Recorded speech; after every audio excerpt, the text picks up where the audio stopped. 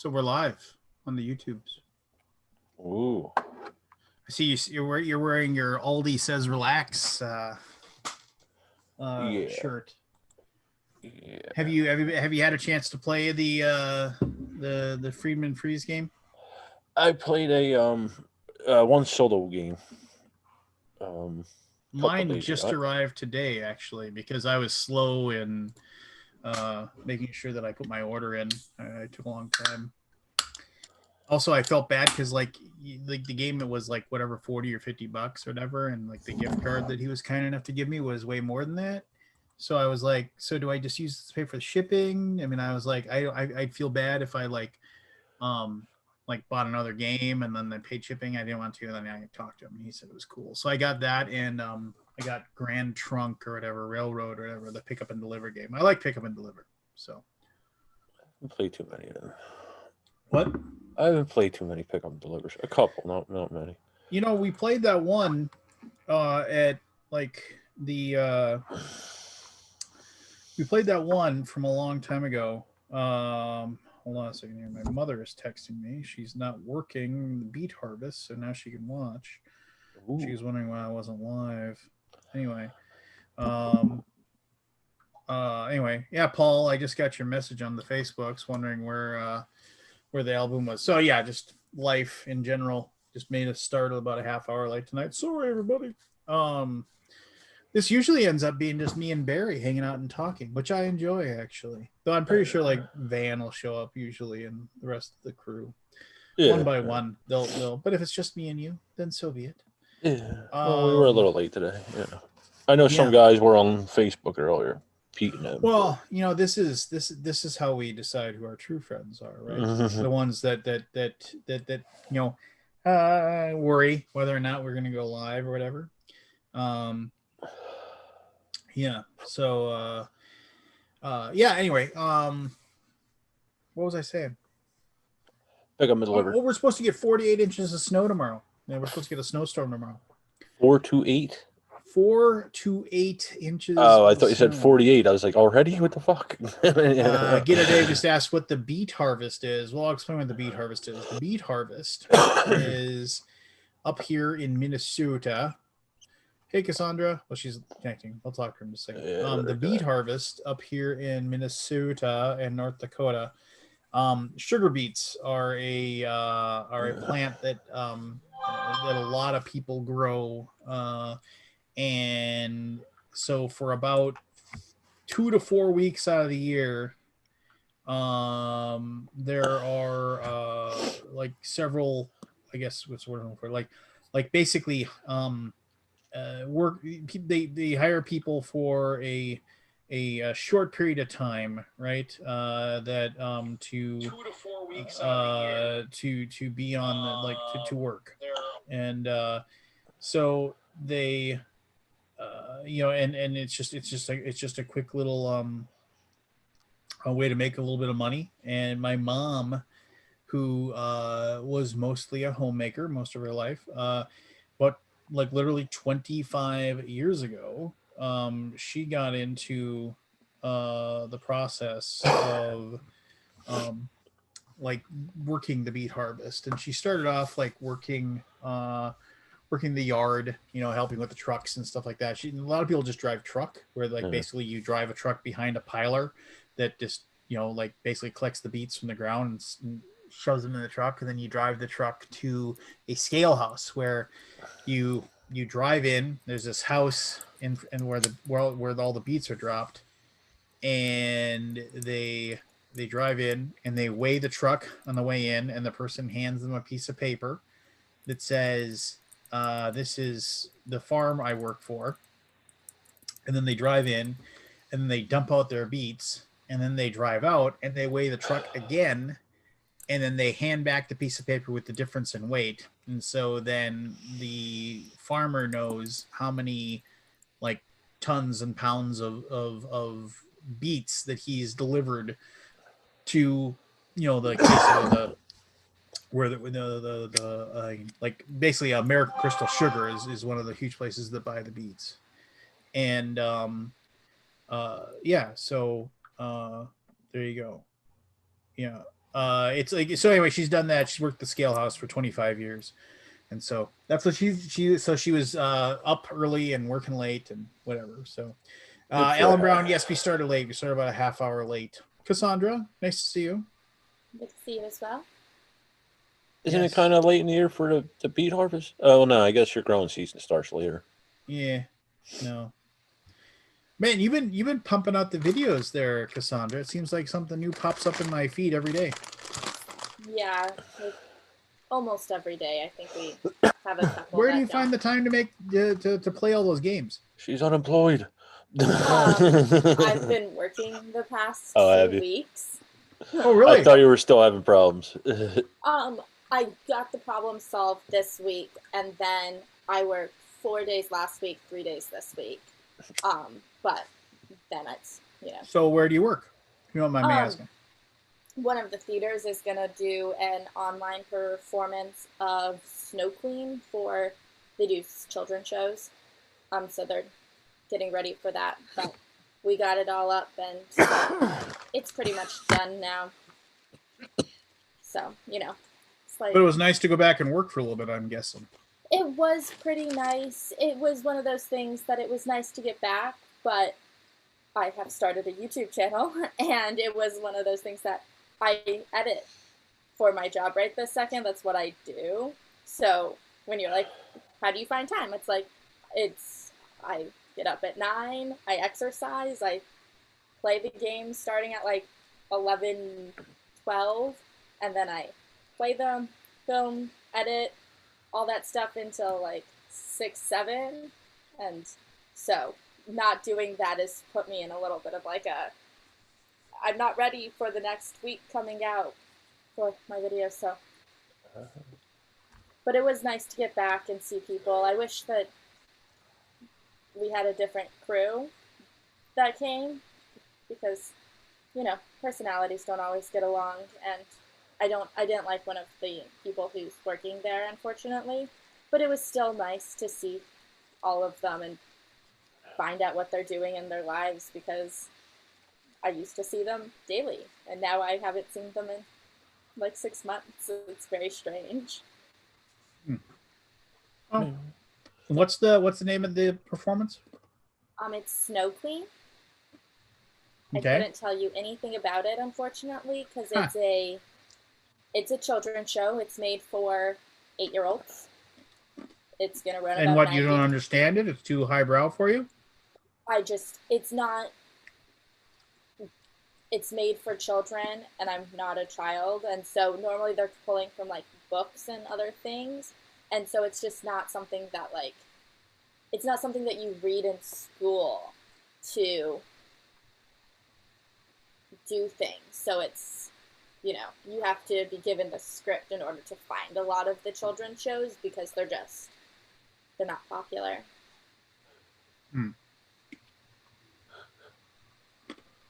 Well, I can tell you there's snow in it. And a queen. I cannot guarantee a queen. I put up snow boxes though, so I can guarantee snow.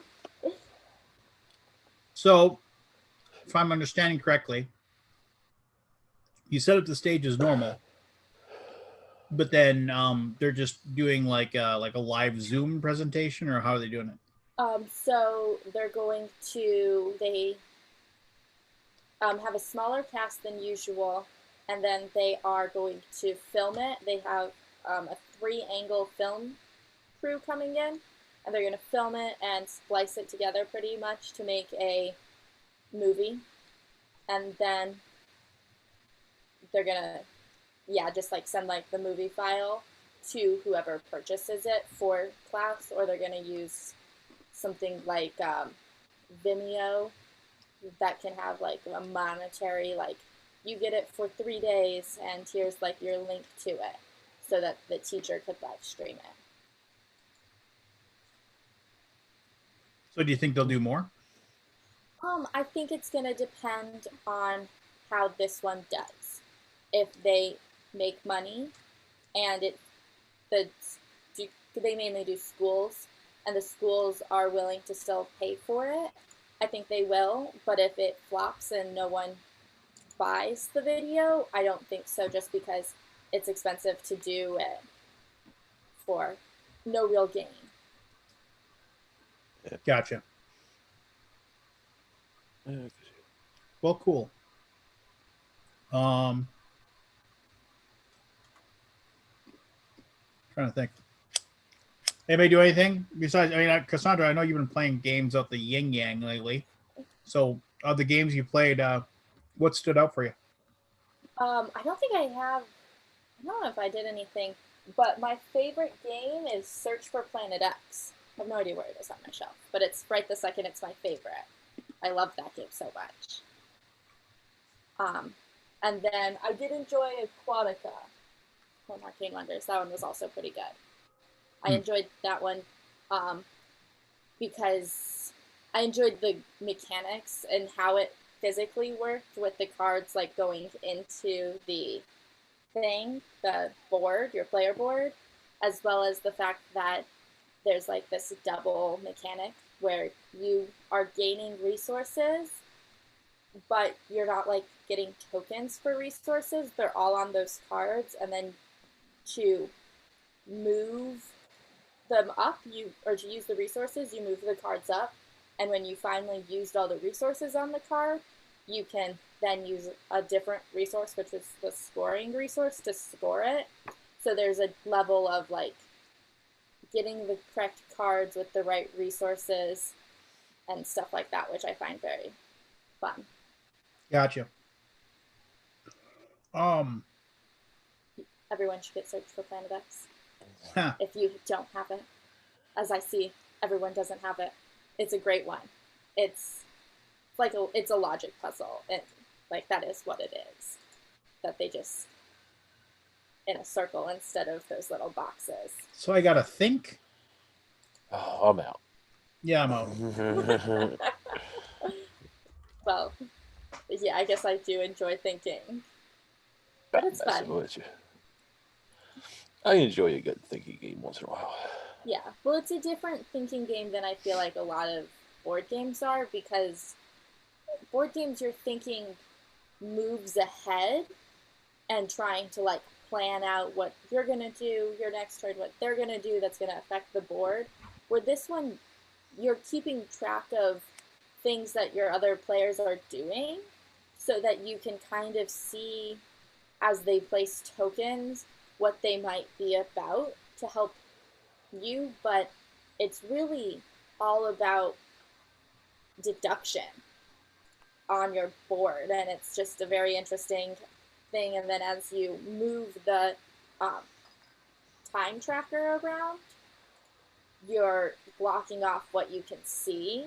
So if you mess up and are like, oh, I really needed to search for, whatever in these sectors, and then you pass those sectors, you've screwed yourself because you have to wait until you get back around to those sectors to look for it.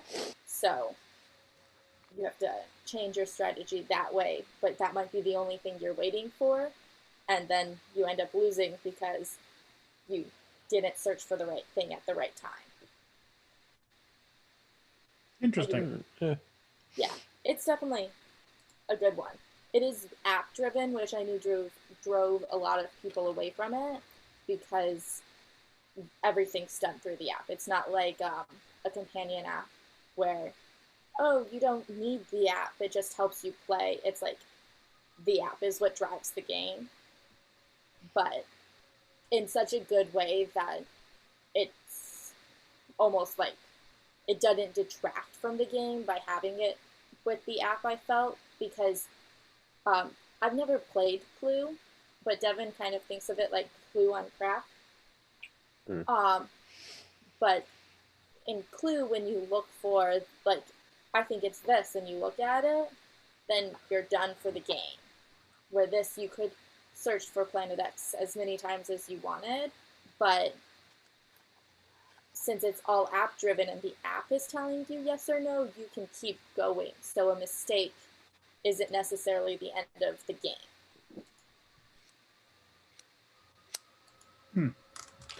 Yeah, so the whole. I remember. Oh man, Barry, you're gonna have to help me out with this real quick here. But So if you go back, um, like I'm trying to remember, like the first app driven games, right?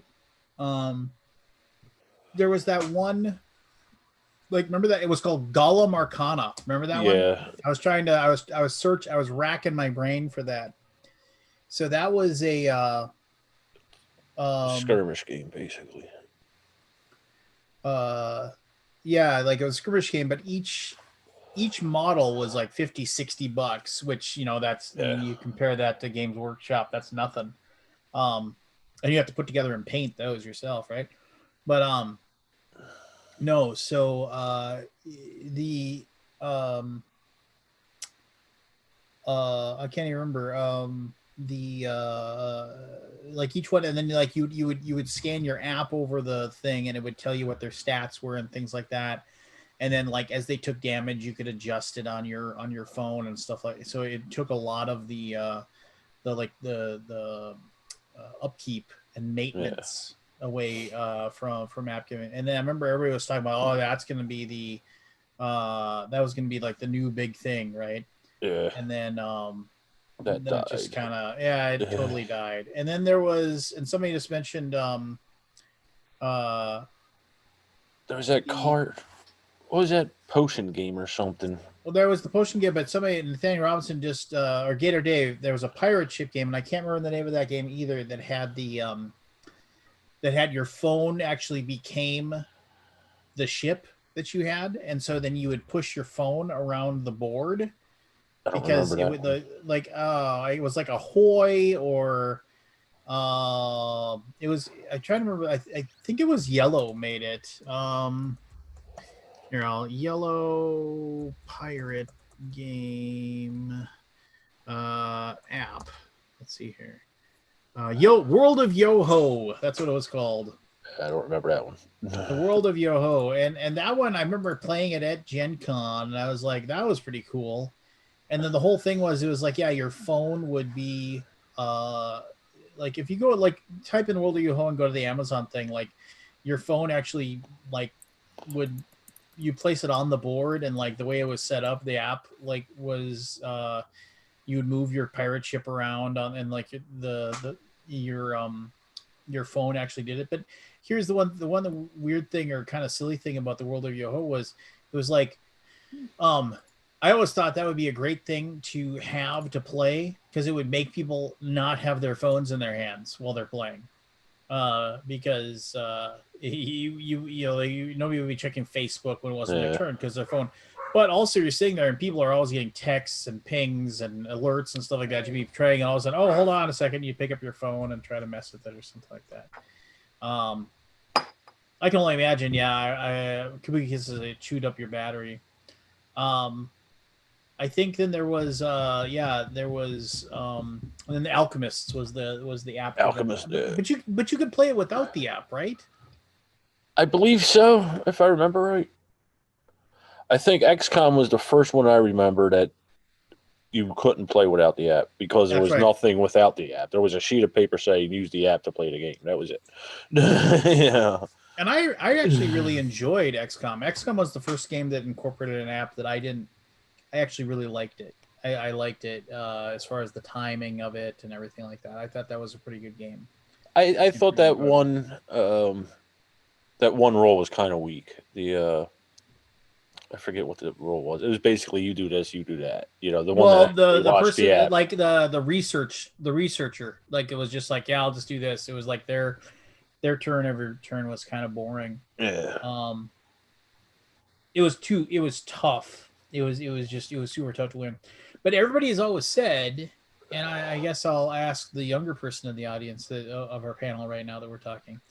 Everybody has always said that, like, oh, it's like, pretty soon, we're gonna have like the app games are coming, right? I mean, like that just seems to be the thing that people want to say, that like we're going to turn the corner, and like that's going to be a big thing or whatever, that we're going to be an app game. And I just don't ever really, I mean, they've been saying that for so many years now, and it's just not happening. I will say this at Gen Con, obviously not this year, but the year before, and I can't remember the name of this game. I was just thinking about this the other day, where like people like sometimes take like, oh hey, like the board game box becomes part of like the game. And there was this game, and I can't remember the name of it, and I'm sure somebody will say what it was. So that you they actually had windows along the outside, and like the whole idea was is that like you were looking in the windows of the house to find clues and try to figure things out. It was like kind of like an escape room type of thing. And like my daughter and I, we played the demo of the first of the game, and I can't remember the name of it now. God, why can't I think of the name of this? And you'd kind of like spin it around, and you look in the windows, and after you figure out certain clues, it would tell you to remove certain walls of the house, which would open up more clues and stuff like that. And it was pretty cool. It was neat. It's just Mystery House. That's all it was called. But that was kind of cool. And that had an app too, because like you'd have a thing where it was like you'd go in the app and like you'd find numbers like, oh, okay, I found number 57, and you enter in 57, and you did enter, and then like it would tell you, the app would say, oh, you find a key behind the underneath the rug or something like that. And there was actually a penalty if you were just guessing numbers like, oh, my 23, see if that does something. It would just not work. um yeah, I don't know. What do you think, Cassandra? Do you think apps are going to be like, in 10 years will like every game have an app? I mean, I don't think every game needs an app as part of the issue. That like, why would like a Sagrada or a Calico? What would an app do for it? I think that more and more games that are like campaign games where you're tracking stats, or if you're having things that are happening out of world. So pretty much all games by Plaid Hat, I think, will have an app because they're doing those things. I think near and well, far type games where you're moving in a campaign fashion that has speaking a lot of like those types of things will get an app eventually, just because it's going to make it easier to play. You're not going to have to track it on like a paper and things like that. But I don't think that the world is moving exclusively to apps. If anything, I think the world is going backwards again. We went to like everything was phone, phone, phone, newest, biggest, and now we're making a backwards run where things are trying to get away from the phone. We went too far, and now we're pulling back, and that's going to prevent apps from. Really? I don't think that at all. But it's interesting. Yeah. Yeah, Yeah, I think apps and shit are here forever. I think. like I definitely think that they're going to come and be there for with those types of games. Like, not every game needs an app. What is an app going to do for you half the time? Yeah. Going to teach you how to play the game? Well, I think eventually we'll get to a point where board games will come in a box like this. It'll be nothing but minis and pieces, and then we'll play on like a table that'll be ran by an app with the board and the rules and everything else. I think eventually that may come. I think that might be a thing that comes. I could see that. Like, I feel like I keep getting it. A Facebook ad that I don't completely understand, with this table that you're playing board games on and has like an interface. I haven't actually clicked on it, but I see it pop up and go, Yeah, they've been yeah. trying for a while. Microsoft, a couple companies. But it's also hard because I think a lot of people play board games for the break from the phone, because especially like now everything is so digital, and it's like now we found out that like it's bad for your eyes, it's bad for sleep, it's bad for all of these things, that they're like, we want to do something with our kids, with our friends, with our significant others, whoever, without needing the screen. And that's a great place for board games to be. And I think that if we went exclusively to apps with phones as they are currently, they would lose some of that because you're not getting away from them. Yeah, that's my feeling on it in general. But yeah, I don't know. it's tough that would 5 years ago, would we say the industry would have been where it is now on Lance? I mean, it's really hard to tell. Yeah. Even 10 years ago. Yeah. Yeah, and then you think of like what kind of phones, what kind of apps are there? Are they Yeah. going to be like implanted? Yeah, everything's going to move to an implant if we get done. And that becomes like the thing because it's already there. There's no reason not to use it. Yeah. Elon Musk is working on that now with pigs. I feel like he's working on a lot of things. I guess you have to when you got to support $1 billion, spaceship spaceship company. Yeah. You got to diversify a little bit. It's also just like part of being Elon Musk. When you hear that, you're like, it has to be the newest and greatest. He can't work on just like, I want to make a really good monitor. It's like, no, it has to be the best monitor that I've ever worked on, and it's going to do something super special. Or why am I working on it? I did get the pinball roll-in right today, though. I'm excited to try that one out. The pinball? Yeah. It's a roll-in right. I picked it up. I saw it. I forgot Scotty was talking about it last week. Yeah. Yeah. And I saw it at my store and was like, oh, I'll pick that up. He said it was great. It had the real pinball experience. Not that I've actually ever played a true, like, pinball machine, but when I was younger, I had the little app on my computer. I guess you can't really find pinball machines unless you go to, like, clubs or something nowadays. Yep. And then the Fargo Pinball Club, a proud member I was for several years. Sadly, COVID had to shut down. And I mean, they still rent their pinball machines out to like local bars and areas like that, which is cool. Like I can go there and play them, and you can still.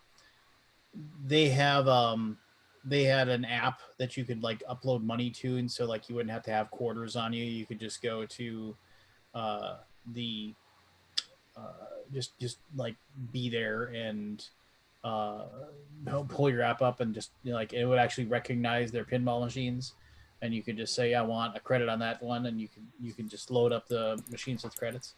But I can still use that, so I didn't lose the money that I had set up, but that stunk. I used to love. I mean, and this is like it was the pinball club was actually a place that I could like easily get to after dropping my kids off at school. So it was kind of like one of those things when I started working from home. It was like, today I'm gonna grab my breakfast and I'm gonna go because the pinball club would open up at 8, and it was a place that you had your own key to get in. And so you'd go in there. There wouldn't be anybody in there. You'd walk in. All the machines would turn on because the motion detectors that they had, and then I could just be in the pinball club all by myself, just playing pinball. Just spend an hour trying to beat my top score at Adam's Family, and then. But no more. Fargo Pinball Club is no more. I've kind of everything good is going away. Nice fake mask there. It closed down? Yeah, just Today? COVID. Yeah, we lost the game store today, actually. It's called Friend or Foe. Did you? It was at Game Cafe. Yeah. I never went because they basically opened during COVID, as I understand it. That sucks. I have a game cafe that they have a lot of fun games, but the cafe portion is just so bad that I'm like, Yeah, you have to make good food first and then games. Yeah. Yeah. Or they won't survive. Games, right? People want to do games. They don't. I don't think they know the priorities. The priority is not the games; it's the food. Yeah. Yeah. At least in Dallas, because there's a lot of good food in Dallas. So, before I forget, Aldi, I was gifted a bunch of them. I showed you those pictures of all those crap games. I mean, I shouldn't say crap games. They're they're good. They're great. all those great games, right? As well as I wanted to. Yeah. But in those great games, there were several old 3M games. Mm-hmm. I'm never going to play them. I don't need to have them in my thing. I mean, they're not in the best condition. Do you want them for the library? Which ones are they? I'd have to look. If it's not Acquire, no. All right. I mean, I don't think anybody will play the old ones. Yeah, I just thought maybe because like you like for the purposes of I mean, for the museum the problem is aspect. we of don't. it. Yeah, the thing is we stopped collecting for posterity a long time ago. We only keep the library playable now. Right? If it's not played in 2 years, we take it out. What do you do with them then? Throw them on the pile? No, we sell them. They're all spring flea market, spring con. Everything's $10. Oh, all right. Well, Crazy. It's a feeding frenzy, dude. I'm sure. You should see gamers going after pretty new games for $10 each. They're pretty. It's like, and you can only buy 10 at a time. So you got to go in and then you got to go through the line again. Well, that actually prevents the eBayers. Like, well, here's the thing: someone who really wants to make money could come in and say, "I'll buy all of them for, $50,000 or $5,000, right?" Because there's probably like 500 or 600 games there. So when I got rid of like 1,000 games, like it was one of those things too, where the guy was like, I just made a deal with a local eBay guy. And, and I mean, and it was probably like 800 or so games. And, I mean, and I think I just took $3,500. I was just like, fine. I was just happy. I mean, I was like, I spent an hour with him loading them up into his. It's too hard unless you got a full-time job of parceling them out, counting them up, selling them individually. You'll spend hours. You'll never make what you put the time you put into it. No, and that's just it.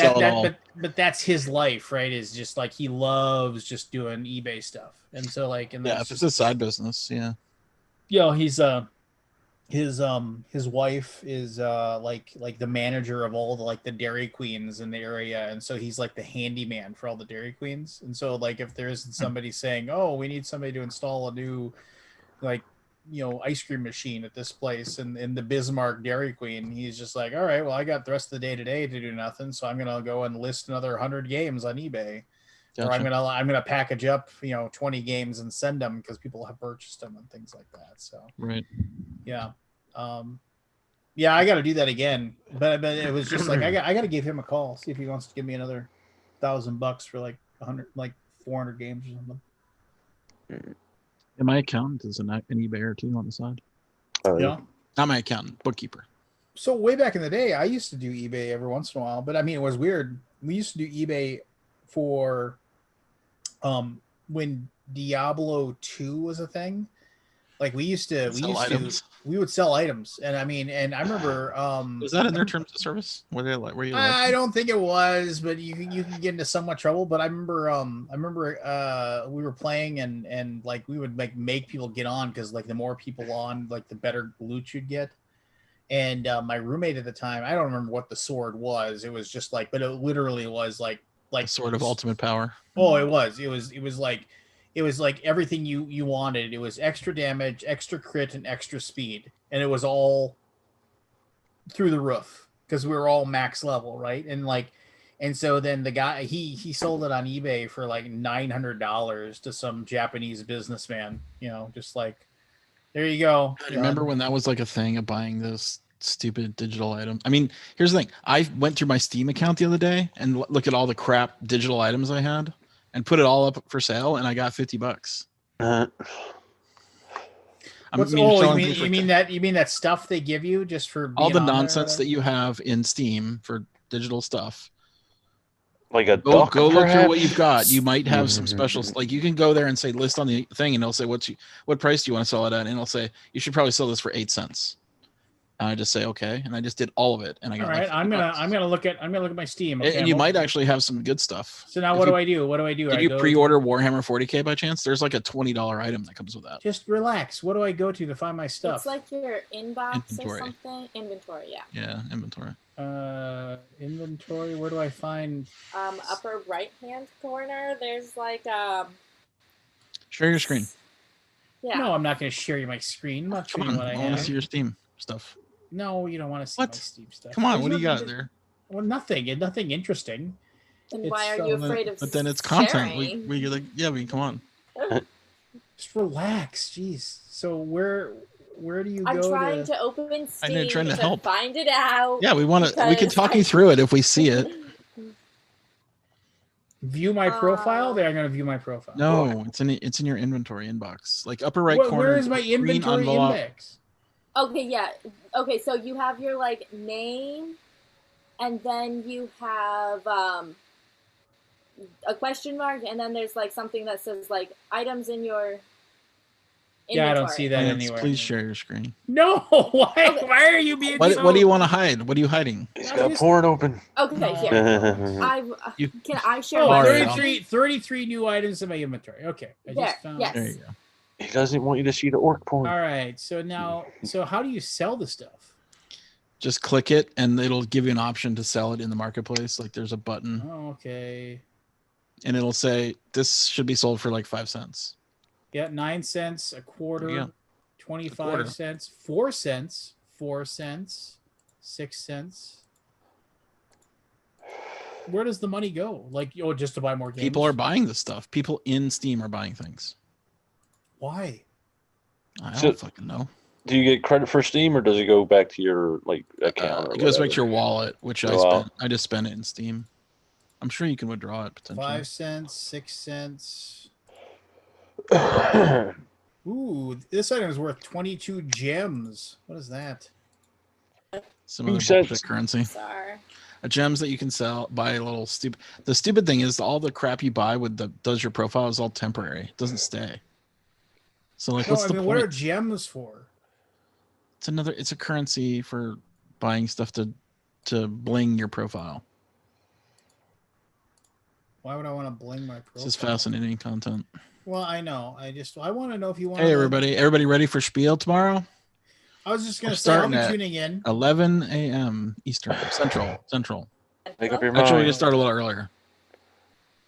I'm excited to see what people are doing for it. I'm not doing anything, but You're consuming. You just consume. Yeah. You just next year you'll be doing something.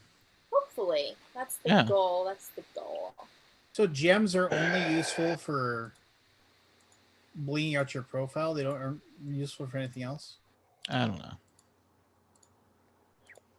We don't do gems. We do. Well, some of these things won't be sold. This item is worth. It says this item is worth 20 gems, and then it isn't worth anything else. So right. So it's just purely a currency.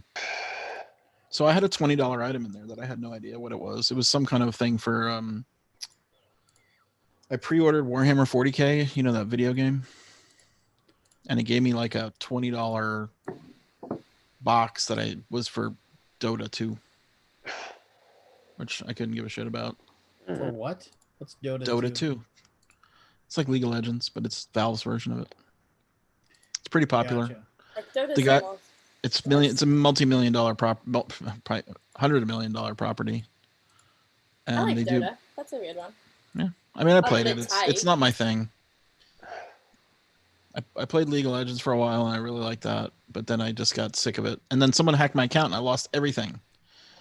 And they will not answer my emails because I was trying to get back into my account. It says you're locked out, and I looked at my history. And it's like I could see where people are logging in from like Singapore. And I'm like, oh, okay, so I got hacked. And then I'm sure they were cheating, so I got banned. And now I have nothing. I've spent hundreds of dollars on that stupid game. Shouldn't have cheated. Shouldn't have cheated, Aldi. I'm not a cheater, man. I don't like cheating. Yeah. Aldi, what is that Batman sculpture behind you? It looks like, I don't want to say what it looks like, but what is that one? Yeah, or what is this he? One? What is he on top of? He's standing on an eagle. Oh, okay. It looked like something else. Oh, did it? Get your mind out of the gutter. Oh, it's just Batman Who Laughs. There's a new Batman Who Laughs Rising game coming out, Essen. Like Thanos Rising. Yeah. Usaopoly. I got the game that finishing time. I haven't played it yet. Oh, you got it? Cool. I did. I'm excited. I'm playing it this weekend. Awesome. I played a solo. I saw Forrest played it the other night. Yeah, I played a solo version. It's a fucking table hog, man. You could take pieces. You could just play with the pieces where the workers go and just take everything in. But it looks nicer with all the pieces. Yeah, I seen on the two of them, at least for a solo or 2-player game, that You two only of need them one circles, third. you only need a third of them. I think that Yeah. one circle you needed all of it. But even like the scoreboards and all, they're huge. I know it is a big beast. Yeah. I did a solo play on my live stream, and it was like took up my entire desk, Yeah. my stream table. I did like it though. Yeah. Cool. Did you play? You played solo? Yeah, I played like a solo version and a solo 2-player version. To Oh, try you and played get, each side. yeah, The bot is actually pretty competent. I mean, it's yeah, it random, is. but it's pretty cool. Yeah, yeah, it's got a pecking order and all that. Yeah. Have any of you guys played Nemesis? That one Yes. just came out. Did you enjoy it? I did. It's wonderful. If you like aliens, The movie? the movie or the property, it's based heavily on the Xenomorph Aliens movie, where you're on a spaceship and there's aliens running around. Is it like different that? than the one with the girl in it? Yeah, that's Ripley? Yeah. It's basically Aliens the board game without the name. Okay. But it's super cool. Is it like that level 7 of Mega Protocol? Was that it? I never played that one. Is it like minis where you walk around the like a dungeon crawl? It is a dungeon crawl, yeah. And there's all kinds of cool. Oh God, what happened? Like we were playing only so if you don't play the co-op version, everybody's out for themselves. They're trying to accomplish their goals only and don't give a crap about yours. But you can play a pure co-op. Like you could, like if you're not playing co-op, people can really screw you. Like completely wreck your goals. Like you will never make it, or and they'll make it and they'll win, but and you'll die. But what was the thing? Like I was trying to make it back to the hibernation station, and I got caught in the showers, and I got slimed, like whatever they call it. I forget what they call it. So no, I was what do they call it? What game is this? Nemesis. Gotcha. It's awesome. It was like so entertaining the whole entire time. I was amazed. It was just so expensive. It was like it is expensive. I was sitting there looking at it, and they like opened it up so that you could see it, and I'm like, this has a lot of cool components, and I want to buy this game, but that price tag is just so ridiculous. What's the price for the base game? $150. Yeah. Oh wow. Is that right? And that's just the base game. Yeah.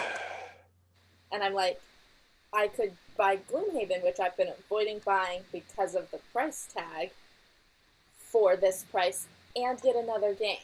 Yeah. Or get something else. It's pretty high up there. Is it worth it, like component wise and all that, or? Yeah. Okay.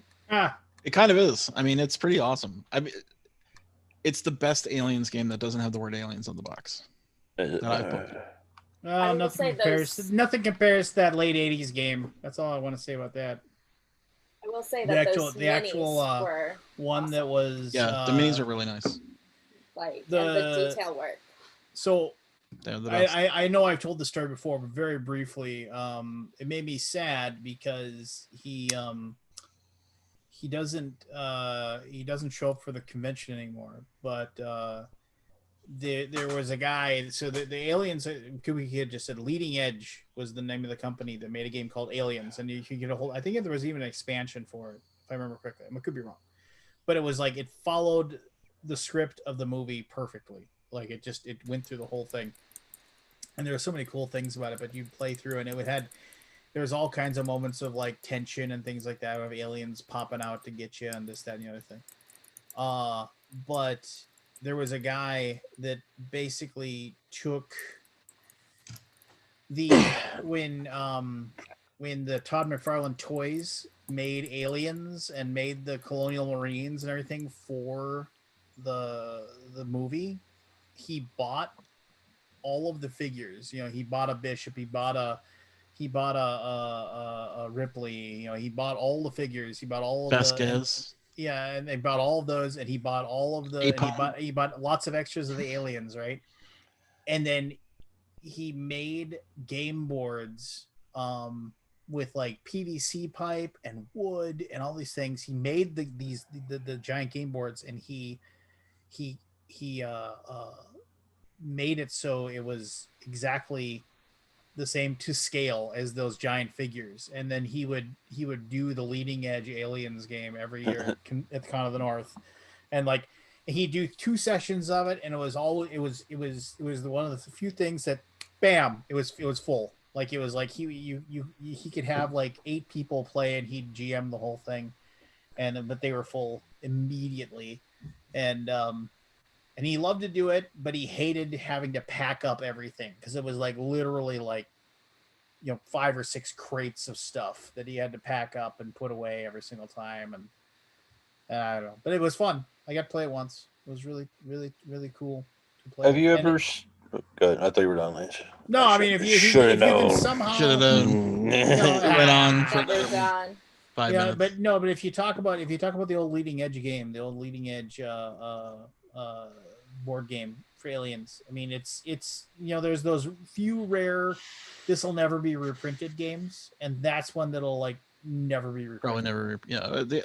Now there is an Aliens Bug Hunt that just came out, which is in the Aliens universe from Upper Deck. Is there? I ordered it. Sitting here, haven't learned it yet. A card game? It's. I think it's a card game, but it plays like a board game, right? Where you lay the cards. I think I'm not 100% sure how it plays. Have you ever seen Alien or Aliens, Cassandra? I think I saw the first one where, yeah, I definitely did. They were stranded, and then she finally gets out, and you see like her ship's going away, and then there's like an egg, and that's where you're left with at the end of it. I think that's Alien. Aliens. Yeah, the second that's one. The way. Yeah, the second one had an egg in it. Yeah. At the end. No, the first. They didn't. Yeah, on the ship. No, they didn't. No, they didn't. The second one, they're like, she puts Hicks into the. But they retcon it. I don't think they retcon it. In the third one, they retcon it. Like they alter the ending of 2 to make the egg be in the ship. I think that's true. They do that. Which one was it? Was it just Ripley and the crew in the one you saw with like? Do you remember the milk? I don't think there was. You don't remember the milk? You gotta watch it. They're pretty. So great. you watch Alien. Alien first, then Alien. Alien is a true horror movie. Yeah. Alien is a horror movie. Aliens is a action thriller. Movie. And then you can forget the rest of them. I mean, Alien 3 enjoy them, but had some cool moments. Which one was that? The prison one, or was that prison? Alien 3 was the prison one, yeah. And then Alien with Winona Ryder was I liked it. I thought that was the prison one. But there was so much. No, the prison one was 3. There was so much wrong with that. Like the ship like goes and like it lands on Africa, and remember like you see that giant explosion behind on the Earth, like where that giant ship landed, and there's that huge nuclear explosion. They don't even mention anything about that. Oh yeah, I mean that's been a long time since I've seen it. I saw it in the theater. Yeah, I saw it in the theater too. I mean, purely because Winona Ryder was it. I mean, that was really the Alien 4. I feel like the issue was if the first one was a true horror movie, I'm not a big fan of horror, so I probably went. It's pretty good though. I mean, it's I don't know if it's as horrific as it. It does hold up. There's some. I watched it again recently, and it's pretty scary. I don't. There's a few scenes that are just like, oh, come on, but like to us, but I think it's worth watching because of the build up. To us, I think it's still a little scary because we remember what it was like. Like that was one of the first ones that did it, And I remember I didn't even see it till I was like 8, because I was too young. Oh God, 8. I saw Aliens. That's a brutal movie to see at 8. You would never go to sleep after that. No, I seen Aliens when I was Aliens like 8, and then we watched the other one a couple months later or something. I saw Aliens when I was 15, and that's a rated R movie too. Yeah. So I wasn't really allowed to be in the movie. I forget what myself. Parental guidance, right? Or R. No one under 17 admitted without a guardian. Isn't that R? Yeah. Still got in. Oh, that's what I'm saying. But I think kids they grew up with that shit, so they're immune to it in a sense. Not all kids. Yeah, if you watch Alien and Aliens, then you'll understand a lot of sci-fi jokes that you probably don't not notice. Did anybody watch that Raised by Wolves It's the same guy, No, I Ridley want to see it. Scott. He deals a lot with religion and atheism in all of his movies, basically, especially with his Alien universe. But Well, that's where Alien went with the. I'm drawing a blank on the name. Yeah. So here, I'm going to remind you of this. It's just like Oh, the this map made- guy gets lost. Oh yeah, the map Were, guy. were we gets making lost. fun of that one? Where the guy who makes the maps gets lost? Well, I mean, the guy was high out of his mind too. So I mean, like, I guess there could be, but no. Follow that link I just put in chat, and it's like, in right around 11 seconds, you can see that basically the ship crashes on like Africa or something, and basically causes like an explosion that looks like it just destroys the lower the planet. the lower third of Africa. It's just like, stuff Yeah. happens. It sure does. And I remember watching that, just like, I don't remember this at all, by the way. no, I remember seeing that. I was just like, Maybe I don't need to watch that movie again. I've Are we thought about going back Are we and just watching gonna pretend that didn't happen? Mhm. We're just gonna pretend that didn't happen. Okay, we're gonna pretend that didn't happen. Yeah, I never understood that about it. I was just like, good stuff. well, I don't. Ripley Scott's been around for a while. Ridley. Does he fuck with his films as much as like Lucas did, or I guess Spielberg did it after the fact, like with the retconning and the digital effects and all that? Does he do that as much? Oh yeah, didn't he release like 15 versions of Blade Runner? Did he? Yeah. I thought there was like 2 or 3. I didn't realize there was that many. I'm exaggerating. Blade Runner, the I'm one pretty that's sure Blade based Runner's been- off of the book. Blade Runner had the original. It's got like, like 5 different versions. It was theatrical version, then the Yeah. other The theatrical voiceover, version, non-voiceover. then the voiceover, not voiceover. Oh, I didn't realize there was all that shit. Yeah. It Believe me, you went need the around. voiceover version because you'll fall asleep otherwise. I've Oh, tried I watching the director's I cut could watch Blade Runner over and over and over again. without falling asleep. Oh, I love it. It's a great movie. Okay. It. I mean, you know what I mean, right? The voiceover version versus the non. I like the non-voiceover one. Okay. It's super boring to me. See, I can appreciate film, and Oh, yeah. whereas, I appreciate the film. I appreciate the one with the voiceover. well, I mean, Not Simple as that. I've not to seen each, the as they Blade Runner. say. Oh, you got to watch that too. I've So read- hey, I will say I've read the book. I really enjoyed the book. Is it a Philip K. Dick book? Yes, it is. Do androids dream of Dream electric of sheep or something like that? Sheep, yes. Never read it, but the movie's fantastic. So the short story ain't Is much it- to speak about. Better to watch the original, or didn't they just make a sequel? no, well, you got to watch both. The sequel watch is the both? sequel. Watch the I'll say first one this. first and see The how you first feel. one first, the first one first. Yeah. But And then Yeah, how you and then feel. set a timer for yourself 30 years later. Is it 30? Was it 30 years? 40. yeah, about 30. No, years 30. later. 30 years. Yeah, about 30. No, 40. When did Blade Runner come out? It was late 80s, wasn't it? 1986, I believe. If I'm And then it came out, another one came out in 2018. 17. Something like 17? that. So 30, yeah, 30.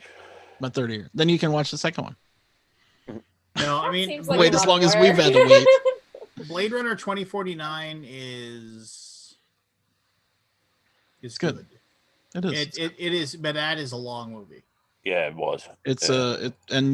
if you miss a line of dialogue, there, I swear to God, and I don't want to say anything actually. I'm not going to say anything, but I missed a line of dialogue at the beginning of the movie. And it just blew my mind what I thought was real and wasn't real, and then found out what was real. And I'm like, wait a second, I missed something. Because I was watching it like while I was working or something. I missed a big part of the movie that told me something about the movie, and couldn't believe it. Because I went back and rewatched it. I'm like, holy shit. And I wish I could tell you, but it would spoil it. Name you Next. So, interesting things. Well, actually, sad thing. Dr. James Randi passed away today, 92. If you don't know The who he is, Amazing Randy. Yeah, The Amazing Randy. Yes. I got his documentary. I kickstarted it. Great documentary about his life.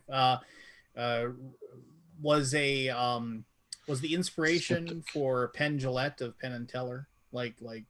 He And the most famous thing that Amazing Randy did was he was on like the Tonight Show with Johnny Carson like 3 dozen times or something like that, and he would come on and he would he'd say, oh, I'm gonna like do a magic, I'm gonna like perform real magic, and he would like then like show how like the people that pretend that they have supernatural powers, like he would show how they do it. And that was like because he would just say it's all just debunk it all. Yeah. And then there's a pretty famous, you can find it on YouTube, is a pretty famous one where Uri Geller, who has made a complete life of like basically pretending that he's got like telepathy and telekinesis and psychic powers and anything like that. Like he was going to show how he could move things with his hands, and then like basically James Randi like told Johnny Carson how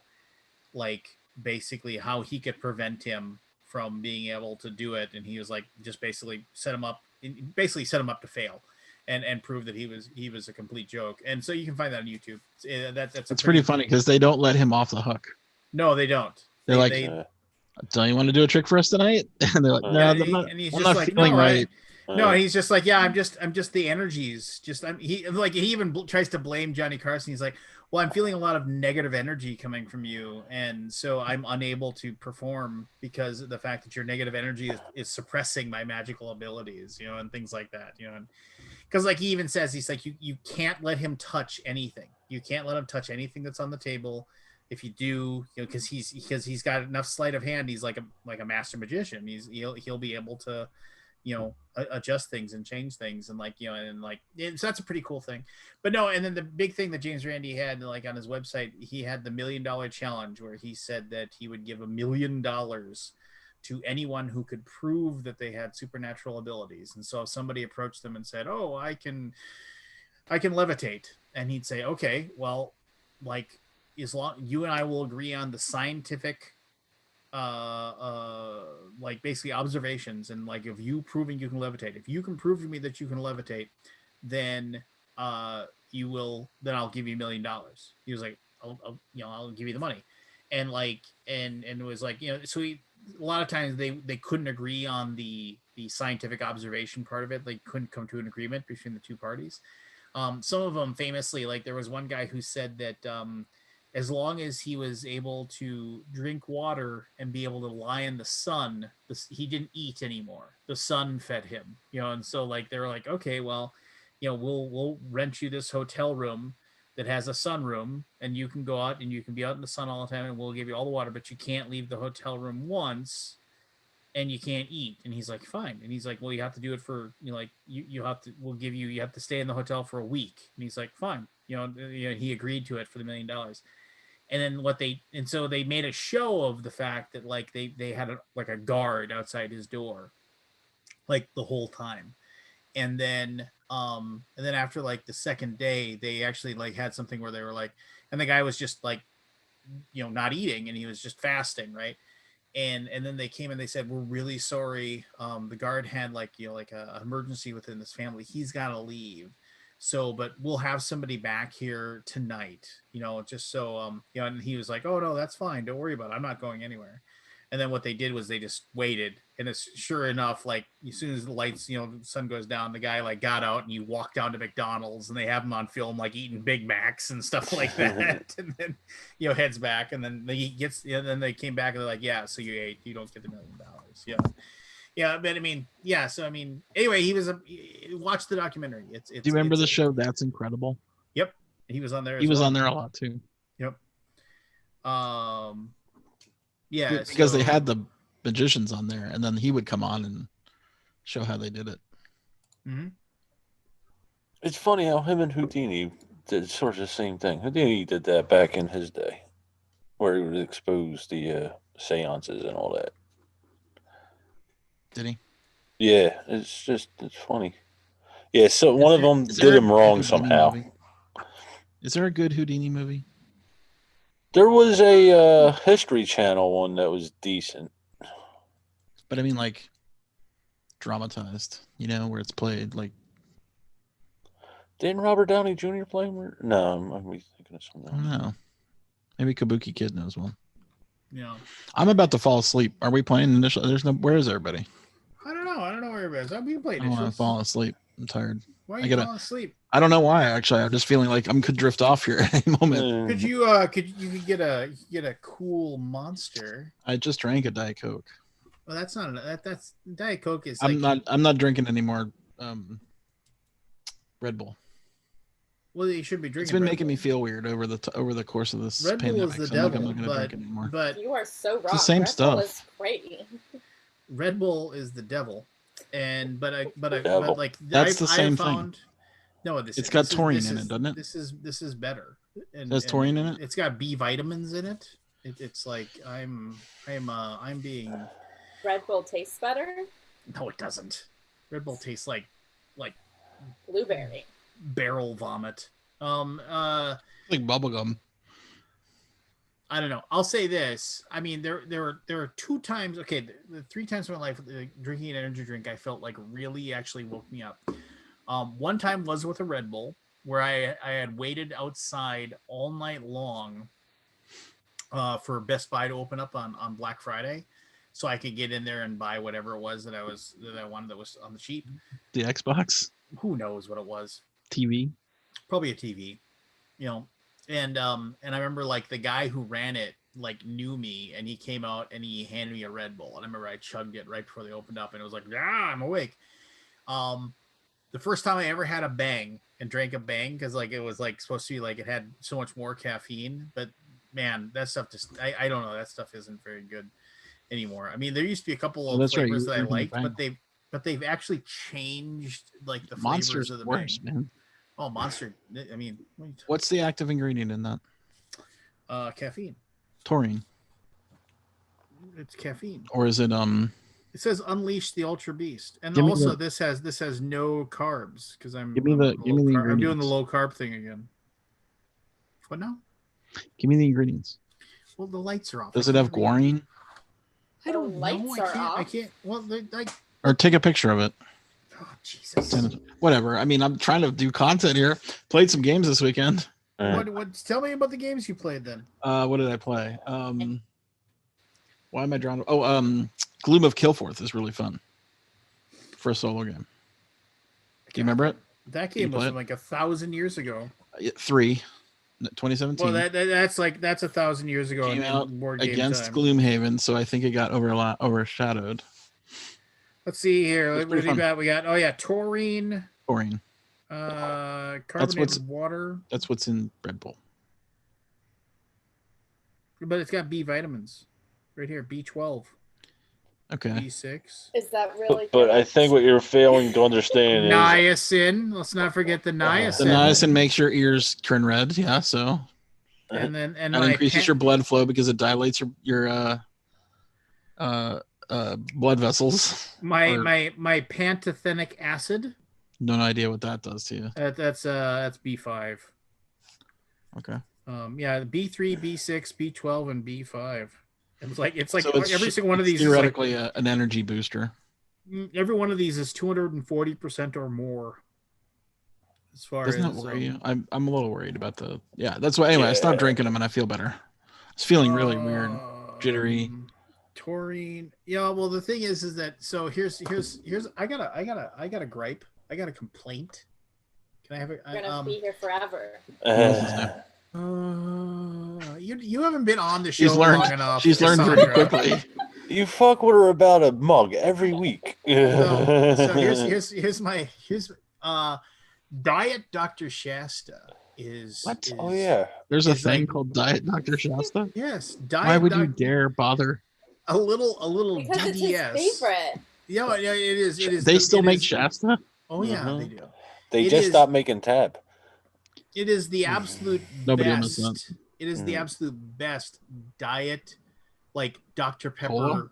Like it's Oh, because Dr. Dr. Shasta is Dr. Pepper, but Diet Dr. Shasta it doesn't taste like a diet soda at all. Like Hmm. it is so good. It's got 0 calories. It's so no sugar whatsoever.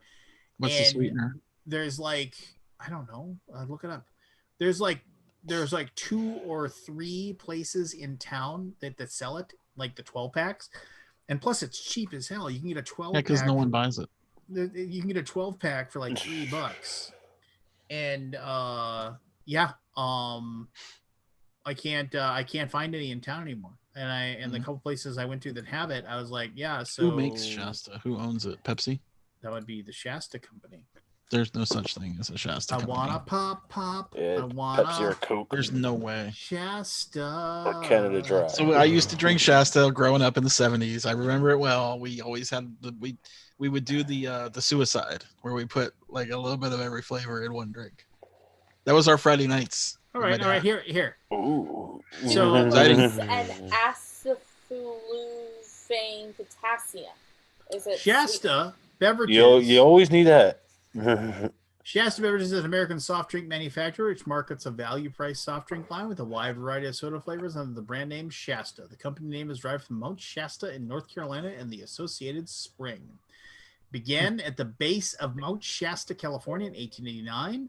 In 1928, the name was changed to the Shasta Water Company.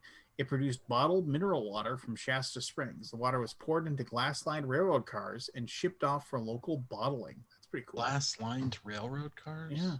In 1931, Shasta produced the first soft drink, a ginger ale. Until the 1950s, the company's products were mainly mixers for alcoholic drinks, mineral water, club soda, and ginger ale. Shasta introduced new marketing strategies in the 1950s, which became industry standards. The packaging of soft drinks in cans and the introduction of low-calorie soft drinks and the distribution of cans and bottles directly to groceries. There was a well-known brand of sodas and mixers in most of the western United States and parts of the Southwest under the ownership of Luke Weinecke. Shasta was sold in the late 1960s to Consolidated Foods, later known as Sara Lee, and was renamed Shasta Beverages in 1985 and was acquired by the National Beverage Corp., which also owns the similarly marketed Faygo line of sodas. Faygo was a part of our drink line too. Shasta and Faygo. Yeah. Let's see here. In addition to soft drinks, they produced the popular traditional mixtures club soda and tonic water. Shasta introduced at one time a line of flavors targeting Hispanic customers. They produced Flavors more than 30 varieties of soda, including apple, black cherry, which doesn't take black cherry to listen to all 30 of them. He's going to go through them now. Apple, cherry, black cherry, diet black cherry, California Dreamin' orange, what does which that is mean? Orange creamsicle. Thank you, Hassan. Gross. Club soda, cola, cherry cola, diet cola, cream soda, diet cream soda, Dr. Shasta, Diet Dr. Shasta, Fiesta Punch, Ginger Ale, Diet Ginger Ale, Grape, Diet Grape. Ooh, Grapefruit Zazz. I want Grapefruit Zazz, and then and Diet Grapefruit Zazz, Kiwi Strawberry, Lemon Lime Twist, Diet Lemon Lime Twist, Mountain Rush, Mountain Dew, Orange, Diet Orange, Pineapple soda. Oh man. Pineapple orange, raspberry cream, red pop, root beer, diet root beer, strawberry, diet strawberry, tiki punch, tonic water, and very cherry twist. So they had a red soda, big red. Yeah, they just basically forget. Like a red. Couldn't come up with names. Like the bubblegum red, the big red. You know, they actually discontinued many flavors. I'm surprised. The discontinued flavors were Arctic Sun, bubble gum, chocolate soda. I've had the chocolate soda from Shasta. That Diet doesn't even sound good. Diet chocolate soda. You just triggered a memory. Oh, diet chocolate soda. That sounds so good. Yes. Cranberry, passion fruit, horchata, iced tea with lemon, Jamaica, what? Diet kiwi strawberry, Ooh. lemonade, mango, red apple soda, red cream soda, ruby red grapefruit, which I will say right now, ruby red squirt, that is my jam. I mean, if I could drink that, I would drink it, but I can't. So anyway, sangria, strawberry peach, diet strawberry peach, tamarindo, tiki blue, tiki mist, tiki orange mango, fruit punch, vanilla Coke, diet vanilla Coke, and wild raspberry. They have standard raspberry. Yes. To answer your question, they use sucralose as their sweetener. I know. I looked it up, and I told everyone that earlier.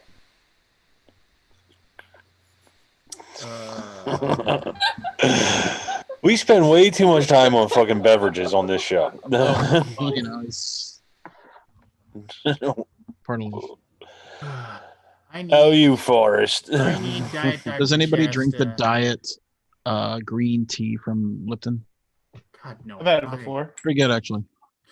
I do remember. I am excellent, Barry. I don't like green teas too much. They usually mix them with honey. No. To talk about iced tea or whatever. Remember? Okay, so you go to Origins back when we used to go to conventions. Remember that day? Remember Vaguely. back in the day? Yeah. So remember you go to the hot chicken, and you go over to the hot chicken. The hot chicken, right? And so they have two. If you want something to drink, they have two options. They have water or sweet tea, and they have sweet tea, and it says sweet tea the way your mama used to make is what they say. Yeah. And then I was wondering, what is that? And then I saw them just dumping like giant buckets of Lipton into the machine. I was just like, yes, my mama. It wasn't brewed. She used to make Lipton. It had to be brewed. No, because it tasted like it wasn't instant, was it? It was they had like basically like giant like jugs of Lipton iced tea, and they were just dumping them into the machine, like so for you to pour out. I used to like the Lipton Nestea. No, I used to like Nestea with the lemon flavor in it, like in a Coke can. Yeah, what happened? Nestea. They get rid of it. I don't like it. That stuff was actually really good. I remember that. I don't like it anymore. Yeah, I think it used changed. To drink that. Yeah, you should drink that a lot. I think it changed. Like the taste of it changed. But by the way, if you ask for iced tea outside of the South, you'll get Nestea. Yeah, sweet tea is like a South thing. If you ask for iced tea overseas, you get Nestea. Yeah. There's no brewed teas in the outside of the South.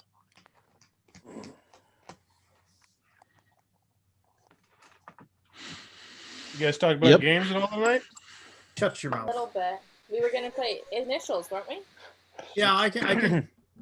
Man, I can't get any grapefruit Zaz Shasta. I gotta go to Cub Foods in Minnesota. And I bet you could find. Do you have like a gourmet soda shop in town? You probably no. have. It says right here. I'm on the Shasta. Locate Shasta flavors. Flavors available. Like store locator. What? Like, is that a thing you can do?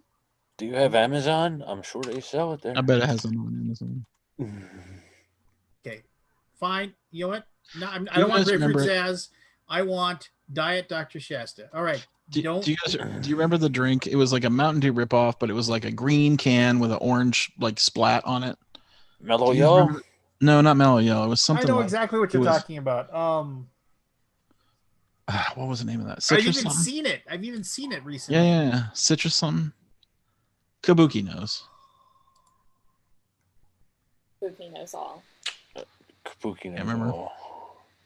And then I heard people like that Ecto Cooler. Remember that? The High C? Yeah, it was like High C. I used to like that with green alcohol. With grain alcohol? Green alcohol. The next day was rough, but the night I've had was grain enjoyable. alcohol 2 times in my life, both regrettable. I tell you what, grain alcohol was always my go-to when I was going to a really expensive event and I couldn't afford any drinks because you just get you like just do a shot of grain alcohol and be done. Sometimes, if they frisk you, just shove that up in your butt cheeks, just walk right in. It's like wait, back up. I will give you the best pro tip of life. Have you ever had the squeezable applesauce? The kind that comes in the I don't think I want to know where this is going, man. You put the grain alcohol inside, in a bag. Yeah. Yeah. You put the grain alcohol inside that little squeezy thing, chuck that in, and boom, you're good to go. Grain alcohol, like 4 shots will do you for the night. Take a year off your life. I used to Wait a think minute. I might be able straight to up order moonshine, some too, you know. So. to be Are delivered you to ordering a it? store Are you near ordering me. now? What games have you played there? I know one game you played. Yeah, I played a whole bunch this week. I played Cloud City, the new one from Blue Orange Games, which was wildly There's 8 average. 12 packs of it in a store near me that I can set up. I played Buy 'em all. tonight. What's the game am. that Fiera Bend? What's the English name of it? Finishing time. Yeah, we played Finishing that tonight. time. I just shot a video actually with my buddy on that. Oh, cool. And we I really saw like you were that. wearing the shirt. I'm gonna wear that shirt in every video. You give me free swag, I'll wear it. Yeah, we really like that. We glowed on that, man. The theme is just so interconnected with the mechanisms. Just made it so easy to teach. Lots of different paths. We were Things laughing make up a sense. storm. Yeah. Yeah, it was a good one. We played Epic of Hegemonia, which is coming to Kickstarter, which is really cool, but it's nothing to shout about. But yeah. You're Oh, nothing and to shout about. what is it? What's that new solo one from CG? Under Falling Skies is really good. Like, Did they send you the? Did they send you the full version and the stream? the demo? Yes. I have. I'm I'm really intrigued by that game actually. There's so much game that's going to be in that box. Like that's going to be a solo game that people are playing for a very long time, just because that one box. There's so much in it. There's insane. What's the theme of it for us? It actually comes across really well. What's the Space Invaders? Where Space Invaders. It feels like Space Invaders. It's dice placement, tons of bells and whistles, but still at the same time very simple. I think it looks cool. It's going to be a big hit. I think. It was a 9-card game when it first came out. 9-card. It won the 9-card challenge on BGG. Print and play. They have expanded greatly, but at the same time, I mean, I'm planning on teaching it to my 7-year-old and shooting a video of it. It's that simple, but it's hard and it's really interesting choices. I like it a lot. I can have them delivered to me for $1.40. Are you still on this? In all fairness, I did just find out that I'm going to my local Menards to get some Diet Shasta soon. Wait, how do you say it? Menards? Menards. I always say it Menards, but yeah, Menards. M-I-N. Yeah, I'm just ordering right now from Menards. MENARDS. If you're childish, then you always just call it Menards. M-I-N or M-E-N? Menards. But it's all one word. Is there a Y in? There's no Y in there. There's no Y. Okay. We have a place here called Minyards, which has got a I-N-Y. Is that a competitor to Menards? It sounds like it could be, right? Have you played anything, Cassandra? Not this week for the most part. I had worked last week and then. Oh, did you get a job? No, the theater that I was gonna work for the past couple weeks, one of the theaters is doing a show, so I've been working there for this last week and then this week a couple of days. So they're all up and running, and so cool. Back to they're allowed to have work. Audiences? No, it's gonna be filmed. So gotcha. They're doing a cast of, I want to say it's like a cast of 6, and then they're gonna do 3 camera operators, and then they're gonna hire someone to splice it all together and edit it. Yeah, and then I think they said that they were going to use some sort of streaming system like Vimeo or something with. Oh, look at the West Coasters come crawling in. Good evening, Mr. Earp. I'm not on the West Coast right now. I'm in Oklahoma City. Oh. What you doing here? Oh, you're doing the movie, right? No, I'm doing some shows actually. Oh, really? They're doing shows? Yeah. That's right. We don't care about the corona down here. Yeah, every bar is open. It's not a big deal. I'm not as long as excited about it. As long as there's a bed in the ER, it's all gung ho. Yeah. These are my first tour dates since March. So I'm glad you're out I know that like your comedy fuels your mind and stuff, so I'm glad you're out there, but I hope you're being safe, dude. Oh, totally. I mean, I literally one of the nice things is that I'm here with my roommate from California, and we both decided we're keeping our masks on the entire show. Like, I don't give a fuck what people think. So we're like, I mean, we've like joked about it, right? Like we make fun of it and that sort of stuff, but we keep our masks on during the show, and we've been like we straight up said in the show, like, we're not selling any merchandise, we're not shaking any hands, like we're wearing condoms. That's how fucking nervous we are. Like, we're extra safe. There's a good joke. That's a joke right there. I feel like I've heard that joke before. But you it now is weird, get like, the literal 10-foot pole out. People still want to come up and shake your hand afterwards, and I feel like a jerk, but I'm just like, I'm not shaking hands right now, man. Sorry. You should say, I'm not shaking hands with you. Yeah. Well, my buddy he got up and he riffed on stage where he was like, look, guys, I got to tell you, I'm keeping my mask on because I got a good look at some of you, and I don't trust you. All right. I apologize for interrupting your story, Grant, but I just want everybody to relax. I just was able to purchase 8 12-packs of Diet Dr. Shasta, which will be delivered to my home tomorrow afternoon, sometime between 4 p.m. and 8 p.m. So awesome. I can see why. So isn't the modern day fucking amazing? Yeah, like you can get 12 packs of fucking a soda that hasn't been around since the 70s. Wait until they get all the drones. It's amazing. Once they get the drones, they'll have that shit by the end of the night. Diet Dr. Shasta. I'm getting. There's an option for me in Dallas to get deliveries over like between 4 and 8 a.m. It's an option. Packages. I mean, it's a whole thing. I go and I get it, and I sing my little song, my Diet Dr. Shasta song, and I'm super excited. I'm like, Diet Dr. Shasta, you taste so good. No, there's a shit. You're just making it.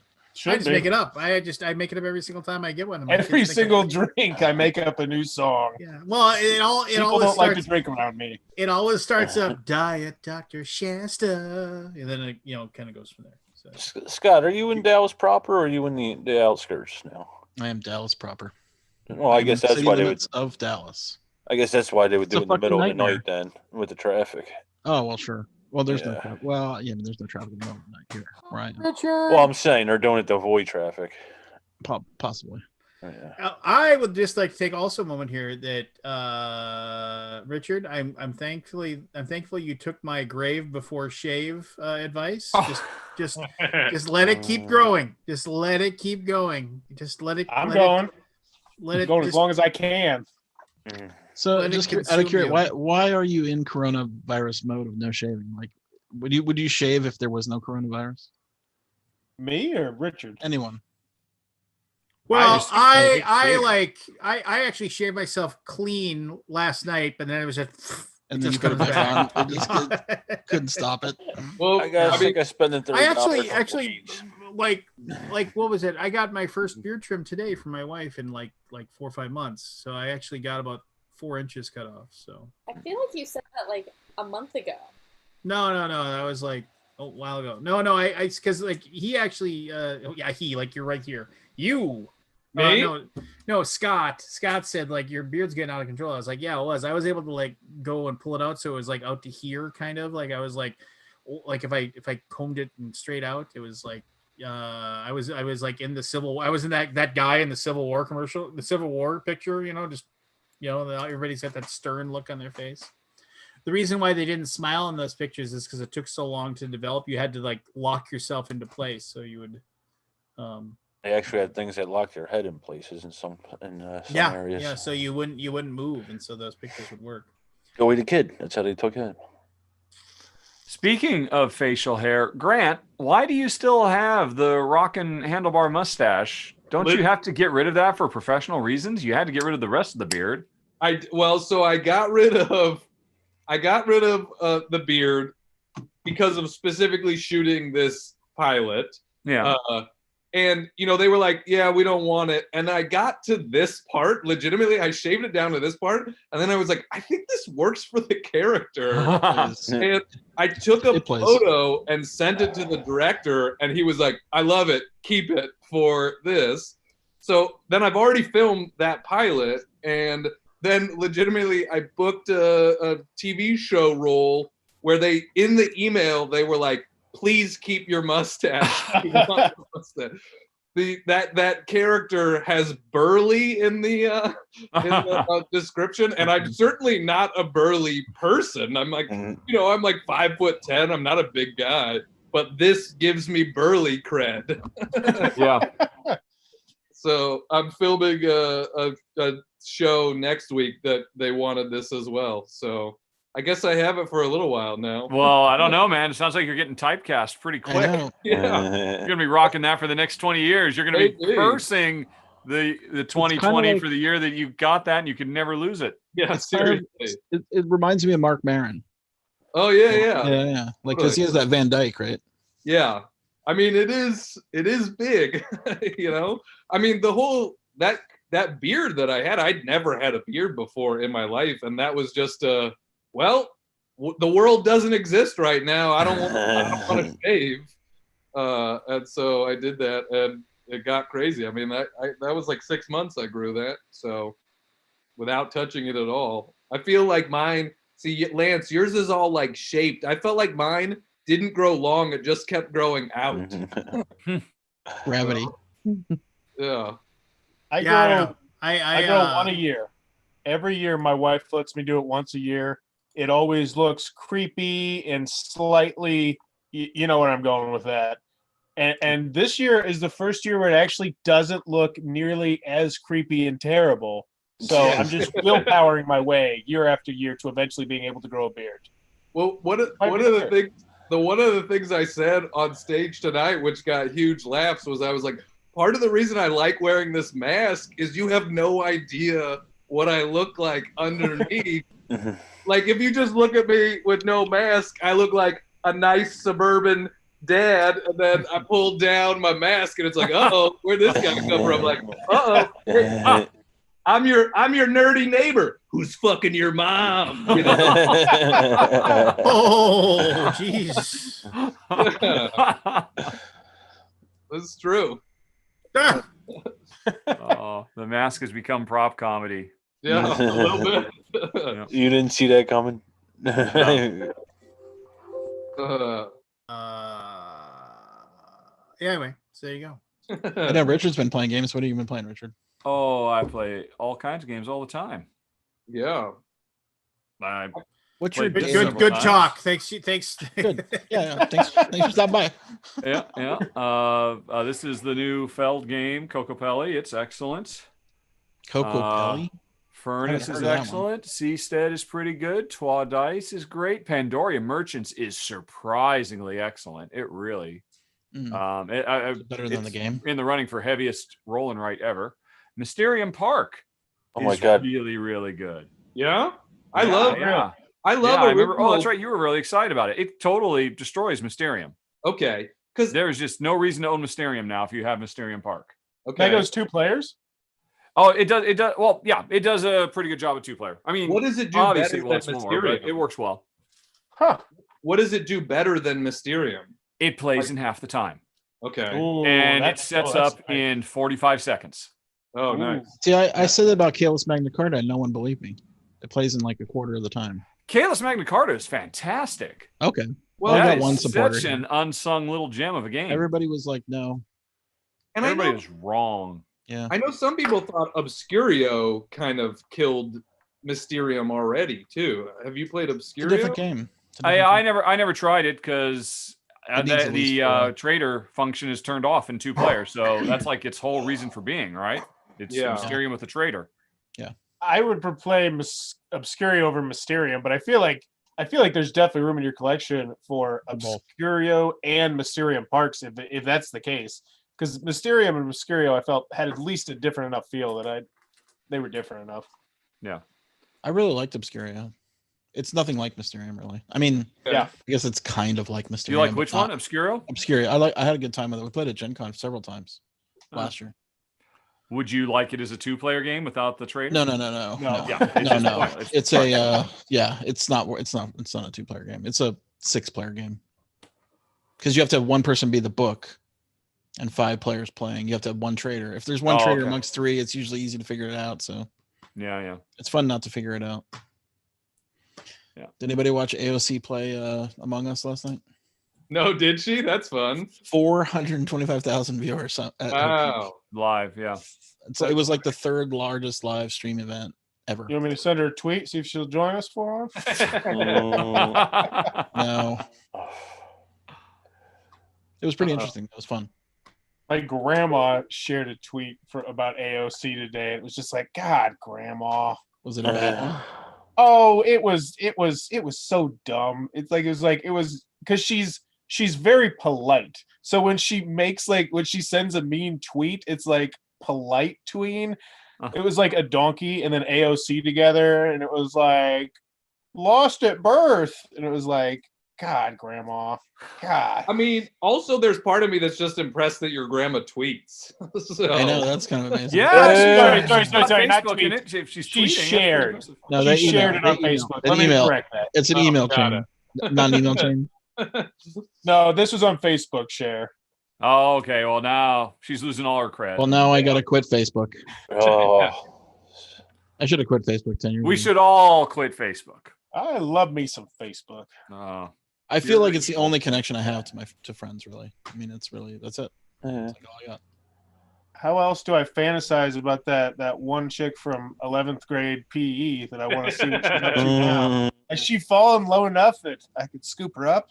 Well, now I'm married, so no, but that would be the answer to that question. Yeah. The things that suck for me about Facebook is almost all my high school friends are very pro a political party that I do not agree with. Really?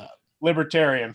Yeah, that's not it. Them damn libertarians. But it's very strange because, like, without fail, pretty much all of them. Why is that? I don't understand it. Were you an oddball in high school? Were you a crazy transplant from New Jersey like Daniel-san and you just didn't fit in with all the locals or what? Oh, he was from Florida. I grew up in Florida. That's right. Yeah, you're from Florida. But I guess if you stay in South Florida, you get brainwashed or something. I don't know what happens when you become an adult in Florida. What part of Florida? Right near Fort Lauderdale, Pompano. Okay. Do you know Pompano? I do, yeah. Yeah, that's where I grew up. All right. But it's just odd, like, because like it shouldn't really matter in my adult life, but it does to me now, like, because I see stuff they post and it just offends me. But you could just mute people on stuff. I know. I'm so tempted. Yeah. Just you got to stay up for the. But I want to see reunion, the 30-year reunion he's going to be going to soon. He's got to keep up with everybody. The problem with mute though is it creates 40 a bubble for you, 40. But then it also creates a bubble for them, which makes them feel more vindicated. Like I don't post any political stuff on Facebook. I just post food. You save all of that. No, but it's the same general principle that they mute whoever disagrees with them. But I don't want to mute them because I want to see what they have to say. Like, that makes any sense to me at all. Yeah, I'm the same way with certain people on my feed. I just want to see what their arguments are, and it like. Do you find that of any value? Yeah, because it enrich your life. It just shows me how stupid some people are. I will say that is one of the biggest things that sometimes you'll see something so dumb. It's the dumbest ever. It's like, okay, I feel better now because I'm not on that side.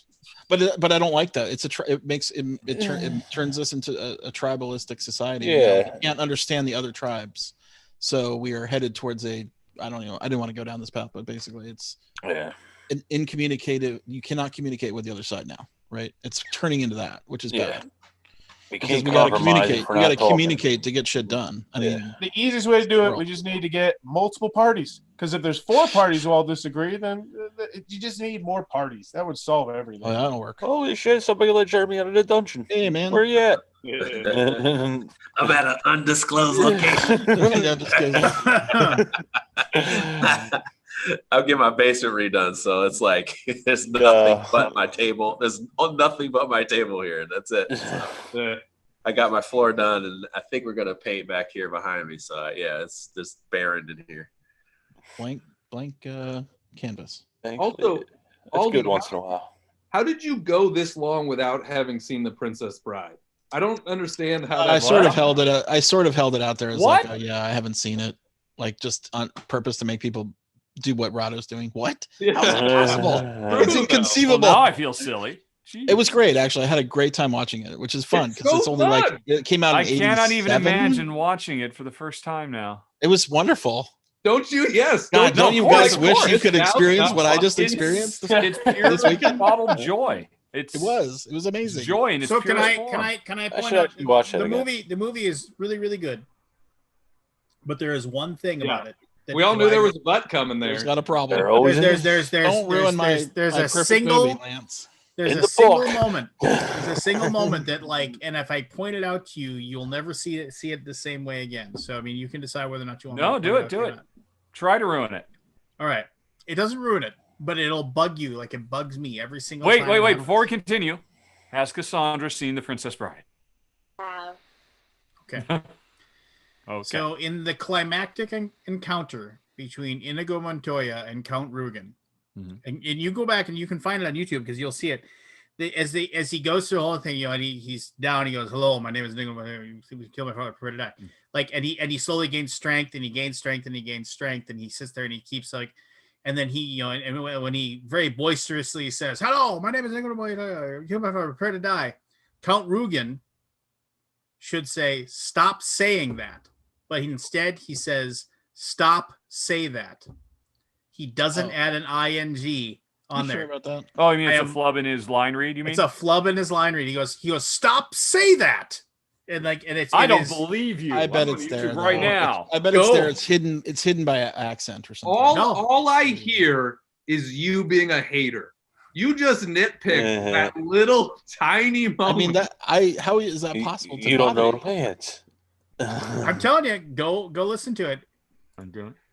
By the way, it was great that the main Humperdinck, what's his name? Yeah, Humperdinck? Prince Humperdinck. Prince Humperdinck is the same. He's the vampire from Fright Night, which is like one of my all-time favorite vampire movies, which is awesome. So it was nice to see him again. Huh. And Yeah, you're right. He does. Yep, he does. Lance. But he does say saying in kind of a weird way. They probably just It's, I mean, Never well, you would noticed never it, notice too. unless somebody You would pointed never out to you notice because it. you know it's obvious the intent of that line. And it's a great line. But yeah, you're right. It is. I mean, there's a little 3-second video of it specifically to prove And it. if you on look, board and if game. you, and he, From when he says it, Jesus Loves Obama. Thanks, But when- Jesus no. Loves Obama. no, but when he says it, like you're like, okay, so like if you look at yourself when you say stop saying that, like your mouth doesn't, but he just says stop, say that. Well, no, There's but he doesn't. He says, "Stop, say that." He draws out the say. Yeah. So Yeah. it's the same length as a saying, but it has only a single syllable. It's weird.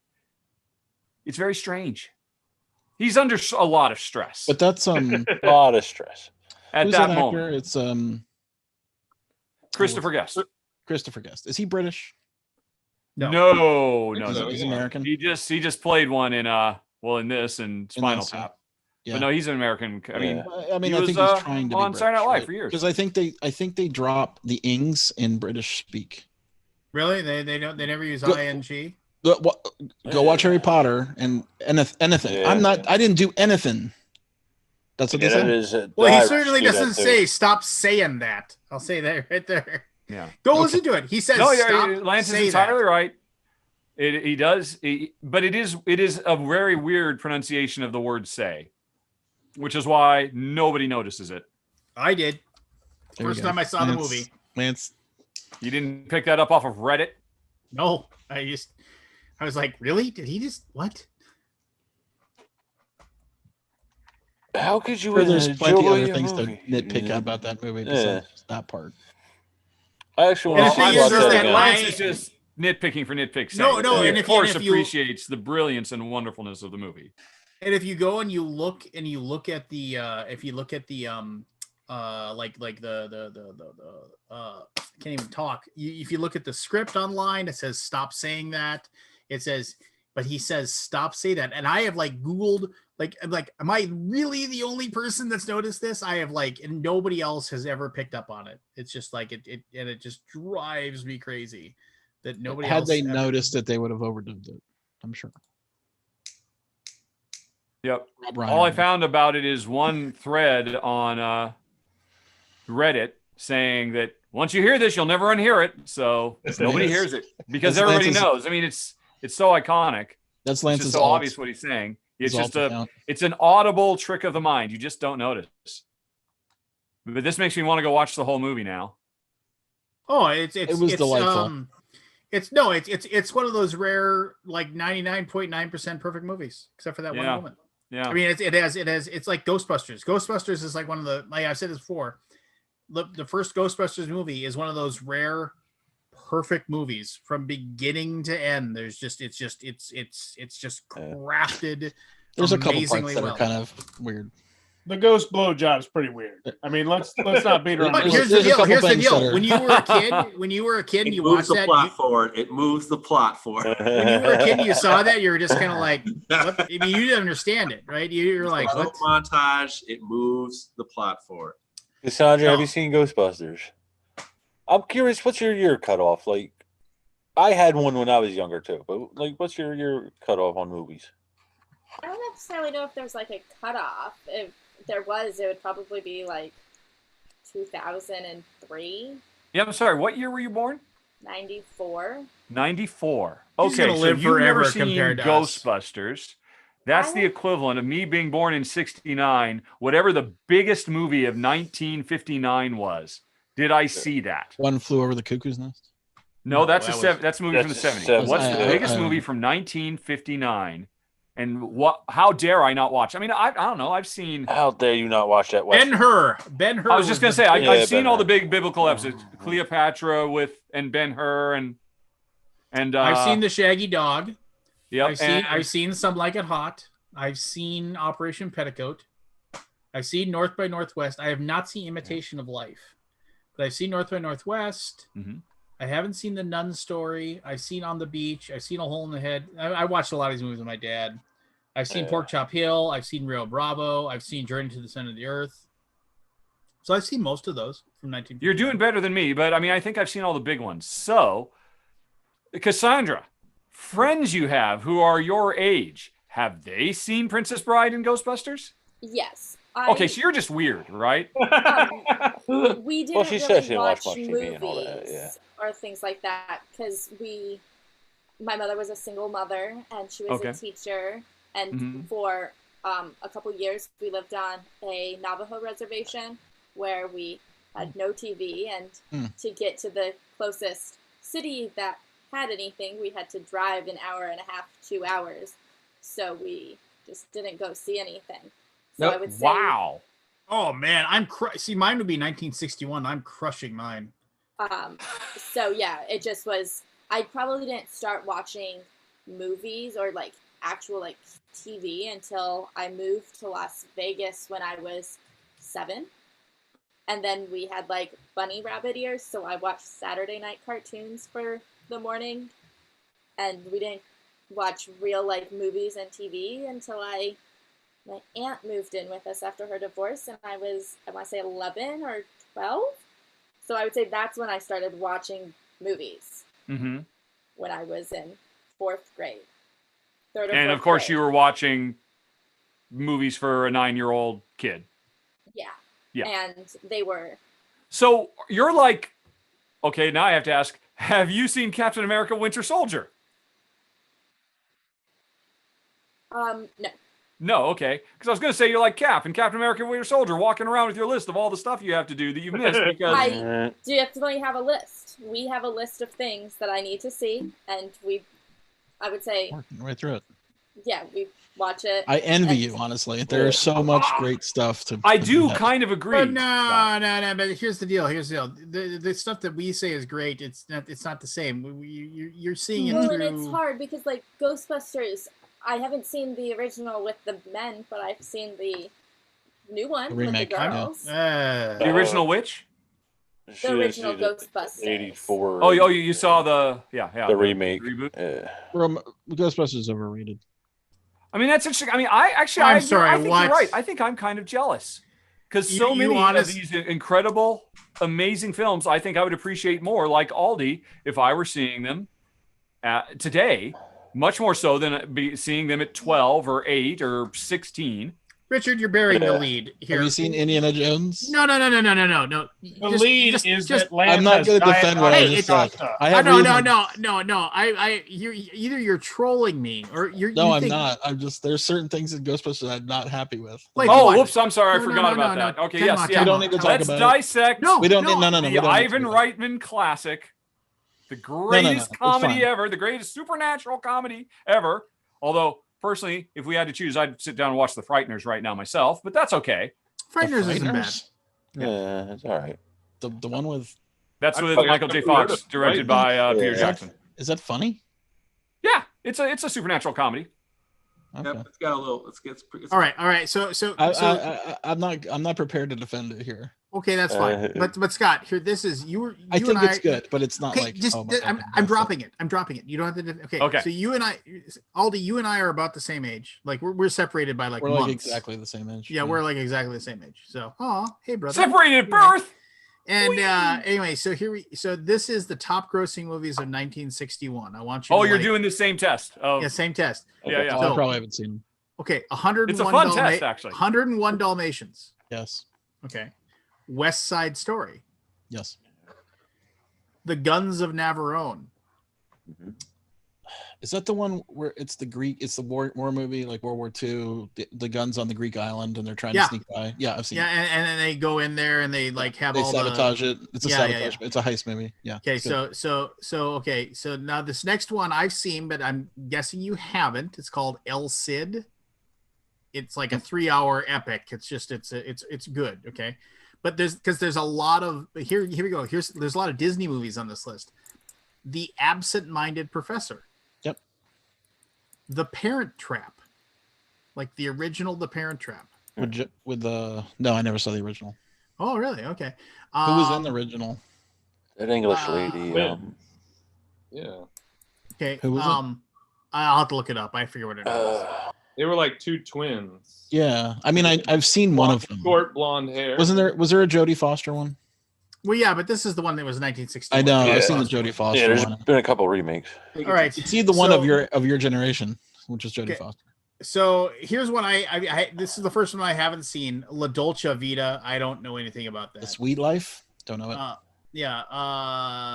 Lover Come Back. That's also I was like some romantic comedy. But here we go. Gone with the Wind. I've seen parts of it. Not really watched the whole thing. King of Kings. Gone with the Wind was from 1961. What? Yeah. Yeah. King of Kings, which I've seen. And then here's a bunch that I don't recognize it for a while. Like Come September, don't know anything. Gone with the Wind is from 1939.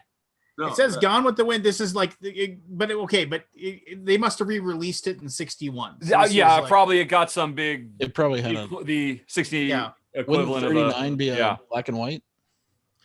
Well, they had color. They had color film. I mean, was it a talkie? There is World War II film that is color. So I mean, they had color film. World War What? I mean, 39. He said. Well, 39 is same. It's the beginning of World War II. World War II. So here we go. We weren't in World War II yet, but the war had started. Come September, Flower Drum Song, Blue Hawaii. I've seen Blue Hawaii. Is that Elvis? That's an Elvis movie, right? Yeah, of course it is. Yeah. Never seen it, but I know it. And then Babes in Toyland, which is of Disney. Yep, seen that one. And then I've seen this one, Judgment at Nuremberg. Nope. Fanny. And then here we have Return to Peyton Place. Yeah, Return to Peyton Place. I know of it, haven't seen it. Breakfast at Tiffany's, which I've seen. Yep. And then The Misfits, which I've seen. Don't know it. Then The Hustler, which was, and then the number 21 ranked of 1961 was Pocket Full of Miracles, which I know of, but I've never seen. Nope. I've seen a lot of these movies. Well, I think what you've Yeah, proven sure, is you but- did not grow up on a Navajo reservation. No, I grew up with Yeah. a divorced parents, and my dad was like he like whenever he would scour the TV listings. He would get the TV guide, Sure. and he would scour for when the UHF we had a UHF station in town that eventually became what Fox Network is. It was like but it was called Fox, but it was like, and it was when Fox wasn't anything at the time. Yeah. It was just and because it was a fledgling thing, all they could do is like, what movies are in public domain that we can show for free, because we can just and then he would like basically highlight the movies, and then when I was with my dad on the weekends, we'd watch movies. That's just what we do.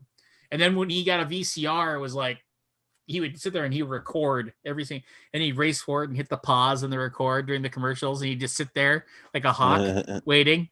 And then like, you know how like when you would push the pause button in, and then like and then you release it, because it wouldn't, you'd hold it and he would just sit there and wait, and then he'd like the last commercial, and he'd count in his head 30 seconds. He'd sit there and he'd go, okay, 20, 21, 22, 23, 24, and then there we go. No commercial. So Cassandra, what did you do for entertainment on a Navajo reservation? I'm just curious. I read. What about the Navajo people? I'm sure they have. Oh, she's I'm just curious. You do realize that maybe she's one of the Navajo people too. So I mean the people who stay. I'm just curious. Like, what do they do on a res? Like, I was really young, and I hung out with children, so all I really did with them was play outside. I'm not sure what like older people, because I left when I was 7. So right. Also, this is completely true, Cassandra. My mom, also a single mom who's a teacher who lived on the Navajo reservation. That's Really? crazy. Yeah. What a coincidence. Yes. Yeah. I will say, So I have watched the True movies, the Indiana Jones ones. Yeah. All of them. So, actually, Cassandra, so you said you have a list. You have a list of stuff you have to get. What are your top 5 things on your list? Well, here, I just want to say one thing. The best thing about the Indiana Jones movies is they stopped after 3. That's the best thing. But they're coming out with a 5th eventually. I don't think so. I think that's fake news. But no, they stopped after 3. They said we ended on this series on a perfect note. Isn't it wonderful that we got Sean Connery in here to put a perfect bookend, and then we just Harrison Ford. They're both immortal now. Yeah, we can live happily ever after. We never have to do any more. It's done. We won't ever decide that we need a bunch of money and try a cash grab. We'll never decide to do that. How old is The Rock? That would be awesome if they could reboot it with him. Yeah, the only person that could do that now is The Rock. There's no way. Well, they were gonna do a Shia LaBeouf one, but he went insane. Yeah, the only person that really can do it is The Rock. I don't think that'll happen. Yeah, I believe Spielberg said Harrison Ford is the only one. All right, so I over 80. Yes, I'm definitely curious about Cassandra's. What's the top of her list? Her Captain America list. It's so hard because I get new ones and they tend to overshadow the others. I haven't seen Breakfast Club with the ending. Good one. But that's completely normal. Like think of movies 10 years before you. Yes, Breakfast Club was iconic for us, but it isn't iconic for her. Yeah, no, it's definitely true. It's really eye opening. Wasn't that iconic for me? But they never made a moderner version of it. No, so that one's on my list. Really, more modern version of it. Oh. It's still they the make same. movies that cover the teenage same angst base. is teenage angst. Yeah. They make movies that do what that same scenery does. Almost every story beat, but not a repeat. That says Breakfast Club. Well, to be honest with you, Scott, I think teenage angst is a little different now than it was back then too. Wow. No, what you're going to see within the next 10 years is Breakfast Club, the series on Netflix or Hulu. Yeah. Got a point. Got a point. That's coming. It's Well, good. and here's the other Ferris thing Bueller? is that, and not to once again, I've I want to recently hear what seen Cassandra has to say, but here's the deal too, is that, I mean, I mean, teenagers growing up, like we've all felt our anxiety and that whole like figuring out that you're not a kid anymore and that like you're leaving behind that stage of your life and you're moving into adulthood, and like the decisions you make actually are going to have a lot of downriver ramifications, and like and you kind of pick up on like your awkwardness and how you don't fit in, and how those things are really difficult for you. That is experienced like right by everybody as they grow up. However, like growing up in the 50s and being a teenager is nothing like growing up in the 80s and being a teenager. I mean, it's like, yes, you're still awkward, but the world is a different world. And so, yes, The Breakfast Club is like that perfect iconic movie for me, because it was in the 80s and it was just kind of like you could see yourself in the characters that they were portraying and like the stuff that they were going through and the problems they were having. And that's like that was like the what John Hughes is able to do, right? He was in his 40s, but he was still able to write stuff for teenagers and like and the stuff that they were trying to teach. Sure. But it's like, I'm sure there are movies that have come out that like, and I'd like Cassandra to actually answer this question, that she saw when she was a teenager, that it was something that she clicked with, right? And then she was like, wow, that movie really speaks to me. And if I watched it, I'd be like, whatever. That seems like these youngins, they don't know what problems are or what have you. Because I can't relate or what have you. But anyway. I bet there's not going to be of the same type. I couldn't imagine being a teen. Although I'm now. I'm going to predict that Cassandra has not seen something like that, but I bet. Well, we'll see. What do you got? I couldn't imagine being a teen now with the information bombardment. All right, I know I overspoke her, but let's have Cassandra answer. And then I haven't seen The Godfathers, which I think a lot of things are like iconic. Oh god, yeah, gotta stop it too. Yeah, it's a good thing they only made 2 of those movies. Two Godfathers. And then I want to go back and watch some of the older versions of like Star Treks and like James Bond to see what they were like before the remakes, especially older versions of what was it? The movies of Star Trek. Oh, so okay, yeah. Star Trek, James Bond. The movie, right, and then James Bond. Yeah. What actually? Okay, Cassandra, what is iconic Star Trek for you? Like, what do I think of when I think of it? Yeah. The most recent things. JJ version. Chris Pine and Zachary Quinto. Yeah, like, all and right. I see. That's what I think of when I think of like movies. I've recently started watching the Next Gen TV series. Oh, so goddamn good. Yeah. So, like, no. You mean Deep Space Nine? Deep Space Nine is so goddamn good. No, like I swear to you, like I don't think everybody remembers everything that was so damn good in there. Like there's just so many. There's so many. Yeah, so many. I have rewatched both Next Generation and Deep Space Nine, every single episode, probably 20 times. The entire seasons. They are standard background noise for me. Yeah, you had those are your that was your background show. No. I mean, and Deep Space Nine. Why I believe you. I know. I believe you just simply because there were shows back when DVDs first came out. I used to work at a DVD store, and like there are certain things that you just had on literally all the time. Like I watched Blue Planet. Blue Planet was what I went to bed to. It was on when I woke up. Like I just looked for. Like I was so used to having that narration in my life. And when I went to work, we had Star Trek Next Generation. So when I worked for manager, it was on because it was like one of the things we could play at that time when we were doing pre-orders. I did it for almost a year, like just watching that over and over again. So Deep Space Nine is I mean, Next Generation is still good, but Deep Space Nine crushes it.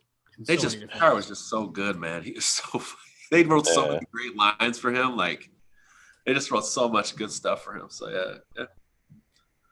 Yeah, when I think of the TV show, or if I think of like a TV series, I think of them. But if I think of movies, I think of Pine. Yep. So there's some slight difference. Right. Well, and I'll say this: all all iterations of TV shows of Star Trek, like still bow down before the original series. Of course, yes. That's my problem with Next Gen. I've never fallen in love with it. I like the characters. There's a handful of episodes I really like, but I had a typical modern day hater response. The internet didn't exist at the time, but if it had, I would have been on there flaming about this is not Star Trek. There are too many fucking windows on this goddamn ship, and what the hell? Why are they just all sitting around a a conference table talking calmly about the problems? Why are they slowly and sedately walking down corridors when there's an intruder alert? No. This is not my Star Trek.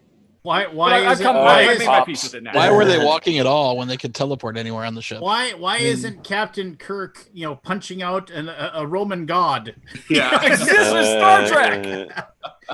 Yeah, and when people got pissed off about the third Chris Pine Star Trek movie, where he was riding around on a motorcycle doing jumps and stuff like that, they totally would have done that if they could have in the '60s if they had the budget for it. Yeah, that's a tough watch for people nowadays, I think. Because so many people grew up on Next Gen, and that defined Star Trek for them, and that's fine. I enjoyed the old one. When I was a little kid, that was one of the shows my grandma let me watch. Was Star Trek. So Next Gen? No, just Star Trek. Like TOS, yeah. When I stayed with my grandma, I didn't get to watch anything but black and white TV, like old movies. And then my grandpa, he only watched westerns, so I watched all the westerns. And then the only color TV we got to watch was like in the morning, Let's Make a Deal, Wheel of Fortune at night, and whatever other one was on, like Wild Cards or whatever game show, because they like Card Sharks. But we were like in and out of the house. It was really when I was staying with mom consistently where I just started to eat up everything. How old are you, Jeremy? What? I'm 42. 42. Okay. We're same age. But I'm a little bit 87. When it goes to like media stuff, you gotta understand. Like my mom was a single parent and she like worked all the time. So I was by myself all the time. I'm an only child. When I say I was by myself all the time, when I got a Nintendo, that was the world to me. When my mom got a black box cable so we could have somebody else's cable, that meant the world to me. Because I digest a lot of media. So I watched stuff way before I was, before I was even born. I still remember the day when when cable came to town, right? And like the company Cablecom came to town, and like we're getting cable, and you got the box that had the like you would just like you would turn the channel like just like on a TV. People don't understand that, like when we grew up, like you turned the channel, you had to get up and go and turn the channel, and like a standard position was standing in front of the TV and clicking around until you found something you wanted to watch, and then you watched it. Back to the couch. But I go back to the couch. That was our exercise for the day. Yeah, I was gonna say, wait, you were standing up. You were standing up doing. Your parents were watching. Yeah. No. Get over here. They're coming from. You're coming from your room. Yeah. Yeah. You're coming from your room. And come up here and change it to 30. But I give me a drink while you're up. So my older brother, I was like, my older brother he was like 14 or 15 years old, and he just would always take stuff apart because he was always like interested in taking stuff apart.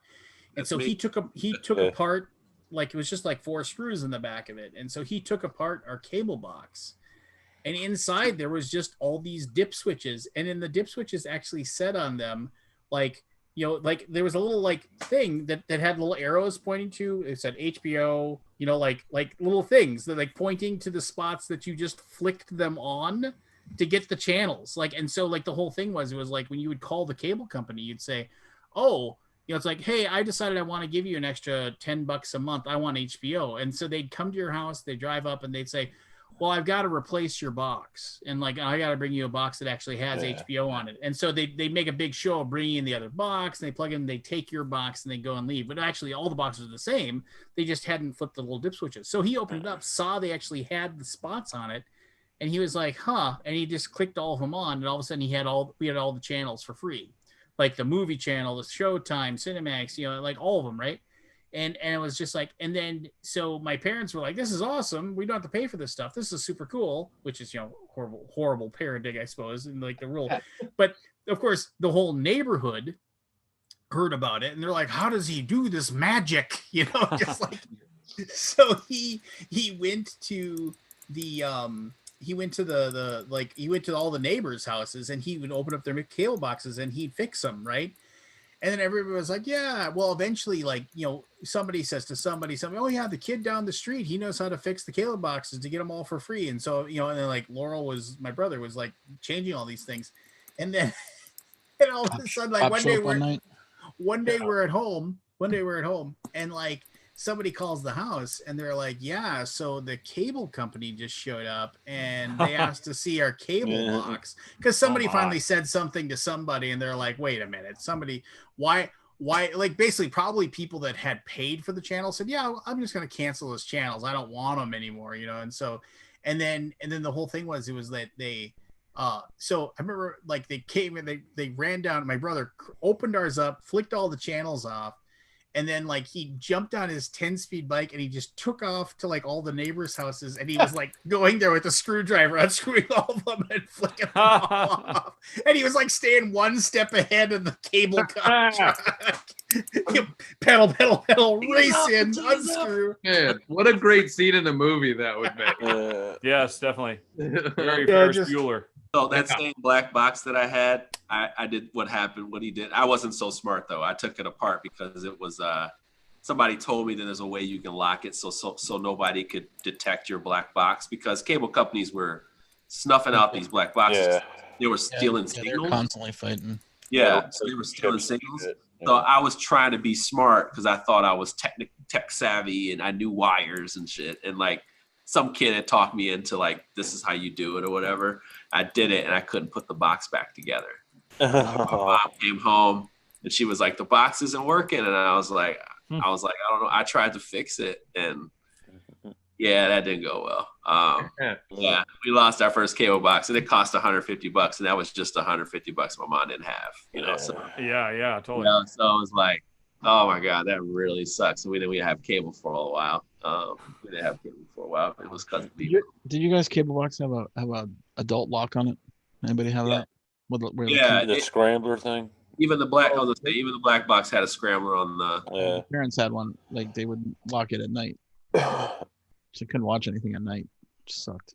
My mom's rule growing up was I was allowed to pick 1 hour of television a week to watch, and I could watch 1 hour. Yep. And I could watch the hour that my sister chose as well. What'd you watch? Oh, so my choices were always The Simpsons and the Wayans brothers. I love the Wayans brothers. Jeez, how old are you? Living Color. He's young. I'm 36. Okay. Yeah. That mustache is bringing a lot of grit. It's doing a lot of heavy lifting for you. Yeah. Did you think I was a lot older? I would have guessed. If I thought about it, probably not, but I would have assumed. Judging on from the gray in your beard, yeah. Yeah, I know I have a bunch of gray. Yeah. It's weird because I don't have any gray in my hair, but yeah. No.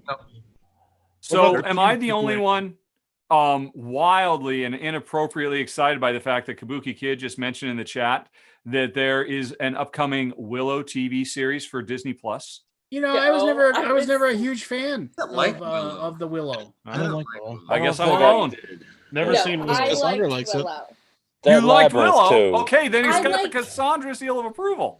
I liked Willow until she went like off the deep end in like last season.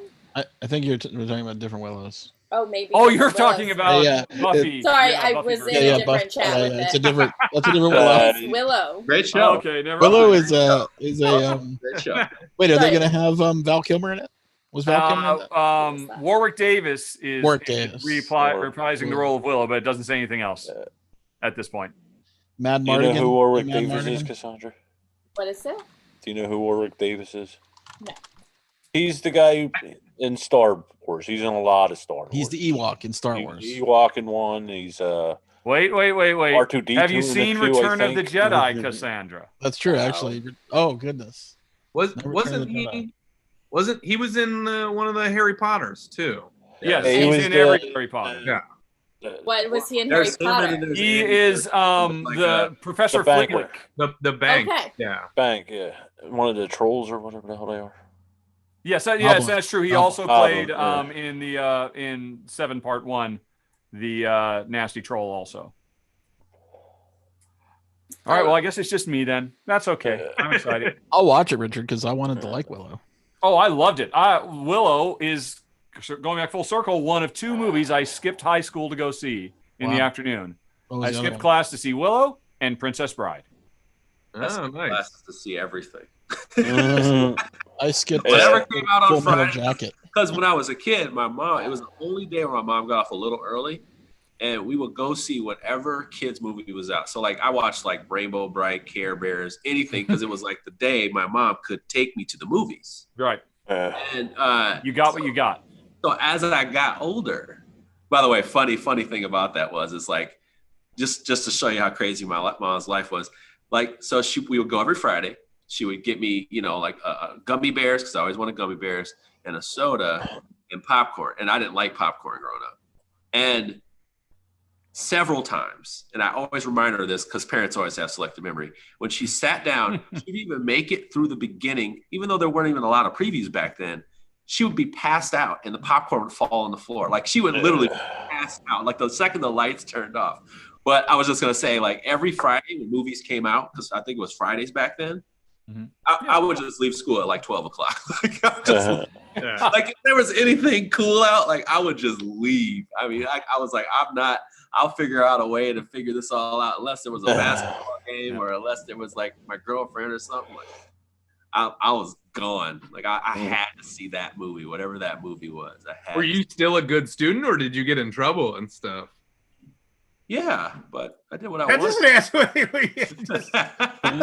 did what I wanted to, man. Were you still good student? When I was a junior, trouble? when I was a yeah. junior, like I was in a junior. When I was a junior, I was like in AP classes and failing other classes. It was crazy. I was all over the place. As my guidance counselor said, Jeremy, I can't wait till you get out of high school. He said that. He's like, we just got to get you there. The straight A student in college I just did not care about high school.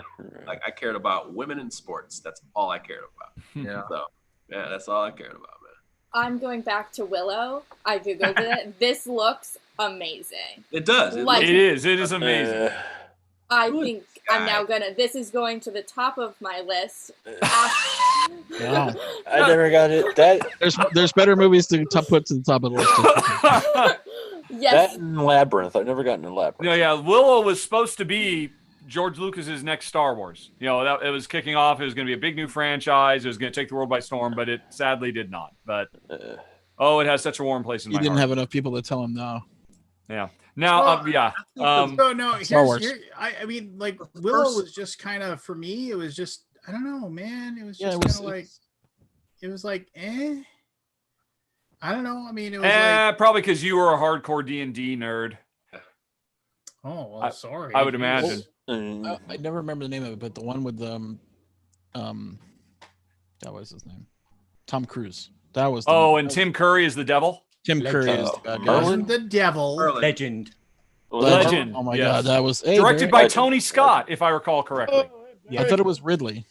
That's No, a really, no. Ridley's not going to be slumming in Legend Town. No, I thought. That's a Tony Scott production. I just the one line from Willow I remember is the goblin saying, "She's so beautiful, I could eat her brains like jam." that was in Willow, Classic. or was that in Legend? No, that was in Legend. Sorry, that was in Legend. Yeah. Did you So- know Tom Cruise did a cameo in Young Guns? I just found that out recently. yeah. The young. Oh, really? When they're held up in the house and they start busting out, he shoots the guy who plays I forget his name now. The one that comes down the steps, guns blazing. The last. You probably remember Young Guns a little bit better than all of us. Yeah, and I've I've heard of that seen too. Young Guns. I've heard that he had a little. I tiny- seen that a million. My uncle, westerns and more movies. That's all he Okay. watched. Man, yeah. So I was just thinking, like, I'm jogging my memory. Yeah, Just, Estevez. like this could totally be fictitious. It's just like the memory. I do remember seeing this movie, but the first movie I think I've ever seen was it was at a Chuck E. Cheese party. I'll never forget this. It was like, I remember that part because it was a Chuck E. Cheese party, and we went to this little theater that was next to it. And this was back when they would like show like not cartoons, but like random stuff in between movies and stuff to like keep kids distracted. Like they had, like you had the grunge films or whatever, like they would have a middle and stuff like that, or they'd have intermissions. Double feature mission. So they had a version for that for kids. And the movie that we saw was Dark Crystal. Yeah. It's a good one. Is freaky as hell. Were you too young? Because that movie's like way scarier than it was. Grant, it was a different time. That didn't matter. it was a different time. All right, what is the most inappropriate movie that someone took you to see as a child in a theater? Guess what? We saw all kind. It was back then. Nobody gives a shit about. No, yeah, I mean the biggest one I saw was the I don't remember the name. I don't remember which Living Dead it was, but I must have been 8, and it was the Living Dead where they pretty much spend the entire time in the graveyard, and the punk girl strips naked, and that's the Return of. That's oh god, that's the comedy one. Is it Return? I think it might have been, yeah. And I was not ready for that, as I recall. I mean, like my dad, when I was 12 years old, let me watch Pulp Fiction. Which was I mean, my dad's in prison now, so he's littered with bad choices. But it's just like, in hindsight, I'm like, what in the actual fuck? And I remember my mom flipping the shit out because my dad got me every other weekend at a certain point in my life, and she was screaming at him, and I was just like, I don't know if I was 12 or 13, one of the two, and I was just like, no, this was I think it was 12, and it was just like. It was so like I was 12 and I was like, this is awesome, this is cool, and I went around fucking telling everybody about it, and I was just like, oh god. Let me tell you about it. Changed my life. It changed my life too, and I saw it when I was 20. I was just, honestly, I was more worried about the people in the theater. Sometimes wherever you go, you kind of have a hard time paying attention to the movie theater. Like this wasn't like giggles and shit like this. This was like people having full-on conversations with the screen, fighting with somebody else, people trying to talk to their girl, somebody else's girl. Like it was just like this. Like going to movies for age cap was just such a thing that happened towards me going to like high school. Whereas like back then it was just like, if you were like with an older kid at all, like that was parent supervision to people.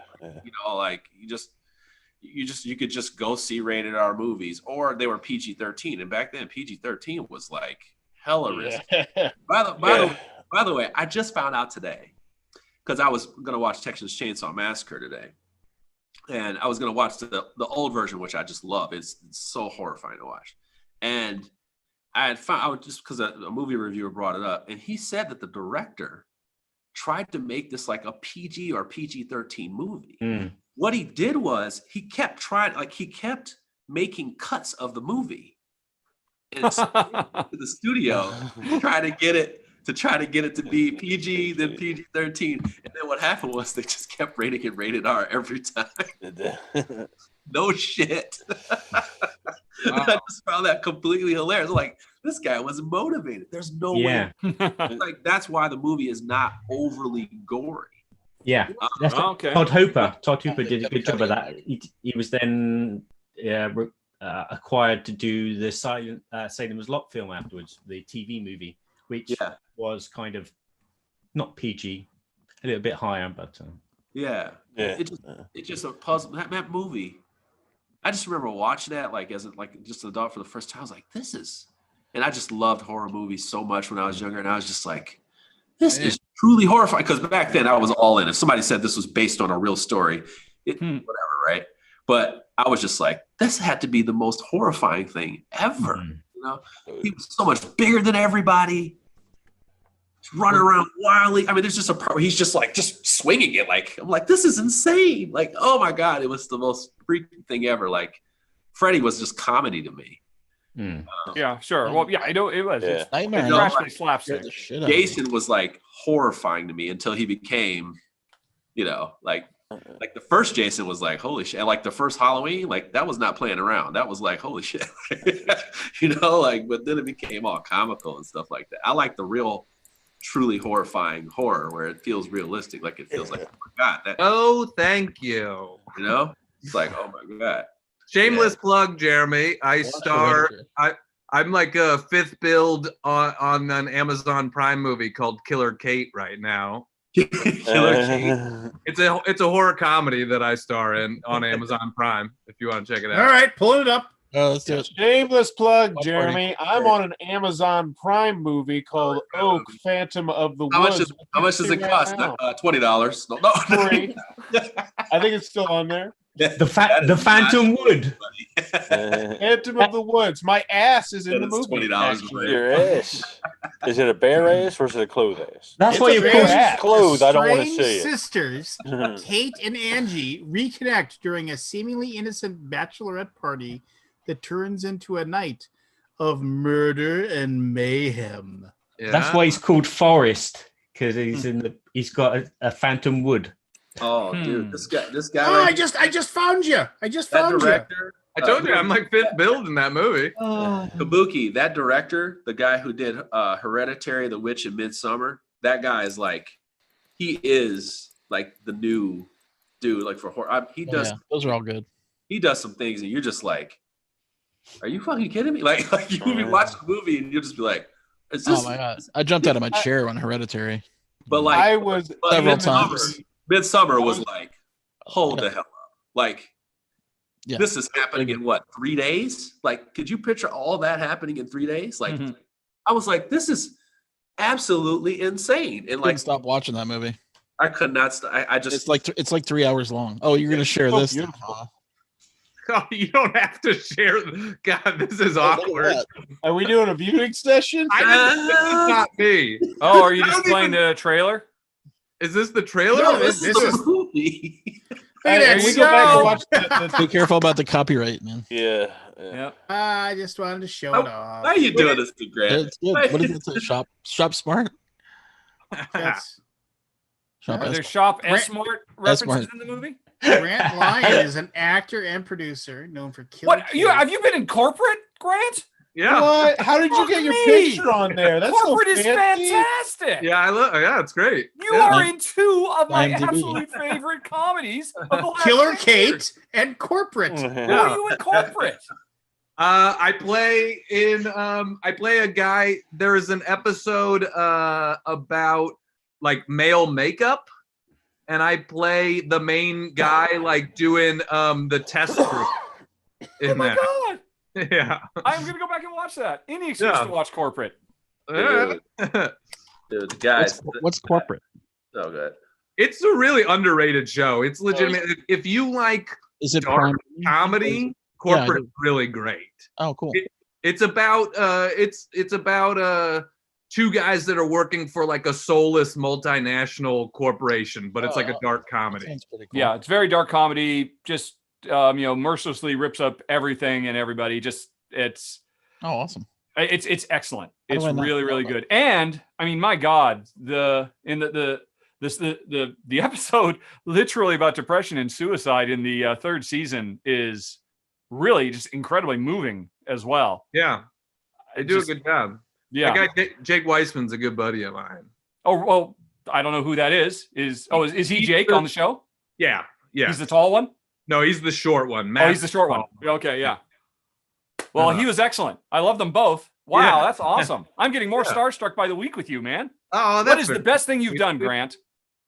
The best thing I've ever done? Yeah, or what's at the top of your demo reel? I mean, well, okay. I mean, this is not. I'm very proud of my album that came out earlier this year and hit #1 on the comedy charts. So I know that is not, a project like this, but that's like 10 years of work that went into that album. You know what I mean? Mm-hmm. So I feel very good about that. And I don't know. I mean, I sold a thing to Funny or Die that I loved making, that I wrote, called Historically Awkward, that was like a featured Funny or Die thing. And I wanted to make more of them, but I only made basically the one episode for them, but I'm very happy with that. So I've sold a couple of things to Funny or Die, and it's fun to make them. But in terms of like TV sort of stuff, movie sort of stuff, boy, I don't know. I mean, too many to list. Yeah, well, it's hard to just because I don't know. I mean, one of the things I'm most proud of, and this doesn't mean a lot to you guys, but there's a huge thing in comedy called the Just for Laughs Festival.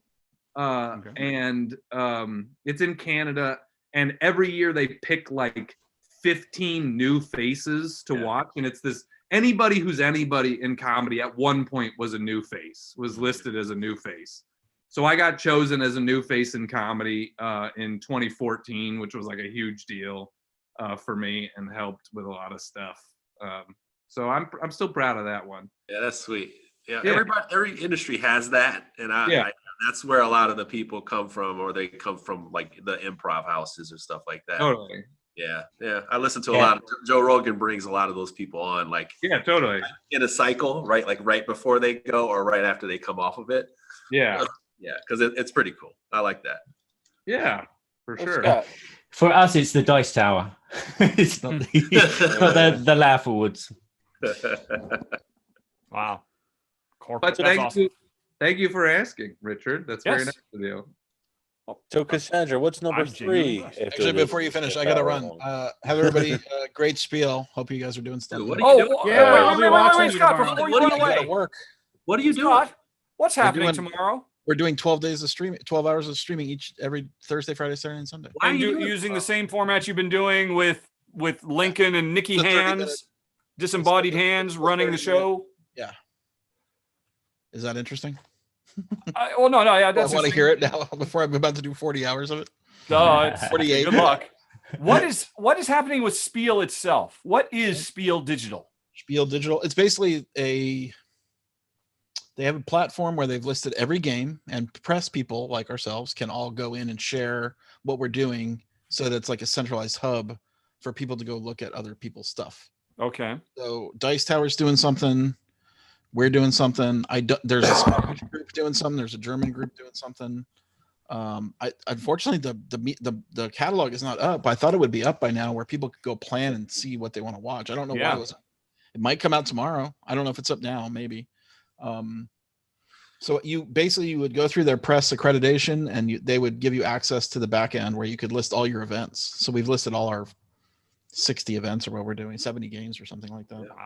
Wow. What else is going on? I don't know from the exhibitor's perspective what they're doing. There might be they were planning on doing a virtual, what do you call it? World where you could walk around and see the booths and stuff, but I don't know if that ever got finished. I sort of disconnected a little bit after my mom died, so I kind of paid less attention to what's going on. We're just doing it now, right? Like it's finally here. So, but I don't know. I mean, I guess no one here is doing it. No one's participating. Yeah. No, that's why we did ours last week. And yeah, you did your thing. Huh? Yeah. No, it was awesome. By the way, I watched it. Yeah. Thanks a lot, man. That was it was fun. I mean, you guys playing live for 10 hours straight is crazy. I don't know how you pull it off. That is wild. I think people like it just to pull that stuff off, and Jeremy did so much production on the back end of that. Oh, good. Oh, I bet. Man, when I got there, I was like, Jeremy, he's like, just have a seat. I'm like, so I'm just the talent, huh? That's what you want. I'm not turning one fucking knob. Isn't that a relief though, that you don't have to? You're the talent. Buttons? Yeah, just the talent, huh? The coolest thing, I don't know if they've ever done before. They had the couch cam, where there was always somebody sitting over with a mic on the couch, just commentary as the game. I thought that was actually really cool. I don't know if he's done that before. No, we did. So we added 2 things. We added the mic thing because we wanted people to be more interactive. And I told them last time we were just sitting at the computer and not doing anything. And sometimes you just want people to spitball and whatever. But we wanted to add that. And then we also wanted to just give hot take reviews, because I hadn't played some of the games. Some of us hadn't played some of the games. And then Jeremy, of course, had played, maybe 1 game or maybe 2. So it was why don't we review this game straight up? None of this shit is sponsored. So why don't we just shoot from the hip and like really tell people how these games are. And we had a couple. Oh, I saw. You guys are all very, very wrong about Twa dice. We unloaded on the could not Twa. be more wrong about that. I was wondering. One? Twa. Yes, it Twa does, dice. brother. Oh, yeah, but Twa dice was not one of them. You guys were all just poisoned by Jeremy. Oh, By, my Jeremy. no. I'm serious. Nah, I dude. mean, like this. But Twa I is such would a say big coming from him, it's a weird combo with him. He is not the biggest roll and write person. He also holds Twa as holy grail, right? It's his holy grail. So I expected that from him. Like I expected, like okay, like like anyway, before he even put a pencil to the pad, right?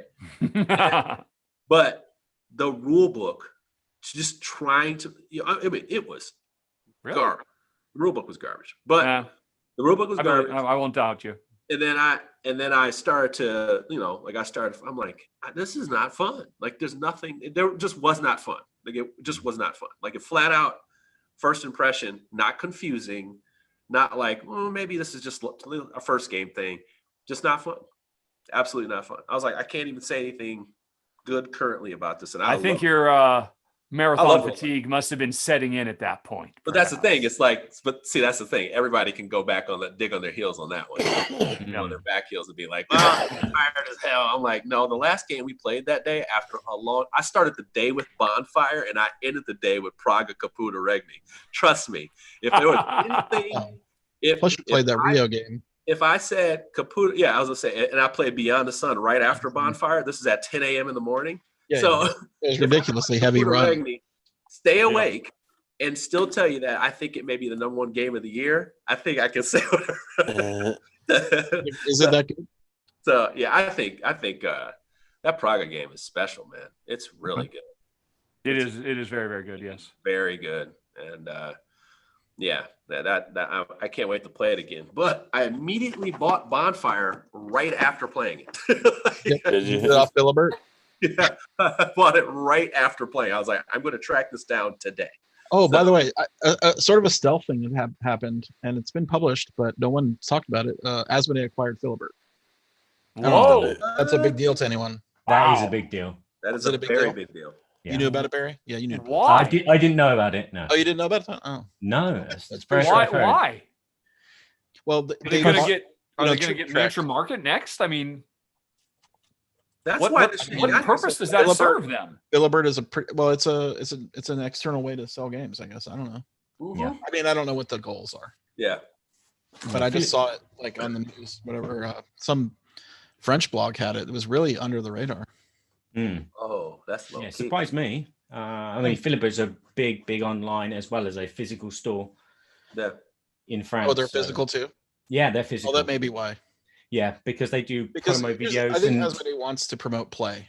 Yeah. Not just their own stuff, right? Yeah. Like, because if they promote play, they benefit heavily, right? By making exactly for life. Exactly. Right. And not just their games, right? It could be anybody. Yeah. They do a lot. They do a lot of publicity. They do their own videos every week of what's new. So they put like board game videos up and stuff. So they do a lot of promotion themselves. So it's just another kind of like branch probably for Asmodee then to do promotion that way. And again, French publishers are always going there at the end of every week to demo their new games, and they film that and they do a presentation about that. Yeah, that's what I did. That's what I did for Claustrophobia 1642. Oh, last year. Yeah, last year I went to Philibert. Monolith sent me there, and they said demonstrate for a day, and I was like, okay. So do they have like a pretty nice store and stuff? Oh, they have a wonderful store. It's amazing. They have so many staff running around like little ants. You know, they're serving people. They're as soon as there's a hole, someone's replacing it. It's like a well-oiled kind of machine with these cogs, and I was just blown away. I've never seen a store like it. It's not massive. It's kind of where they've built two. They bought 2 units together, and so like. It's kind of like it's slightly labyrinthy. There's a wall in the way, and you have to go round to get round to the back of this part. And it's like another building, but it was jam packed. People were coming in.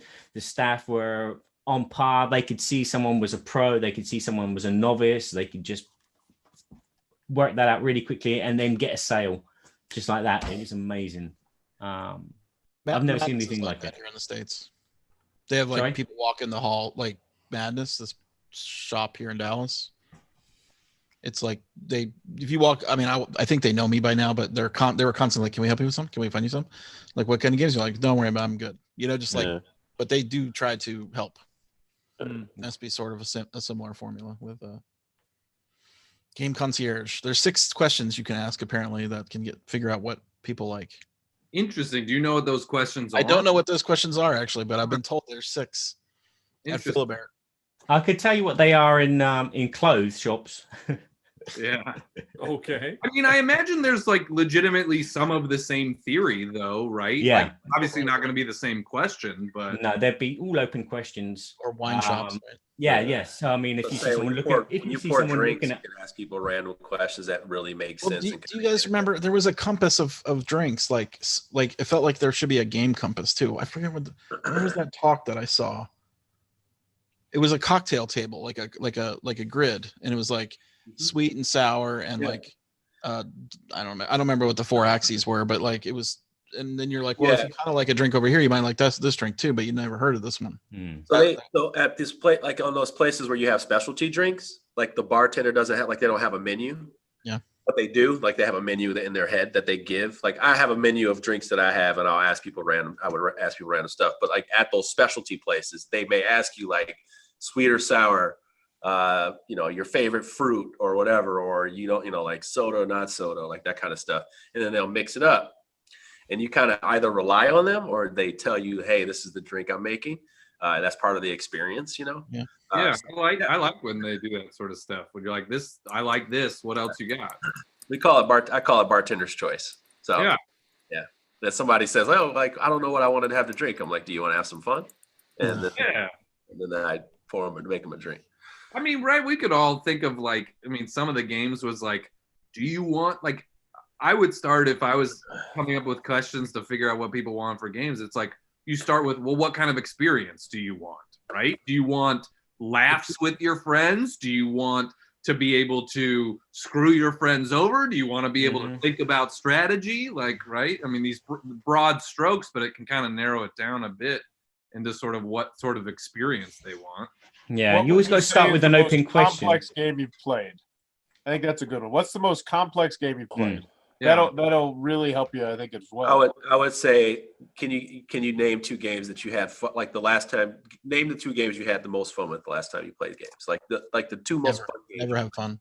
Because like you never have fun, Scott. Because I think that's important. Like because the definition of fun is like what does that mean to other people? And I know, like if you like Meeple Circus and then you also liked Trick Carry-On at the same time, that gives me such a range to know that they're down for a lot of stuff, versus like, wait. So wait, are these supposed to be 6 questions that you ask an already existing board game geek? Well, from what I've heard is Philibert has this 6-question system. Okay. Yeah. But it's to ask a gamer so they can advise them. Anyone. This isn't 6 questions for a novice. Let's say it's to turn them into a gamer. Yeah, let's say a layperson, yeah.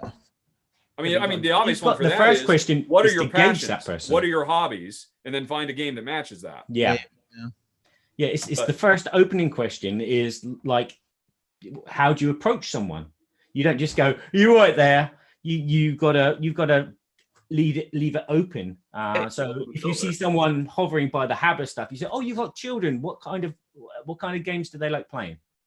And that kind of opens the door and then drops the barrier, so people give you a response. "Oh yeah, I've got 2 kids and they love playing games with cars."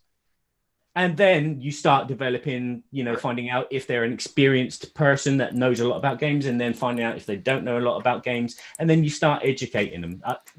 That's kind of the thing that we do. Monza, then we go up to Downforce, and then we go up to Then you ask them what age are your kids, and then you can start going, okay, right, maybe Habba is a bit too young for them now, or maybe Habba's still good for them, and then you go into, do they want something else instead of cars? They want tractors, or it's just an evaluation. So it's just that first question, which then opens the door for the other questions, and then you start going into the, are you someone that knows a lot about board games? Are you someone that doesn't know a lot about board games? What things do you like? What themes do you like? What mechanics do you like? And then you can go, okay, you can go for that using your knowledge. So I always just like when I pour drinks, I always pay attention to people's body language. Like whenever if I were to suggest a title or I suggest a drink or any customer service, like I did so much of it, but I just always pay attention to people's body language when I show them something. Or they go, when I'm performing an action, I'm looking at what they're doing. Like, how are they seeing this? Like, are their eyes opening up? Are they like moving closer to it? Or are they like waiting to be impressed? Like that kind of thing. So it's like if you show them like a Haba game, like you show them Monza, and they just go, all right, they look at it, but the kids are like really like excited about it. Or I hand it to the kid, and I see how they're holding it, like they're holding it up and, like whatever, like that tells me a little bit of a difference. But then I show them Downforce, which has like a little bit more of an action cover, and that may get them like even more geeked up. And I'm like, yeah, okay. So then I'll explain this one in more detail, and then I'll compare it to the one that's below it in difficulty, what I'm saying? So I'll say, well, Monza's like just kind of like rolling and moving around, whereas this is Downforce takes it up a notch, and these are the things it looks for. I'm not necessarily sure if your kids are at that level, and if you're newer, I know that you want to be an owner of the rules, so that to make the experience fun for everybody else. So I would kind of stick with something like this, and I'm blanking on another game that's from another game that's kind of in between that, where you are moving dice, but you get a little ability cards. I can't remember the name of it.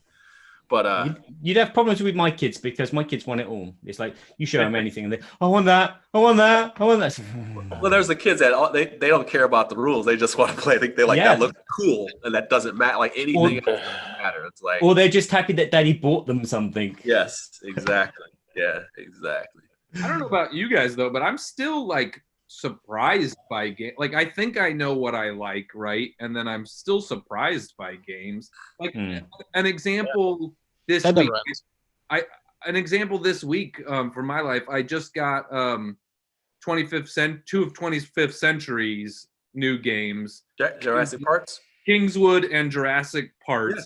And I feel like Kingswood has way more hype online. I was excited to play Kingswood. I like Jurassic Parks way more. Like I like both of them. Yeah, I like both of them. They're both good games, but I don't have any problem with Kingswood, but just that's the one I was more excited to play. Right. I definitely surprised by this one. That's Jurassic Parks more. Nice surprise sometimes. Yeah, that's happened to me many times. Yeah. Yeah, just play anything and everything. The hype one got more interesting. It was more interesting than the one. Hey, Forrest, do you have Kingswood? I do not. I can, can you message me? I have an extra one. I'll send it to you. Okay, sweet. Yeah, I would really appreciate it, man. He really would appreciate the coverage, like for real. Okay, well. Yeah, and I know it's a good game, so I'm not gonna be wasting your time. And I like it too. I just ended up liking Jurassic Parks. Yeah, but and I wasn't expecting to. I might have an extra copy. All right, I have to run, everybody. Yeah. Lincoln's awaiting. So, and then we're setting up. We're starting streaming at 11 a.m. Central. Oh, shit. 9 a.m. Yep. See everybody. We'll talk. Good luck. We'll talk front page next week. Maybe it will be launched. It's not launching this week though. We have too much blowback. Oh, really? Oh man, come back! I want to talk about that now. Later. Yeah, we'll talk. Unless we could do it in like 5 minutes, but it's too much probably. Oh no, I mean that's a deep topic. I guess Yeah. I have one bit of advice about it, but it can wait till next week. Text it to me. I will. If it can be summarized in a sentence. Oh, or if we can talk later. It's no big. All right. He's not. I'd want to pull it up and start going through it. Yeah, that's what I was thinking. There were just a couple of things I noticed that, oh yeah, I get what you're doing, but this doesn't work. If you just change this, it'll work so much better. Little things. I'd love to hear it. Yeah. All right. Bye, everybody. Bye. Bye. Good luck. Yes. Have you dug into Under Falling Skies yet, Jeremy? What's that? No, it's right here. I gotta play it. Is that the CGE solo game? Yeah. I did play it when it was a print and play, I believe. Well, what do you like more, Jeremy? Fallen Skies or Warp's Edge? Oh, I love Warp's Edge more than yes, that's why I'm giving you your Sophie's choice. Pick one. Gosh. No, so Warp's Edge is, You know why? Because I like this game. I love this game, and they're not the same. It's just that like the feel is the same for me. Well, yeah, they're both Galaga Space Invader games. No, I was talking about a coffee roaster. So I love this game. I was not looking at the video. Okay. So I love this game called Coffee Roaster, and you're basically grabbing chips out of this bag and trying to make these coffee recipes. And it's random, but you're pulling these chips out. You're making choices to put different upgrades back into your bag so that you can possibly make better chips. And then you also have these dud ones that represent stinky coffee that's overdone. It works so well. It's random. But they took this game right here, Warp's Edge, which is totally different. It's still a bag builder, but you're making these ships more powerful.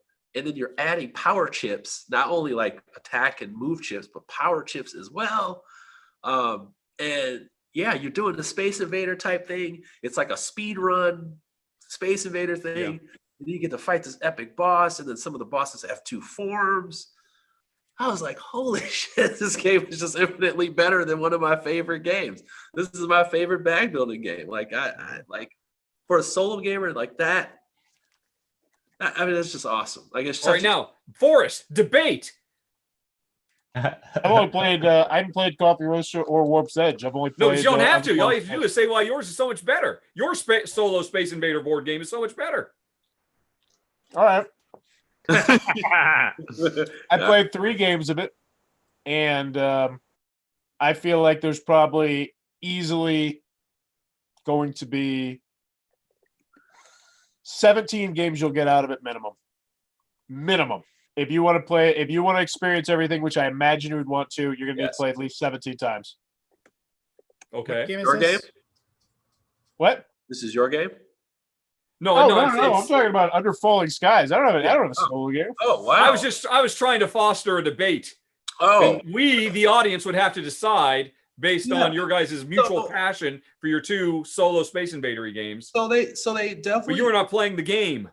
But they definitely made it clear that this is a full campaign, which I did not know. And then they gave you an extra box, right? Yes, they did. The demo copy. Yeah, that's weird. I haven't opened it yet. Okay, so it's apparently so you can film it without giving out campaign spoilers. Okay. I did spoiler videos. Forget that. I posted 3 spoiler videos. You're a monster. Hey, I post their spoilers at least, but that's why I like you, Forrest. And to be honest with you, the story, I think part of the reason why they want to keep it so low key, the story's non-existent. Get out of here. The story is absolute garbage. They put very little effort into the overall story, at least from looking at the first 2 chapters. It's more about the gameplay, which is spectacular. It does have a story, and the story is like you're making, kind of like low stakes choices about your character development, which is fine. It's actually written by, I don't know if you know who Banana Chan is, but they write different like RPGs and stuff like that are really interesting. You can get them in the mail, by the way. It's kind of cool. Yeah, they wrote this one, and that's what it did exactly what you would do under one of the things. Like you get to build an RPG character 1 month, and then they send you like your story the next month, and then like the things you're supposed to do with that. It's really smart. It's really smart. But they made that kind of condensed and put it into this game. So then you have like what type of fighter you are, and then like what's your favorite color, and then like what your ship is, because you make these tier choices. And then you have your arch nemesis. So you have like, kind of like Top Gun, like you have like all these things set up. And then that also affects, and I believe it affects like what ship you have, but then like the power upgrades that you can add to your ship. So yeah, it's pretty slick, because it's like it asks you if like you're an aggressive fighter or a defensive fighter. So it gives you kind of a loadout. But I didn't see that fleshed out, so I have to check out the final copy and see what they did with the fleshed out story part of the game and see if they went further. But I liked it. I liked the fact that they even attempted to do that. And since I know the writer, I'm like, oh, okay, they really tried to pull something in there. So yeah, it'd be kind of interesting. Whereas I know Under Fallen Skies have got no damn story. You got to be kidding me. You got to be kidding. It's literally from game 1 to game 2. There's no story. Yeah, you'll find out very later. There's like no story at all. But the gameplay itself is just, it's like, great and challenging. I will tell you though, Barry, did you get a chance to play Time of Legends Destinies? I know you did the music for it, but you played it, right? No. Oh my gosh. That mark They my are words. stingy as plums. They never give me anything. Mark my words, that will be the best solo game of all time. I think a lot of people are gonna say it's the best solo game of all time. It is. Yeah. It is just absolutely so different, so spectacular. It's got the app integration in such a beautiful way. It's got amazing sound effects and music. No, it's great. Now I remember what's the name? Vince showed me that on his pad. He's like, "This is coming soon." And it will blow people's fucking minds. It hasn't come out yet. No. It's Chronicles of Crime 1400, which is next. Yeah, I think, which is going to be arriving. I've just finished all the sound effects for that. Chronicles. I mean, but Legend of Destiny was on Kickstarter a lot earlier. Yeah, but it's a bear. I mean, it's like what they're trying to do is quite a bit, and a lot of it. And there was that problem with the license as well. Which really? Yeah, they had to change the name. What's the license? Is it some existing RPG? Titles? No, it's from Mythic Games. They got the license Joan of Arc, Time of Legends, and they were doing this as a separate spin-off with the mechanics, but the same miniatures, the same characters, same kind of story. And then there was a problem they had with the designer of the game, which was causing a bit of a stir because he wasn't happy with the second Kickstarter because he hadn't authorized it. I'm sorry, I don't quite understand. So you're saying this was already an existing board game franchise with Mythic Games. No. And Lucky Duck said, "Hey, universe," and make a completely different adventure game out of it? No, I think it was just developed, and Mythic was down the development road, and then some shit went down, and then Vince and them had to come in. No, the Mythic Games had their Joan of Arc. They did their first Kickstarter, success. Yeah. Lucky Duck then wanted to take the theme, the characters, the miniatures, and implement them in a different game, and so they did a combo just because project. They really liked that universe that Mythic had created. Yeah. Okay. Again, it was a project that Mythic was going to do, but because Lucky Duck have already got the technology to build apps and do it, they took over and did it. Then Mythic did their second Kickstarter for Joan of Arc, but this was totally against everything that the designer wanted, because they didn't use his name, because technically they paid him for his job, and then he wasn't getting a penny from the second Kickstarter. Oh wow. Yeah. Oh. And so there was that big dispute, and so in the end it was a case of, well, Lucky Duck had to drop out and say, right, this is not Time of Legends anymore, this is just wow. So they've dropped the universe. Yeah, they've kind of Does that mean they had to scrap all the art and start over? No. The art, the characters is all still the same, but they can't use the title Time of Legends. Oh, wow. Because it's a system, it's a gaming system like 44, the Command and Conquerors. Yeah. So it's a gaming system that they can't use.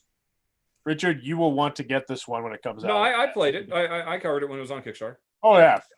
But would you agree? Did you get it? I think it has the potential to be the best solo game ever. I really do. Well, I think you're looking for different stuff in a solo game than me. But I did think it was very impressive. Definitely. What do you look for in a solo game? That's a good question. What's that? What do you look for in a solo game? I'm not looking for a bombastic narrative-driven adventure game. If I'm playing a solo game, I want a really hard puzzle to solve. Oh, okay. I'd probably rather play Warp's Edge. But I did think it was very well done. Jen and I were very impressed by it. If you're looking for a big puzzle, Under Falling Skies is pretty much a big puzzle. Yeah, why? It is. It's a big puzzle. From what I don't mean to interrupt, but I'm going to take off, guys. Bye, Grant. I had to Bye, Grant Lyon. You superstar, you. Yeah. Bye. Enjoy talking. Have a good rest of your night, everybody. Yep. Good night, Grant. Killer Kate on the to-do list now. Yep. Sweet. Thanks. I'm actually really excited about that. The potential of solo play for that Praga game and this Bonfire one right here. I'm really excited. There's some really good crunchy puzzling Bonfire supports solo play? Yes, it does. Has Feld ever done that before? I don't think so. That's why I was excited. Whoa, solo Feld? What? Yeah, I don't. Because I don't own it. I don't pay much attention, but that's really surprising. Yep, buddy. Looking at it right there. What was the other one you're talking about? That is a fuzzy out of focus number that I assume is a 1. Yeah, or 14. It's called Private Or 14, yeah. Caputo Regni. What is it? Private what? Praga Caput Regni. Caput Regni. Yeah, That's which the name of is the game? Latin for Prague, the capital of the kingdom, I think.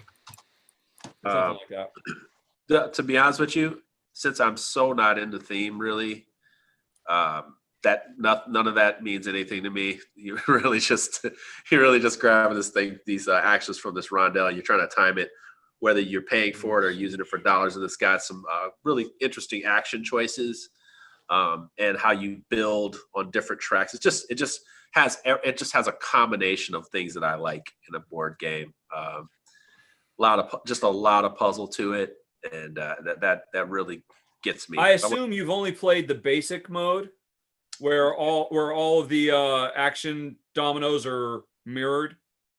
Yes, because Jeremy, that was the only game I didn't prepare for in the entire stream. So he was like, "We'll just make it easier." Usually we play all advanced modes for everything, but he was also like, "We're probably not going to play advanced modes for any of these games simply just because we want to be able to translate it for people really well, and Okay. not to over-explain stuff." And he was like, "It just makes it easier, especially with heavier games." So yeah, I agreed to it and then said, let's do it. Because there was enough to learn up front for me on that one anyway. Yeah, I mean, the advanced mode on that game, though, really, it's just the other sides of the tiles. That's what I figured. It's just, it wasn't that big a deal. Yeah, I figured it was just like a mix up on it, and that's it. And I didn't think it was going to be that. Yeah, I think the heft of the game is actually what you're trying to build and what you're doing. Yeah. And I will be embarrassed to admit now that apparently Castles of Burgundy supports solo play. And yes, I just it does. noticed. But it doesn't. There was a specific map for Castles of Burgundy that supported solo. That's right. So the new version does out the box. Oh, is that it? Yeah. Yes. And Luna apparently supported solo, and Castles of Burgundy, the dice and card game both support solo. And I do remember the card game solo was very good, actually. Yeah, I just remembered that. But yeah. I had not played Castles of Burgundy at all, so I had no frame of reference. That's interesting that I never even played it. So I had no Feld experiences previous. Really, I kind of had just caught Feld in like the middle of Feld love of everybody, and I just did not like his games that much. Yeah. But I was, like I said, I was starting out board games. I'd probably like to go back and try them again. I think you probably should. Yeah. But it just didn't make sense. Like I didn't like was it Bora Bora? I didn't like Merlin. I didn't like all those games that in the last 3 or 4 years, like none of them were like blowing me away. Like I just was like, all right, must own? No. And I'm a person that kind of like took everything, like in. Yeah. For some reason his designs amongst all the heavier type of games just did not work for me. Like same thing with Vadarasuchi. Like this is the first Suchi game where I'm like, yes, this is it. Like this is what I want. Pulsar was good. I liked Pulsar. That was okay. But yeah, like this is the first one. These two games have like been like a shocking thing for me right now. So I own a Suchi. I'm going to own a Suchi game. I'm going to own a Feld game. So I'm excited. A whole new world. Whole new world, man. Don't you dare close your eyes. Yeah.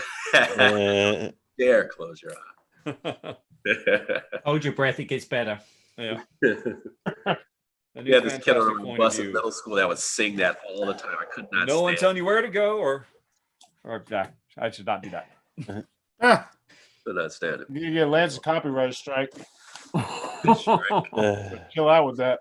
For that horrible tune. It's not a horrible tune. The singing of it was horrible. What are you talking about? Oh my gosh! Just now, Richard. Never mind. Oh yes, mine. All right. I was not trying very hard, and I have to admit, all I can remember is the main refrain. I can try. I quickly realized I don't remember any of it. The key to singing is committing. So, Cassandra, 100%. What designers are you into? Like Who did you ask that to? Seinfeld, I wasn't really. I'm the same with Jeremy. I got into Oh, it. my It was all hype. favorite designers. Well, number one is Lacerda. Definitely Lacerda is my number one by far. Lacerda is significantly heavier than Feld. He is, and he's damn good at it. Mm-hmm. Whereas the other ones, it's just not. I like Brian Scher. I like all his little rondelle designs. Yeah. Just trying to think of like ones that really, really stick out. I like this younger designer's name is Paul Solomon, whatever. He's done a kind of a run of smaller games, diverse games. I like him. Pleasure. Just trying to think off the top of my head. Not like none of the other ones like really stick out because like just Lacerda is just so much better than. He's just so much better than everybody else. I can't think of like ones that really, really stick out with me. I do like Uwe. I do like Uwe games. I've owned a good chunk of his games because I should say that like he was my favorite designer at one time, and then he started making like these lighter games, and they all stunk to me. Like they just really all stuck to me. Like I don't like them. Like most of the lighter games that he makes, I just don't like them at all. Or they're just kind of like in and out. Yeah, I mean, just the ones that a lot of people like, the bigger ones that I just don't like as much. I like David Turtsey a lot because he makes solo games, of course. Right? He designs solo stuff. But yeah, I'm very select, and I would say I'm not very select. It's just that the top is so top, and then there's like just a whole bunch of others that because like when I say Paul Solomon and Brian Scher, like they have like 5 games, maybe tops out. They're younger designers, so maybe that's why I'm on their track because I'm not. Like I said, my gaming knowledge kind of starts in 2015, 16. So like. Those are younger designers that don't have a huge catalog like the older designers, and I also did not play all of their stuff. Mm-hmm. It's like I played some of the younger designer stuff, and I like that stuff a little bit better. Or just a whole bunch of indie designers because I play a lot of small indie games too. So I don't think that I have one because until recently I didn't start looking at designers. It would be more about like what the game was about, right? That's and what I'm saying. Yeah. I'm like, I don't think I could name 6 designers off the top of my head right this second. Yeah, I just look at my collection, and that was the same thing. Like when I was cutting, I'm just like, like Vidal Chavatal, like my favorite game of all time is Mage Knight. I don't like any of his other games. Like I just don't. Like it's maybe my favorite game of all time, but I just don't like any of his other games. Like, what, you don't like Dungeon Pets and Galaxy Truckers? No, none of wow, none. Like I like some of our like now when I say that, like I'm saying it like we're looking at the highest tier of. Yeah, okay. Like there's fun to be had in a lot of these games. Like it's just that like Dungeon Pets played it a couple times, thought it was decent, gone. Galaxy Truckers, I played it as an app, and that was enough for me. I hate that game. Like there's just, or like I said, because of my gamer's knowledge, like games that are like that, they've been done different, and more than likely standing on the shoulder of a giant, and I got that part, and I didn't get the game that made that fan make that that design. I always tell people like that's the thing. It's just like a movie. Like you see the newer version of a movie, and they do twists to it. And then somebody sees the old movies and they go, oh, well, this is actually where it came from, or this is what it was inspired by. That's kind of where I'm at. I'm in the newer school of board games. Yeah, that's good because there's remakes every month of every board game. It's just like, oh, this is that, but they've just added dice. Yeah, and I to be honest with you, like that's why I'm seeking out all these. We had a couple podcasts ago where I was going through like all these old classic board games because I was trying to.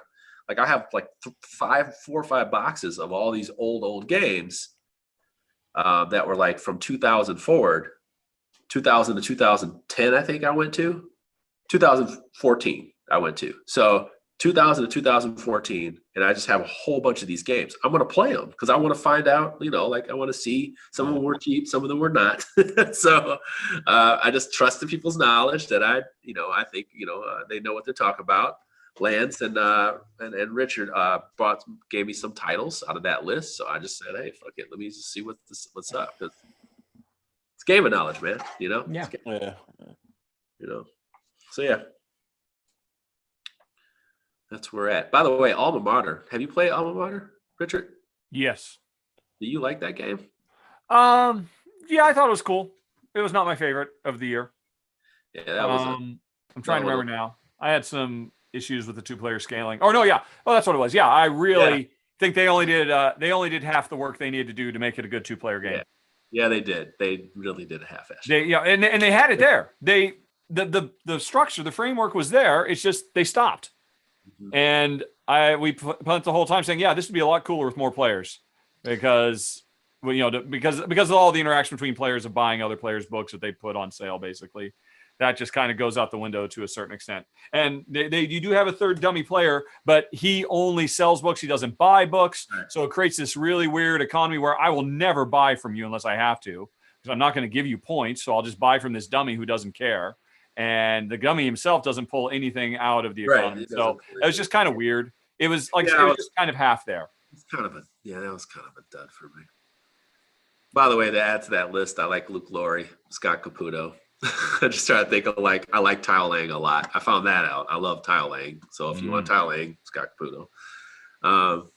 Yeah, I like Luke Laurie. I have some of his favorite designs. They're just some of my favorite games. And he made Manhattan Project NG Empire. It's one of my favorite games. But I also played top 20. And it's in my top 10 probably right there. And there was an expansion, and long live James Matthew. He passed away. He gave me one of the prototypes, so I still have. So I'm not giving that shit up at all. Like, so you have a playable of the expansion that's because the world isn't going to see for years until his estate is taken care of and all that. Yeah, because his estate is. When I asked Luke, he said they're still working on selling it. Yeah, but it's for sale. They'd had to go through probate, and now they're trying to get some other publisher to pick up where Minion Games left off and all that. I swear to you, I hope that they get this done because that expansion has so much awesome stuff in it. Like, it takes the game like beyond the next level. Like, it's just great. And you know what? If another publisher picks it up, they can make that game, like, just presentation wise, they can just update that style and just bring new flair to it. But it was such a high quality product back then. So I was just thinking about that today. Somebody asked, like, what's like the best player boards in a game? And I'm like, that just had like the perfect information. It wasn't overdone. The graphic design was good. And I thought of that game, and that expansion just has so much awesome stuff. So I'm sorry, are you a friend of the family? So I knew James Matthew pretty well. Okay. Yeah, he helped me out quite a bit when I was a fledgling. Back when I had a blog, he actually gave me an interview, and when we had the local Proto-Spiels, I would sit with him all the time. Oh, okay. Yeah, him and his little circle of friends and stuff, and he would just tell me about design and tell me about like the business side, because I wanted to know more about the business side of board games. And of course, he will definitely tell you his opinion, and that is the only opinion. That's James. And your opinion is not important. so yeah, he has all the knowledge. So yeah, I soaked in all that knowledge, and he's very kind to me. So I only known him as a very, very kind man, but I also knew he was a very direct man. So yeah, long live that guy. That was a tough one. That was a tough one, man. Oh, definitely. Because I knew him. He was about to publish a friend of mine's game, Stan Kordonsky, if you don't know that. Stan Kordonsky, a big name to be watching. Yeah. So yeah, he's overrated. He has a huge head, and this is only making his head even bigger. You got to just stop. Are you serious? Yeah, no, I'm fucking with you. Okay, thank you. I'm fucking with him all the time. I will not. Every time I say Stan Kordonsky still living off fame off Dice Hospital. Like auction programming, best mechanic ever, Stan. Like we give him shit every time we see him. Because he's a fucking genius. He's awesome. Like, he's awesome. Okay. I told him. I was said, confused for a second there. I said you need I actually told him. What was the last time I saw? I said you need a dud. You need a flat out dud because your head is getting too big. You need a flat out dud. I said you need to make a. I'll stop talking him up every time I cover a new one of his games. I said, dude, you need to make a bad card game. You need to put out a piece of shit. Every design that game that's coming now, Endless Winter, it's amazing. It's fantastic. I remember we were sitting at a bar. It was before our game night. We used to go to this bar and have a game night. And he was sitting there with these cards. He was like, I just can't figure this shit out, man. I think I'm about to give up on this design. And he's like, because he was explaining to me, designers have like 15 freaking designs going on.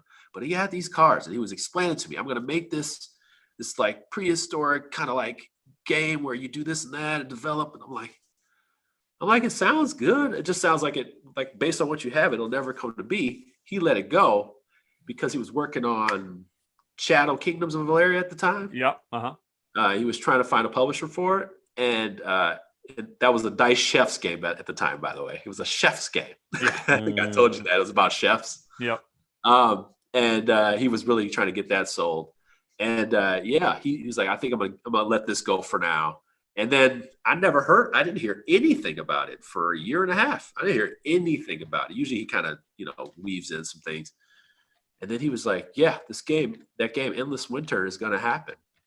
It's like, okay. Like usually I have an update on some of these things. And I'm just happy for him. I'm really happy for him. And everything, and he deserves it, man. He's a freaking genius. And I don't want his head to get bigger than the screen. I'll stop talking him up so much every time I come. No, you should though, because he does make very. Yeah, good. No, I wish he'd make a non-war version of Rurik. Oh man, that game! Because I would really like to play that game. Come on, like it. War is so small. I know. We've had this conversation. And it's just done. Like it's done. Like I move in 3 and I take out. Like done. Like I like that. It came down to would you be happy with that? Like it was just like, all right. So Richard, I know there's something that and I hesitate to even tell the story because it's gonna. But for 5 seconds, I think I felt like you when you have somebody like do a take that or like a like, oh hey, that whole idea that you just had there, I ruined that for you and now you don't get to do it moment, and where you're like, well, that it makes, yeah, I know. So we were playing a game of Campaign Trail. Okay. On Tabletop Simulator, a 4-player game. Me, this guy named Roger, this guy named Jerry, and Chris Cluey. We were sitting there and we were playing, and it was like you could. The round's done as soon as it's the last round of the game, and I was like, and I had poised myself to win. All I had to do was use one of my cards to travel to Georgia, and then I'd have one action left because you can see how many actions you have left by the number of cards that are left in the deck. I would have one action left. I would be able to do a campaign action that would claim both Florida and South Carolina. Holy shit! And because my end of game scoring option would give me 3 extra voters in Illinois, I would take Illinois as well, and it would have been like this, like basically a 40 electoral votes. Yeah, it would be a huge electoral vote swing, and I was like, this is gonna make it. I'm gonna win this game, and I've been like in second or third the entire game. And I said, and like my second to last, I said, I'm gonna travel. I put my card down, and then the other guy, Jerry, he goes, wait, and he played his card down that just basically negated my action. Just like, boom, he's like, instead of being able to travel, you now have to use another action off that same card. And so it was just like, and there was nothing else on that card that I could use. It was like literally worthless in any other way. And I was just like, and like for like 5 seconds, I was like, fuck this game sucks. I was just like, and then you said, stop the live stream. Yeah. Shut down the campaign. I was like 2 hours and like 2 hours and 30 minutes a game. And like, it came down to like my perfect thing. And then like, just be, and like I was like, why did you play that card? He's like, I don't know. Why not? You know, just like it was like, I was like seriously angry. And then like we got done and I lost by like 20 electoral votes. And I was just sitting there staring and everybody was like, wow, you really would have won if you didn't travel to California. Yeah, I know.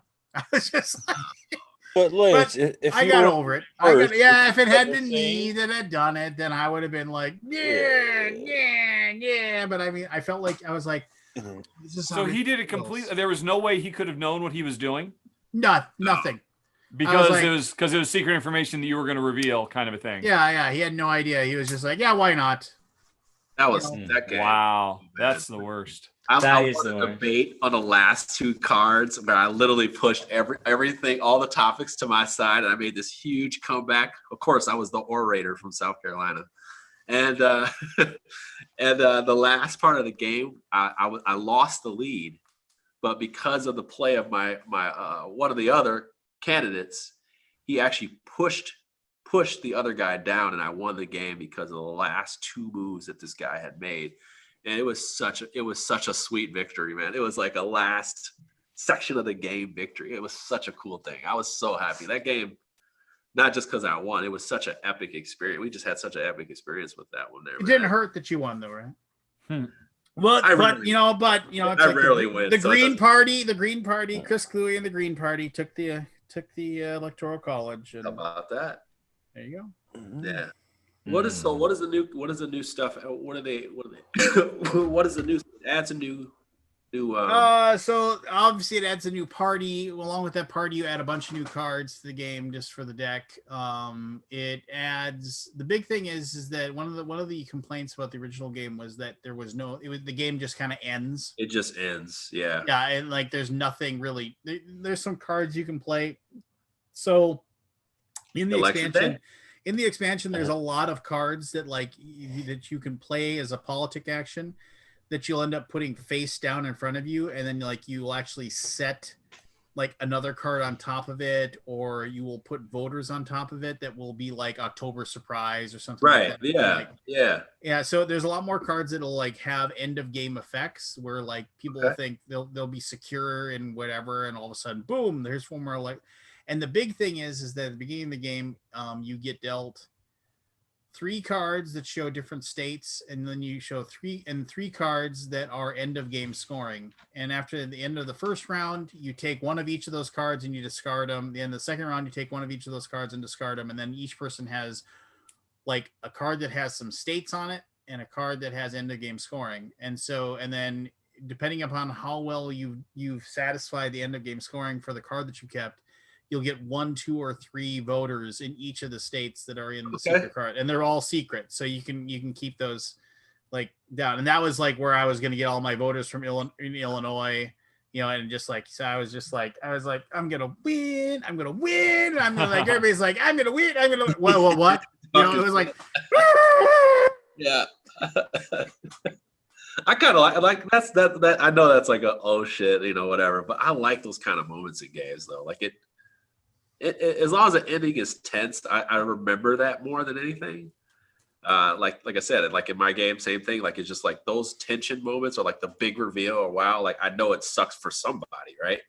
Or it sucks for the table, but it's like, I mean, that's action, that's a moment. That's what you, as a designer, I hope you want that baked into your game, that kind of like exciting moment, or that, that crowd, kind of like that craps table feel in a sense, depending on the type of game.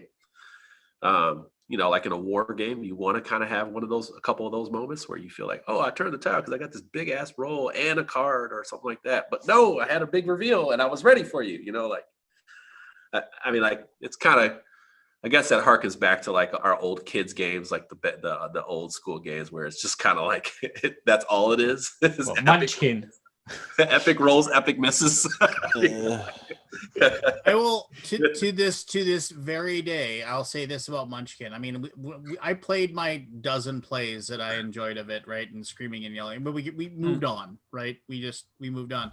But I remember we were playing.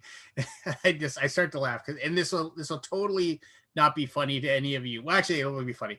So one of the cards in the original Munchkin was the 11-foot pole, and anybody who's ever played D&D knows that the 10-foot pole was an iconic piece of equipment that everybody went into the dungeon, and you're like poking at the ground in front of you to make sure there's no traps and things like that.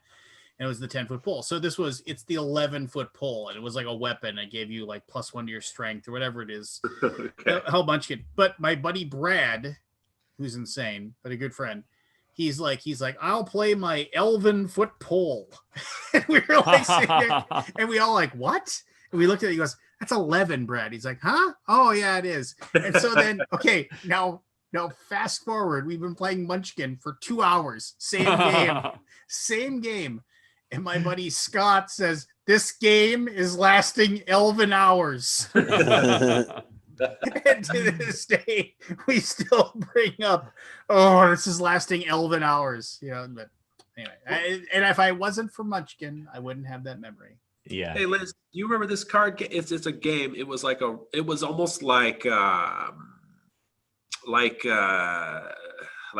Max, Thunder Road, kind of like not just a race game, but what happened is like you have these different type of cars sizes and a helicopter.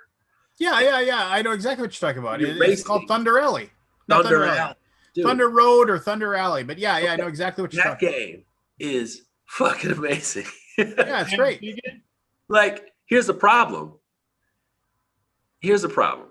This game needs to be remade. Like, and it could be so much better.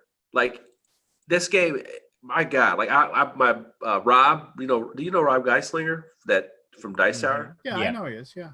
So we were like, like every time I go to his house when I make this trip, he always brings out a game because he likes introducing me to games. Like somebody would be introduced to a film, like he picks out a game and he goes, "Here, check this one out." And we played that game. I was like, I want to play this like forever.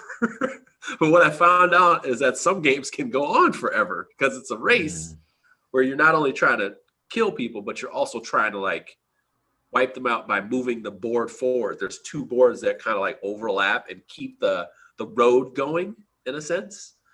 And he couldn't leave me on the road because of the rolls weren't working out in his favor. And I was just like, man, if somebody could figure this out and make this just a flat out better game, Jesus Christ. Like, this is a restoration game in the making right here. Like, oh man, it's just so much is left on the table. That game is so awesome, man. There was a Kickstarter. It's I've played the prototype a couple of times here in France. Someone did a Mad Max games like that where you have the tanker in the middle, you will have cars coming up the side, and you have the board which just keeps rolling. That's it in front. Yeah, that's it. What the fuck is that game? I want that game. I'll have to go through my libraries. I've got some pictures somewhere. So I want that game. Like, even if it's if it's a better version, it's got to be fun. Like, I just. I don't know if the Kickstarter actually funded. Oh, okay. That sounds bad. Yeah. Well, apparently, Jeremy, the game's okay. According to Kabuki Kid and Alan Brown, you need to go check out Route 666. Route 666. Okay. According to the thread, because apparently that captures the feeling of what you're jonesing for. Okay. Space Cowboys. Is that Space Cowboys? Oh. That's a good game if that's the one I'm thinking of. It's got a really weird box. No. Devil's Run, Route 666. Well, Captain, you know what's happening. Oh, it's Wordforge. Oh, how about that? Well, how about that? Good old Wordforge, huh? All right. We'll check it out. We're gonna make sure this happens. Looks like it's gonna be hard to find. Sounds like something to do on a Wednesday. All right. When is it Wednesday already? Yes. Thursday. Yeah. This is exactly why I didn't do anything Essen related. Because like this week would be, I would forget what day it is if I was starting doing stuff today. No. What my sanity? It's overrated. Oh, it is. Well, it definitely is. What, Thursday? Thursday's overrated. That too. Thank Crunchy. Thank Crunchy. It's Friday here in France. Is it? No. I was gonna say. What's it like 8 in the morning there? It is exactly, Barry. Yeah. See, still in my PJs. Wow, that's been normal for a week. I've been in hospital, so I've been in PJs for like over a week now. Why were you in hospital? I had I got hernia, and so they're fun. Yeah, they're fun. So yeah, I got this support on to hold my guts in. Right? They put a big mesh in. Yes. Yeah, I was just. Oh, the glories of getting old. Yeah. And eating and drinking too much. That too.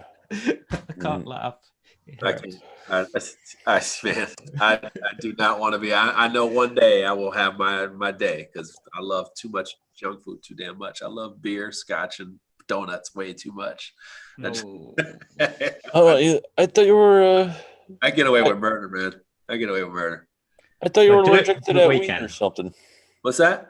I thought you were allergic to wheat or something.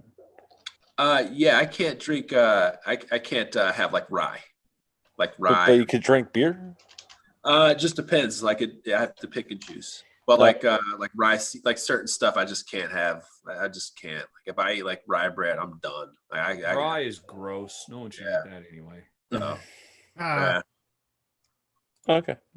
Yeah. As a matter of fact, last time I was at the time before when I was at Ross, he served me some Irish whiskey that was rye. Like I had like literally almost passed out in front of him. he was like, oh hey man, how you doing? And I was trying to be like a humble guest to be like, oh I'm good. And then like I was like, oh so that's just like this.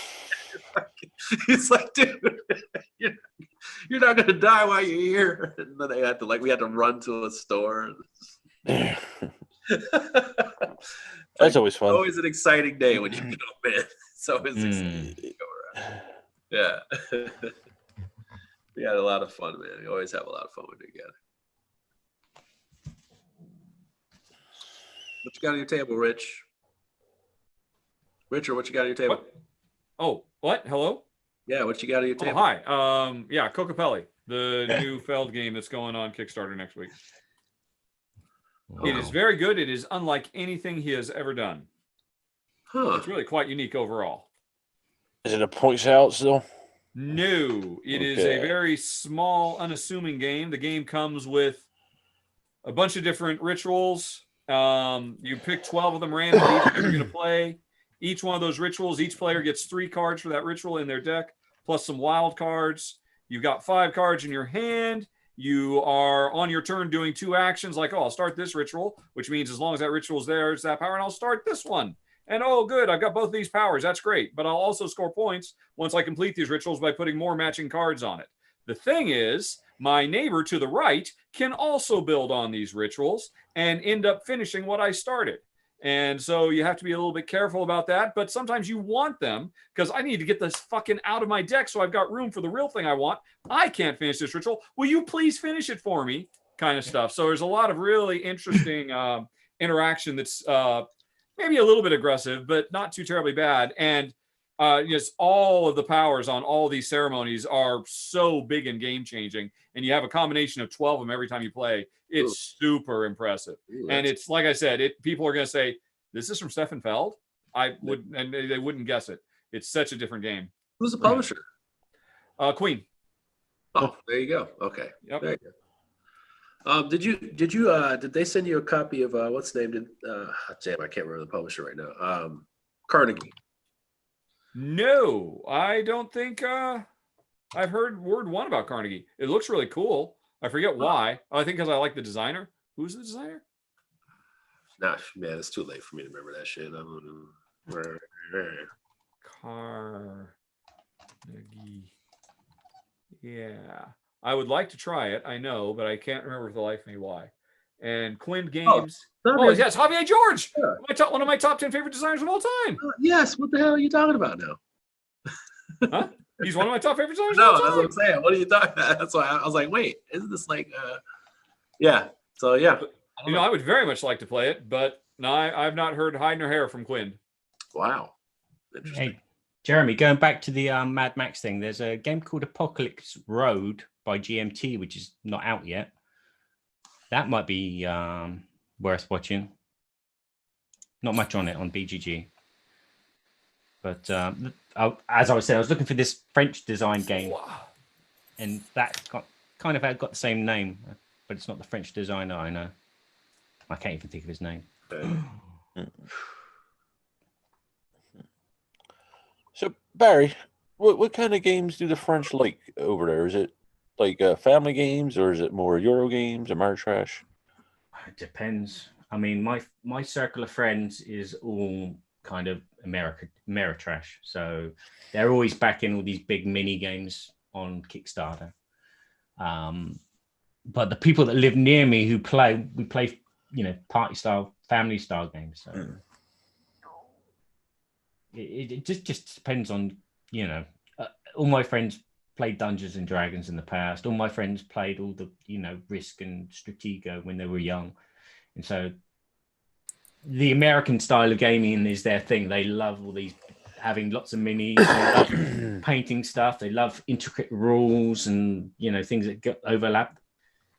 But at the same time, they like the little games, but, but when we go and see them, it's like they whack a big box on the table and it's like, oh, fucking hell, I've got to learn all this in French. Fuck. But yeah, it just depends on the people. And as I said, my circle of friends is Ameritrash. I'm finding that, I'm thinking now I'm starting to, I don't know, maybe it's just me, because I swear that I have a lot of space, and I think to myself, and I'm trying to always cut it down. But I with all these Kickstarters that were launching today or this week, and there were a lot of, there's several big box games, lots of stuff. And some are, oh yeah, I mean there's 3 or 4 that just huge. Yeah, there was 3 or 4 this Tuesday, and some of the big publishers got under that guy, the Nova Atis, whatever that was, tucked away, and yet they still made $300,000. So it's just, I was thinking to myself, how much room do people have for these big box games that are not Rob Oren? If you know, just if you know Rob, it's a Rob thing. It's a funny thing. Or not Rob Oren. I don't know. So, anyway, but I wish he was here to hear that. But and he would just be he just loves minis games. I don't know where the fuck he keeps them.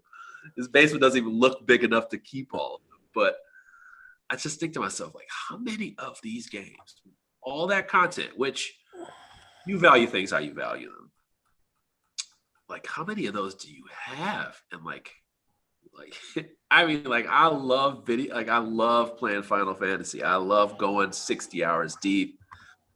I played at least 50 or so scenarios of Gloomhaven. But if I had another Gloomhaven level of game, or 3 of them, because I'm in a backlog, how could I keep buying that shit? I don't know how people keep buying that shit. But there's literally people who are chatting me constantly, asking me hey, would you play this? Will you play that? I'm just thankful I get to play the prototype, so I don't spend $100. There are people that cycle their games. Quick trigger like everybody else does. $100. I love that I have that house advantage, but Jesus, man, I'm guys, it's just like your Euro game or your the other games that you're looking forward to. A lot of them are good. They're good, okay, or it's rare that they're great. And it's they're good that you will want to play them.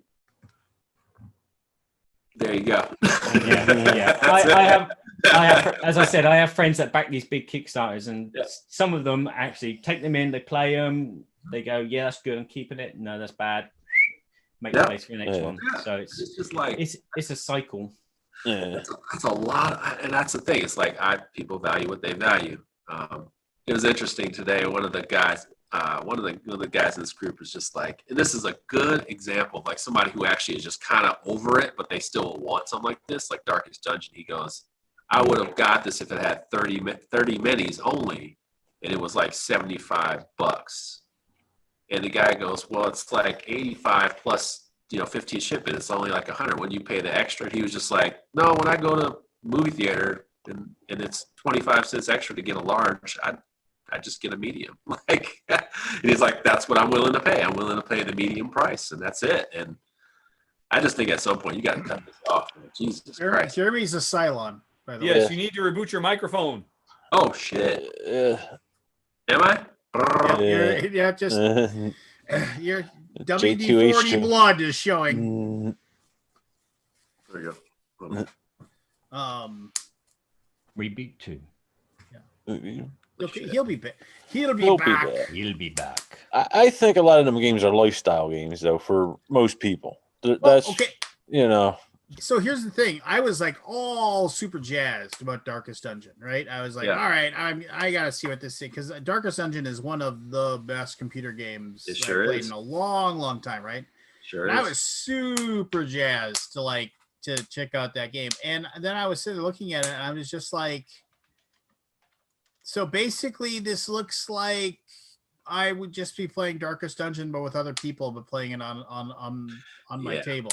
Yeah. And I was just kind of like, other than the minis, which look cool, I don't see any reason to buy this at all. I just, and that's just me. I mean, but I was like, oh, okay. I thought maybe they would take like, hey, here's the Darkest Dungeon world, and we're going to make this cool game. But no, it's basically like, hey, you're going to play the computer game on the table. Or on your table. I mean, it's hey, that's that boss. That's that boss. That's all right if you're playing something like Fallout Shelter, but right. I was gonna say, I was just about to say that, like Fallout Shelter does it. That game, it's a very quick worker placement game. It does everything it's trying to do, and you get out of there. Like, it's actually such a good worker placement game that it's good to just play with anybody. Like, it's a good worker placement game. Like, you don't have to do it too much. About the thing about like that everybody like the one of the great things about Darkest Dungeon was that it very accurately like did a Call of Cthulhu type of like, basically like your investigators slowly go crazy and you eventually replace them, right? And it's just right. Like, so and one of the things that you learned with Darkest Dungeon is that you don't level up your adventurers, you level up your town, you level up your village to make it better and more powerful. I mean, if you ever decide to download Darkest Dungeon and play it, like, you can definitely dive in and have a lot of fun with it. One of the things you have to do with Darkest Dungeon is just your number one concern of doing anything is you want to level up the carriage, like, because eventually the carriage will actually bring you like level 3 heroes, which is great because you're getting a level 3 hero without a bunch of phobias, and they aren't half crazy. They come completely with like super leveled up gear that you don't have to pay for or buy. It's like, it's one of the things, it's like, that's like, I've replayed Darkest Dungeon 5 times, 6 times, just going back and just do it all over again because it's just fun. It's just the combats are fun. The tactical aspect of it is fun. I just really enjoy it. Timer game. Totally. And but one of the things is that it's like, as soon as you get like, you max out your carriage that basically brings new adventurers to your town, it's like the very next thing you do is you fire all of your adventurers. You just send them all away. You guys are horrible because you're all crazy and I can't take 5 steps in the dungeon without one of you trying to attack one another. So, and I'm just going to let the carriage bring me like brand new, fresh meat. That's amazing. And, the game's great. I mean, it's just, but I can't, a year ago, I would have been $250. Here you go. Take it. Take my money. I want this. And now I'm like, no. The thing is, it's like, why? Not that I'm saying like, why did you do this? Shit, you did it because you get money out of it, But I think to myself, like, there just has to be a thing where it's like, can I make this fun? Like, will I capture the same fun? And like, this is what I'm gonna do with this game. Even though I probably won't back it at all. Whenever I research a lot of these Kickstarter pages, I just wait towards the end, and I see what they really had to offer. Like, what do they offer? Like, because some games like this, I just can't spend $100 on a game anymore unless it's a Lacerda and I'm stupid.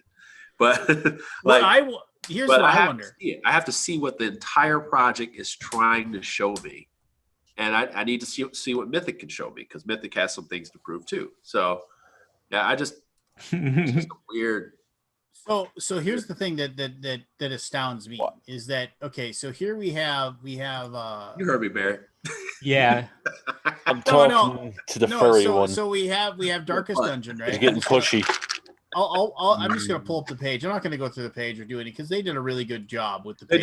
They actually did a really good job. No question. I mean, okay. First of all, why hasn't somebody backed the truck up to Slay the Spire people and offered them a gajillion dollars to make a game out of that?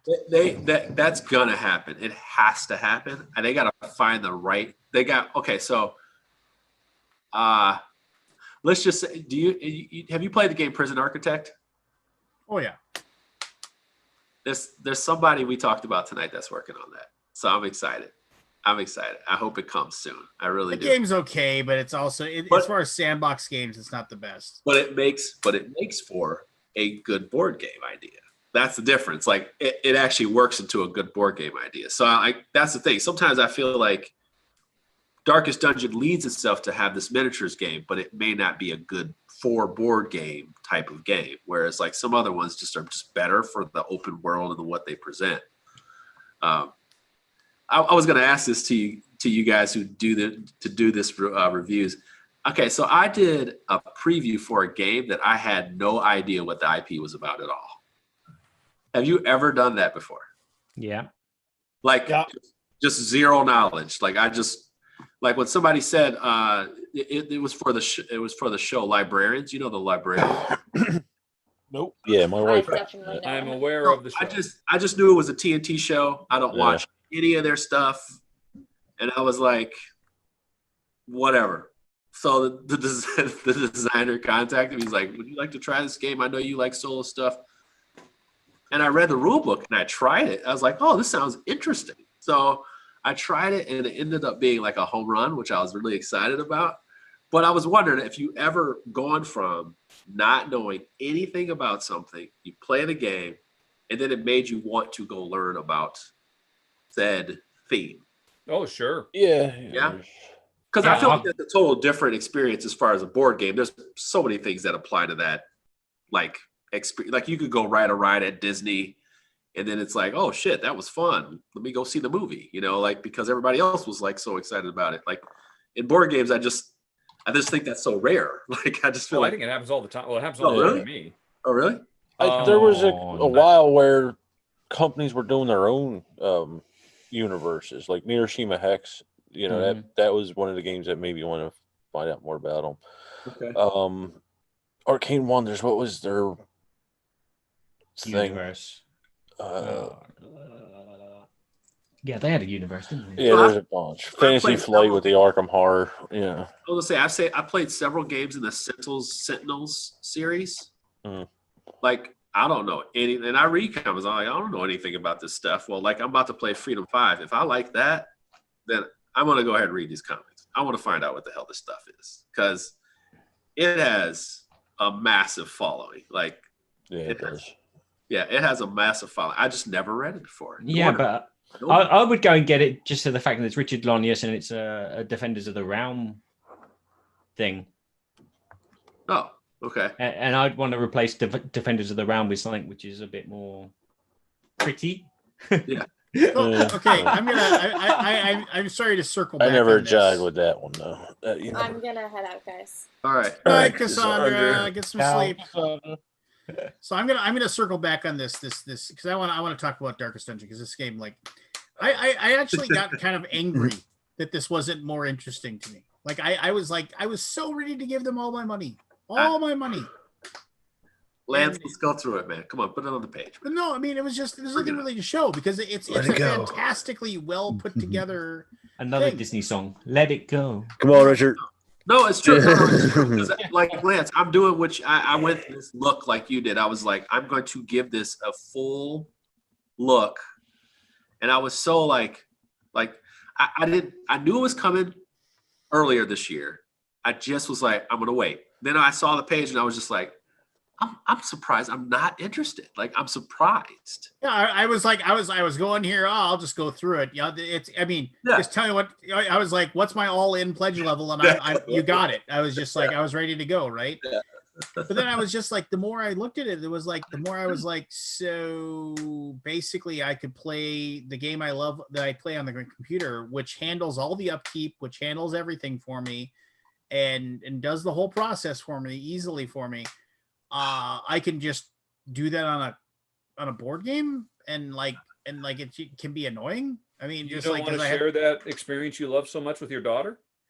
but she's played the game. She's played the computer game with us. I mean, it's just. I don't know. And the the thing is, computer game. this is a multiplayer compatible game, or is it no, one player gets to play and everybody else gets to sit around and watch? Well, here's the deal: like, you all will be able to play, but it's also the same thing. It's like, this is a solo game. Yep. In a multiplayer game skin. Like, oh, hey, this game's for multiple players. If you're playing with other people and like somebody's saying, oh, it's my character's turn to do something, I will attack. It's just like, okay.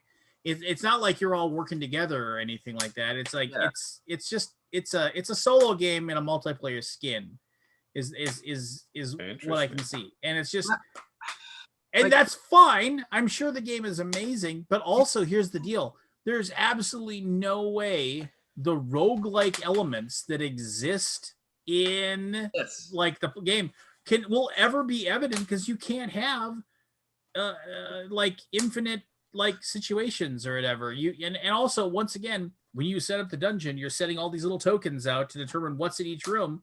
Well, like, once again, that's like super finicky and super, like, I have to do all that. Whereas if I just start up the computer game, it just does it. And it's like, oh, it's good to go. And I can now play this game. And you know what gets that pass? Gloomhaven gets that pass. And Gloomhaven even has an app now that takes care of a lot of that. Like, this game does not get that pass. Like, you have to put so much on the table and flip so many decks to represent stuff that's random that'll pop up. Like, when I was looking at it, I was like, how are they going to pull this off and that off? I'm like, I don't know, man. Like, I'm looking at it, I'm like, I don't know. So I went down the list of the different people that they hired to do videos for them for this. Yeah. And I know what most of these people charge for their time. I mean, they did not save money on this. I mean, they were willing to. It went there. Yeah, they definitely went there. They were definitely spending the money and spending the cash. And it's like, Yes, there's gonna be a ton of people that are gonna buy this. And here is, and again, this is me, and this is me being the curmudgeon that I am. They even did the same thing that the Kickstarter did, which was they gave you the Musketeer character, which, like, you're like, oh, hey, it's the Musketeer character, which has the exact same powers as the as like the sharpshooter or like the sniper or whatever, which but it doesn't change anything. It just looks different. But anyway, I don't know. With Mythic, normally Leo goes around and they do their own videos. Basically, they do their. He does Leo is the promo guy. Yeah. Leo sells their games, and so he would normally take a trip to Ireland and do a Beast of War video. He would normally go to this event. He'd go to this person's studio and do that. And because he can't do that because of the restrictions at the moment. Yeah, they're forking out on. So I think it kind of breaks even to what they're used to, basically. No. I mean, okay, but here's the deal. So they gave Becca Scott and they gave them their payday, which again, I know what they were charging 3 years ago, and that can only have gone up, and they What are not was it? cheap. Is that the case? Because she's gone off and started her own thing now. I would imagine it's gone down, actually. Oh, well, I mean, maybe, but I mean, it's, I mean, I know what they were charging back in the day. And I mean, Well, yeah, but that was back in the day when she was on Geek and Sundry instead of her own thing that, what's it? Good Time But Network. I can only assume that, let me just she'll pull carry up her channel business. here. Like, but I feel like her rate will go down a little bit. She's with the Nerdist now. I'm pretty sure the price did not go down. She landed, so yeah, she landed. She's good now. She's good. All right. Yeah, so Nerdist has 2.7 million subscribers. I'm pretty sure we don't need to worry about her. She's fine. Yeah. So I'm sorry, what are you saying? You're saying Good Time Society got adopted by Nerdist, or? Sorry, I'm changing the story on you, but that's interesting. What's that about? That's you know more than I do already. So all right, I will search the Googles. Yeah, I mean, but anyway, so but I know that I know. So I can only. I mean, it's just. I'll just say this. Forrest, it was in 5 figures. Like holy. Oh Jesus! Yeah, Christ! I mean, the charge for a game, it was obscene. No, it was like when they like reached out to us when I was at TMG, when I don't know what campaign it was, they said we would love to cover whatever, and they said and this was our starting, and their starting package for like the bare bones thing, it was a 5 figures, and everything was then a la carte, adding more into it, and it was just adding more up to the top, which hey, they do a good job, and if people are willing to pay them the money to do that job, then great. I didn't know that they were that expensive. I just know that they were the most expensive. So yes.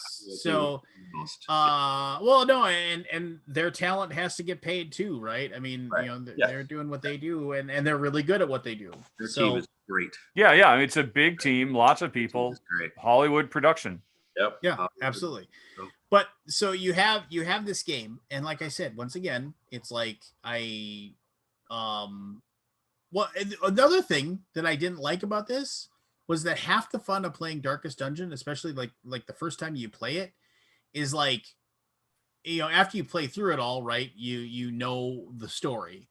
Right. But this is like it's like giving things away. Like you're like, oh, okay, I must run into that monster eventually, and oh, I must run into that monster eventually, and it's like it's one of those things where it's like half the fun of when you were going through the game was that like the first time you ran into the collector is like a huge moment where you're just wandering around, and all of a sudden this like demon just shows up out of nowhere and decides he's going to attack you, or like the Cthulhu monster, which I'm sure they'll unlock here, and stuff like that. And it's just like really cool minis for this. Man. Oh no, they're super cool. But you look at all these people that like are behind this, and and I think of the small little team my company has. I'm just like, good gravy, I mean, and again, I don't know how they handle their things. I don't know anything,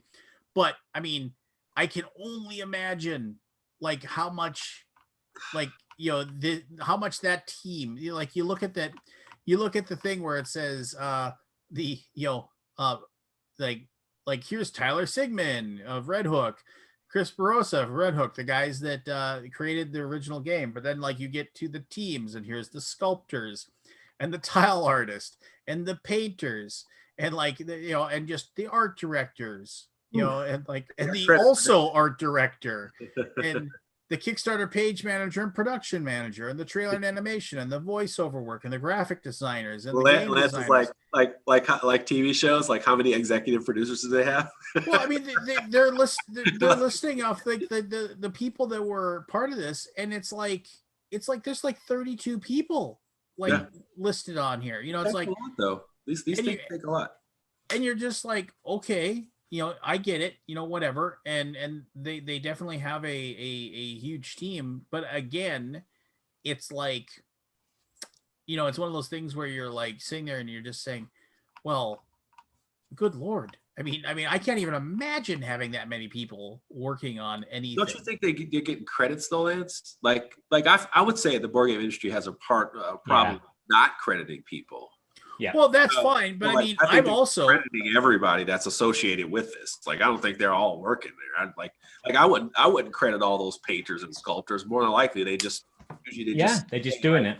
They usually just say something like the sculpting team, or whatever. Yeah. Like, our art department has like they'll say something cute and cool, So I can tell you that the credits list for ours would be very short because we don't have 17 different artists, right. and we might have an artist and a layout person or a graphic designer, but I mean I just, and then once again, it's like Mythic is a way bigger team than any company I've ever worked for. Yeah, it's just it's crazy. I mean, and it's just like, I don't know, it's I mean, good for them. I'm actually kind of happy that the game does not look good enough for me to give them $150.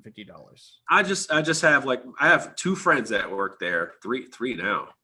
They are, they're always moving. They always got good moving parts. They're always working on this stuff, and I think they're getting better. As a whole, like Leo's insane. He's like marketing everything. Amazing. He's a beast. He's a beast. I mean, now they got stateside. They got Helena. They got my friend Helena. Now they got a lot of people, a lot of new people coming in and stuff. I just need to see better. And I'm looking for. I'm playing this. I'm going to play Super Fantasy Monster Brawl this weekend. But yeah, I just want to see. You gotta let me know what you think of that, because I backed that, and I already had my little rant about that where it was like, hey, I backed it, and I got the one expansion they had for it, and it's like, and you can't fit the expansion in the base box. Lance, there are some things that Mythic does, and I'm just there's just stuff. It's like, come on. Come on. Why wouldn't you? Guys, everybody, you just throw your hands up, guys. Come on. If everybody on God's green earth was going to back that game, and they're going to get the expansion because it was the only thing that they were going to give you. They gave you the best proposition to buy it, by the way. They gave the best reason. You just could not back that without getting the expansion and all this stuff. It was such a great deal. It was. So why wouldn't you just make the box? Or figure out a way so that can fit in there. I get so mad holding onto that stupid extra box that's got the 3 figures and everything. I'm just like, why? It isn't even either. It's just, it isn't. Yeah, no, you can't fit it. I open up that box and it's just and you've already got this box that's 7,000 times bigger than anything else on your shelf. It's like you couldn't just make it just slightly larger somehow. I can't describe when you get that box and you open it for the first time, you're just like, this is so Mythic. It's so everything, all every single one of the game trays stacked on top of each other. So Mythic. I'm gonna use that frame for now. It's so Mythic. Their games are Mythic though. The amount of boxes you get. Right. They're so Mythic. They have boxes for absolutely everything. Yeah. And then they do game trays, next level game trays.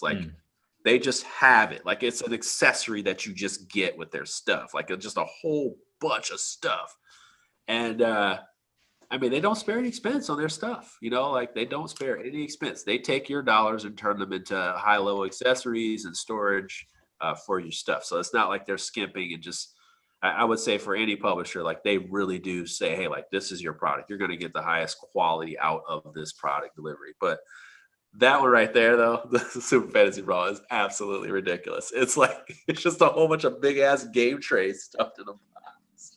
It's so ridiculous. It makes me so mad just staring at it. Because you get to a point where it's just like any other insert. It's almost like a Spiel. What's the name? Alma Mater and all these other types of games. It's almost so beautiful, and then you want to take the insert out. You're just like, oh my god! I'm going to throw away these game tray inserts that I helped fund just so I can fit all the shit in this big ass box. And then you don't want the big ass box because now it's in bags. But it's it's a thing. It's just Mythic. I have Reichbusters. I have 5 boxes.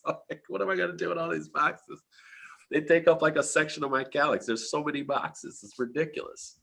I don't. Yeah, it's just what I call so mythic. They're so mythic. You know. Just buy a bigger house, Jeremy.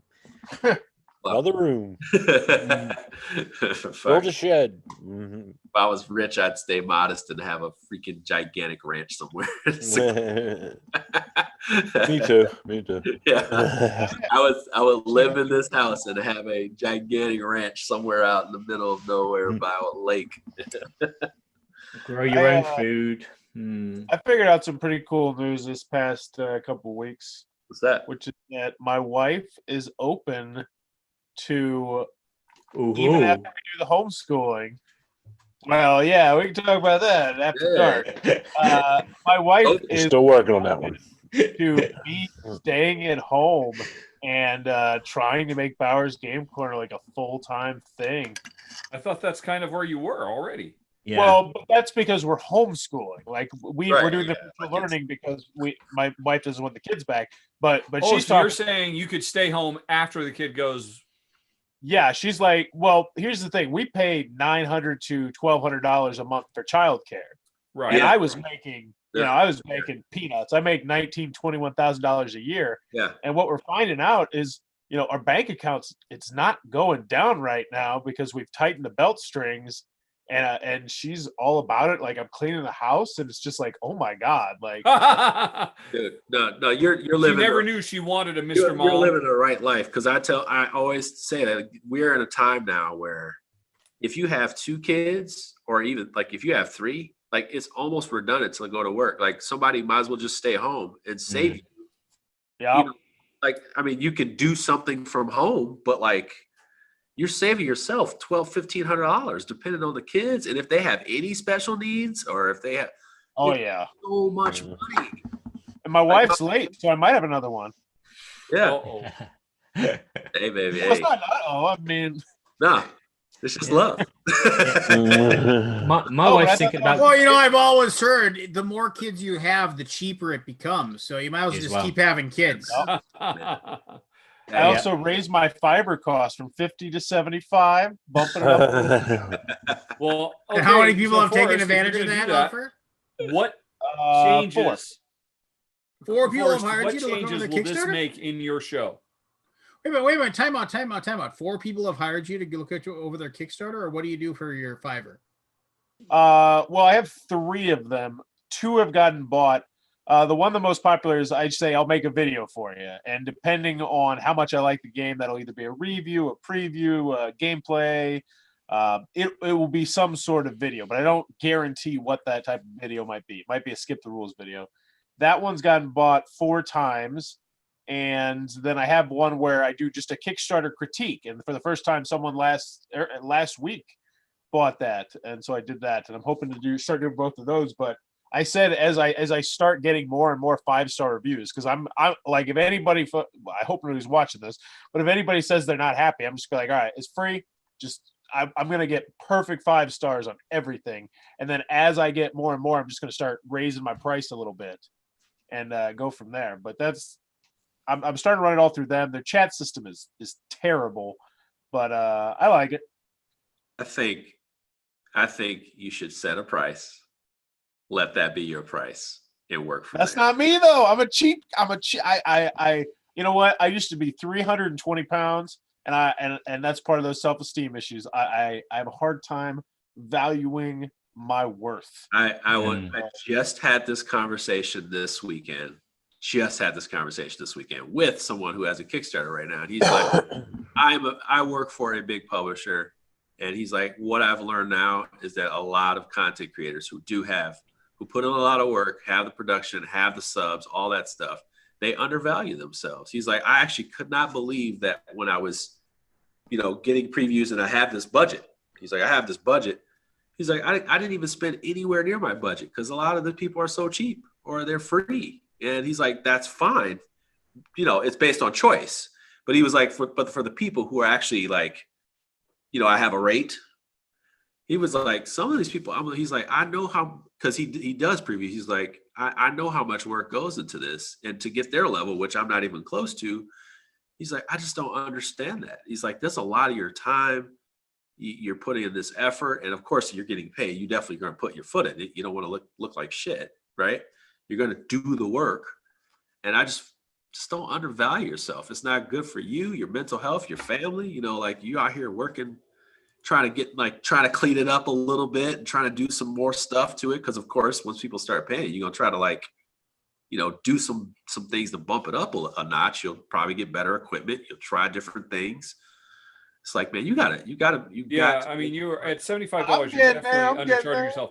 Just compare your subscriber numbers to the subscriber numbers of MVM. I believe you can go on MVM's website and get their packets. You can see what they're charging, and then they have a higher subscriber rate than you. Take take what they're charging, divide it by the ratio for how much, and that's what you should be charging. Yep. And it'll be higher than $75 a video. I was gonna say, man, I'm getting there. I will never again charge anyone $50 ever for the rest of my life. And once I get 3 or 4 more at the 75, I'll be like, all right, $100 it is. I will not say numbers.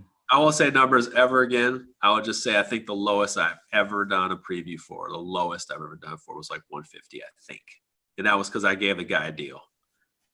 I have done over 100 for free. Yeah, but I've done plenty. I've done plenty for free. I did plenty for free. I'm talking about when I did plenty for free. I said, you should be You should be at the 200 mark by now. Yeah, you should be at 200, man. You've been in it long enough. You've got a big back catalog. Yeah, you should be 200 by now. 200 should be flat. That was what I charged, 200. So that's it. Although if you're gonna charge that, you need to fucking up your intro game. You can't just get by with your cheap little, I'm just going to take a videotape of my old intro. That's if you were to do just a small handful of things to up your professionalism, I agree. You should be charging $200 a video. Easy. Yeah. You know what? So what is it? Is it the quality of the video the issue? Because I've got an idea. I want to run it by you guys. I put on this costume. It's like a dye that my wife made for my kids when he was like 3 years old.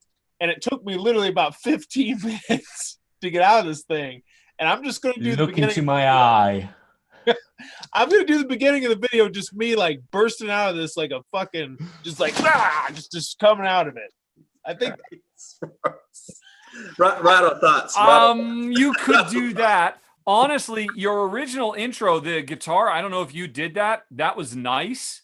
I don't have the original anymore, unfortunately. Well, I can talk to Eric. He might have it. You can pull it. You literally have it.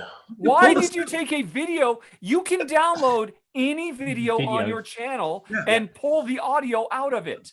Really? That's a thing. Yes. Any video on your channel. You don't know that? And say download. I thought we told you to pay you $200 for Fuck off, Chris. There's no way. You know this, Forrest. You know this. I have never downloaded a YouTube video in my life, I don't think.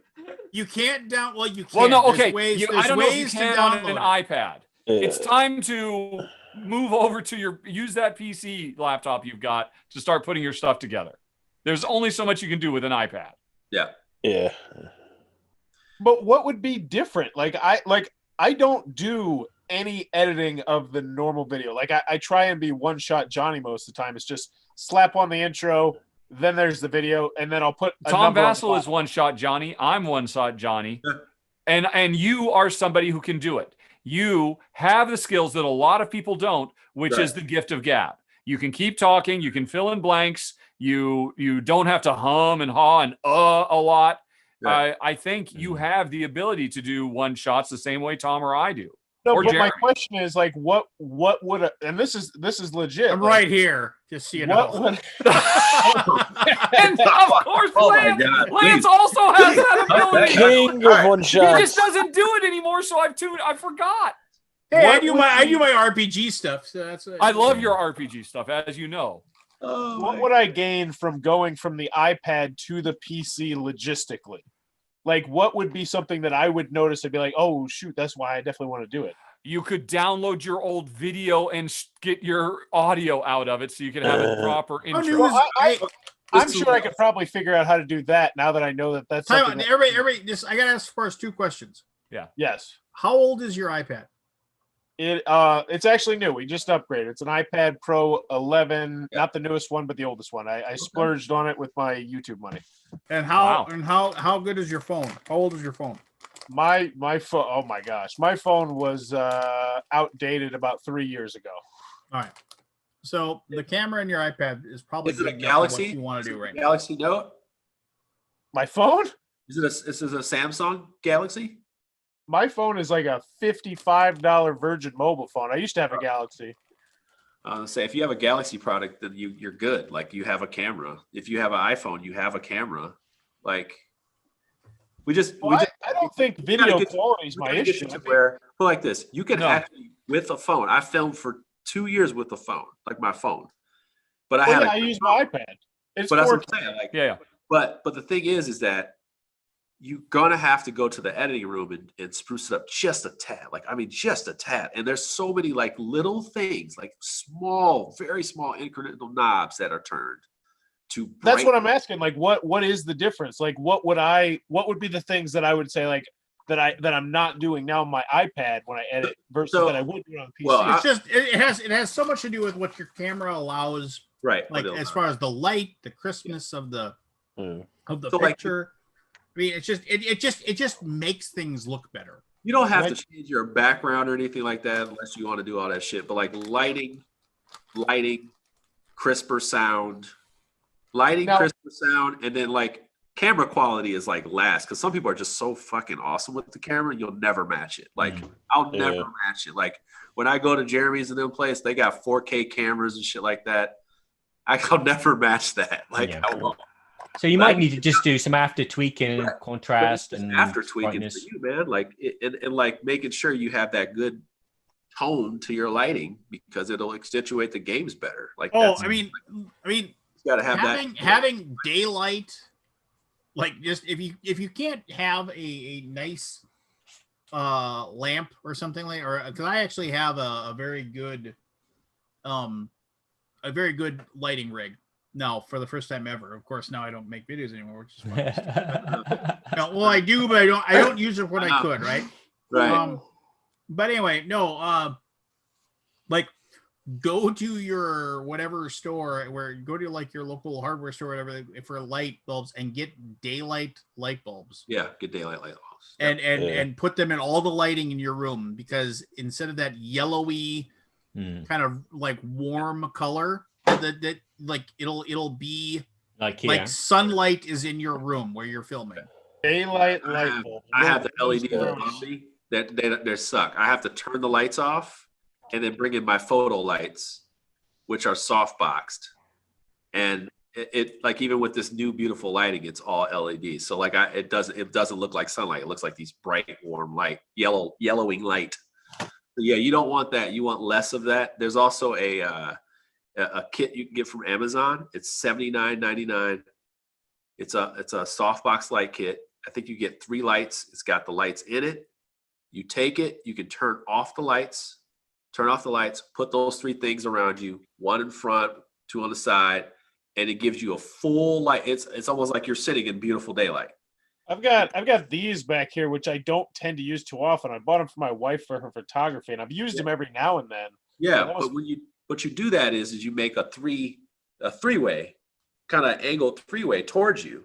And go on. And that way you'll have your front shot you'll have your frontal shots that you have this beautiful light on, like so you're doing your intros, and then you just move them slightly, and you just play with it a little bit, and then you have your board, and it will hone in on your board, like it hones in on what you're putting on there. It's beautiful. You don't have to worry about anything other than maybe just getting a mat, like a general mat, like, splurge on one mat, like one nice game topper mat or something like that, or a nice cloth on your table, just a nice cloth, a nice cloth. The number one thing I was going to say is it's painful to look at your videos, that purple table cover you've got. Yeah. It's got all that bundled up, dog hair, sand. Yeah, it looks bad. It looks actively bad. Yeah. And in all honesty, your newer stuff, I mean, the guys are right. You could do better with lighting. You're kind of okay. But I'm thinking more about when you've got your shelves behind you are god awful looking. They're really sloppy. There's a bunch of higgledy-piggledy stuff thrown all over the place. Well, that can be part of his charm too. It can't be a part of his I charm. guess. That's why, that was part of Lance's charm. No, that's why I say, like, your background, it doesn't necessarily matter. It just, like, it sets a tone for who you are in a sense. Like, it's just tone, right. So it's like that's you, but people are paying attention to you. You know, like my shit looks like marketing behind me. You know what I'm saying? Like that looks like Ronald's collection behind him. You know, like you get to know these things about people. So it's like let you be who you are. You're very you archive games. You have a lot of games. That says this guy has a lot of gaming knowledge. He has a shit ton of fucking games. They're on top of each other. He has so many games. So he's seen a lot. I'm paying attention to him. So that's just information that's behind you. You know what I'm saying? Jeremy has all the new hot games. Rado has a catalog of games. Okay. I can tell sort of what his favorite designers are. Right. So it's like, but that's the thing. It's like, that's why I'm saying it's not a big deal. Lighting, sound, really sound first. Yep. Lighting.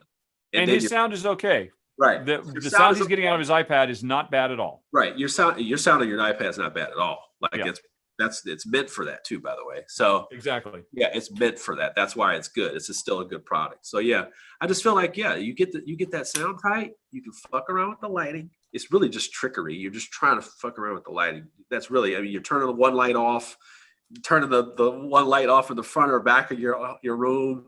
You just futzing with it until it looks dead sexy. As sexy as it's gonna get.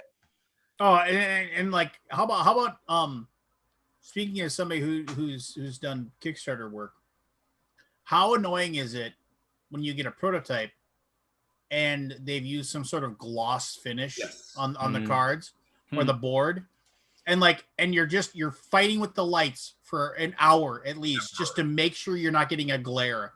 Like moving your camera, moving the table, moving everything around, just trying to get to that perfect spot where you can show the board of the game. There is no perfect spot. No perfect. You just okay. Do I lower the camera slightly and change the angle? How do I? But my heavens!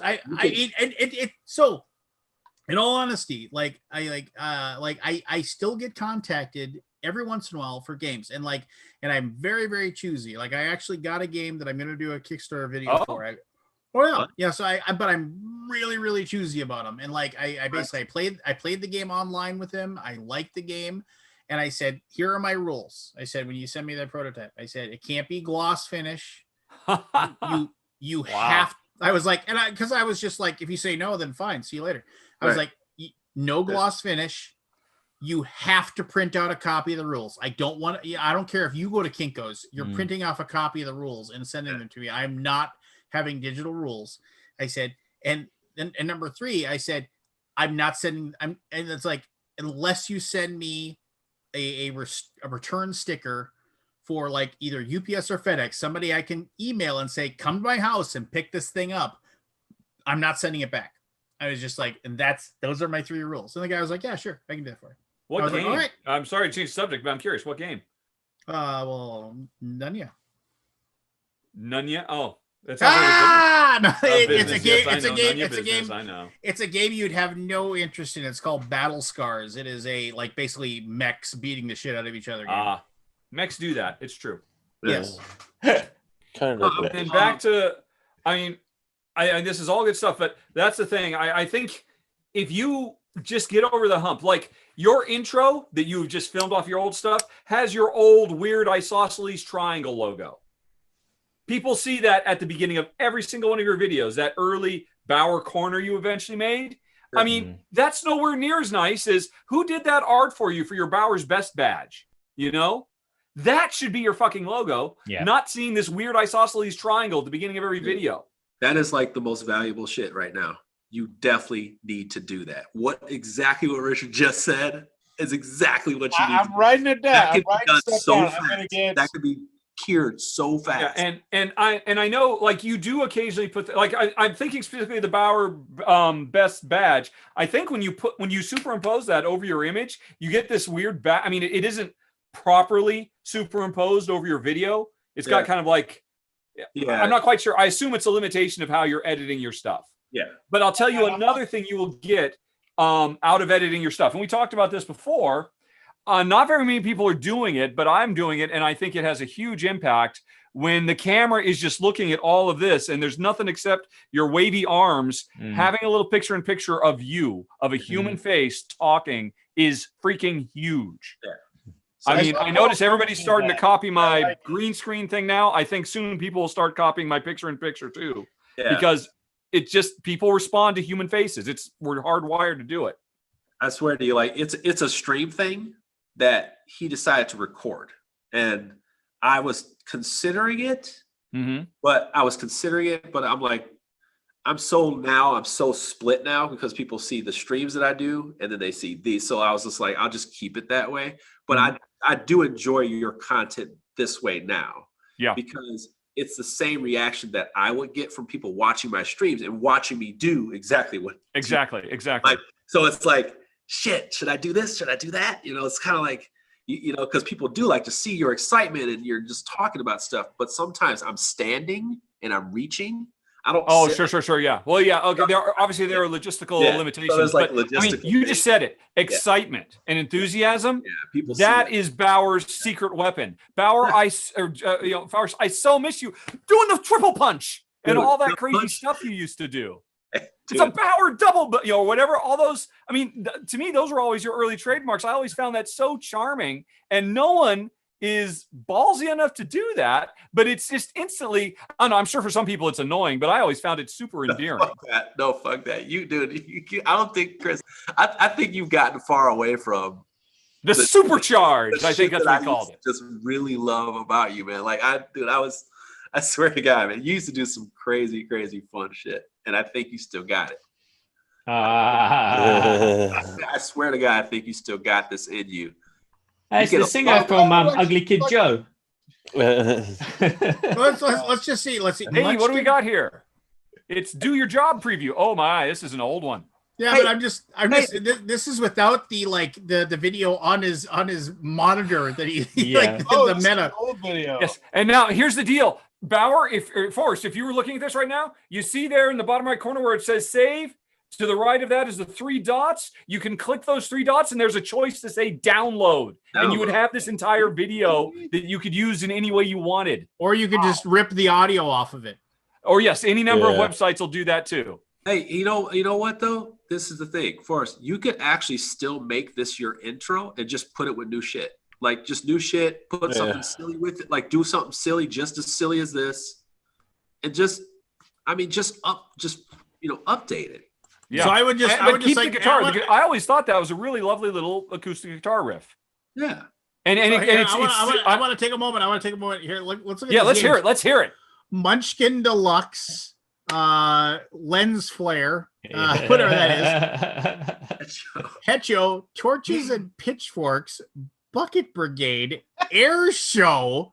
The Air Show was a garbage game. The rules were garbage. The game was good, but the rules were fucking. A zombie fairy tale, Beowulf, Apples to Apples, Zombie Flux, Modern Art, Loot, Robber Knights, and Shooting Ladders from Smirk and Dagger. Shooting Ladders.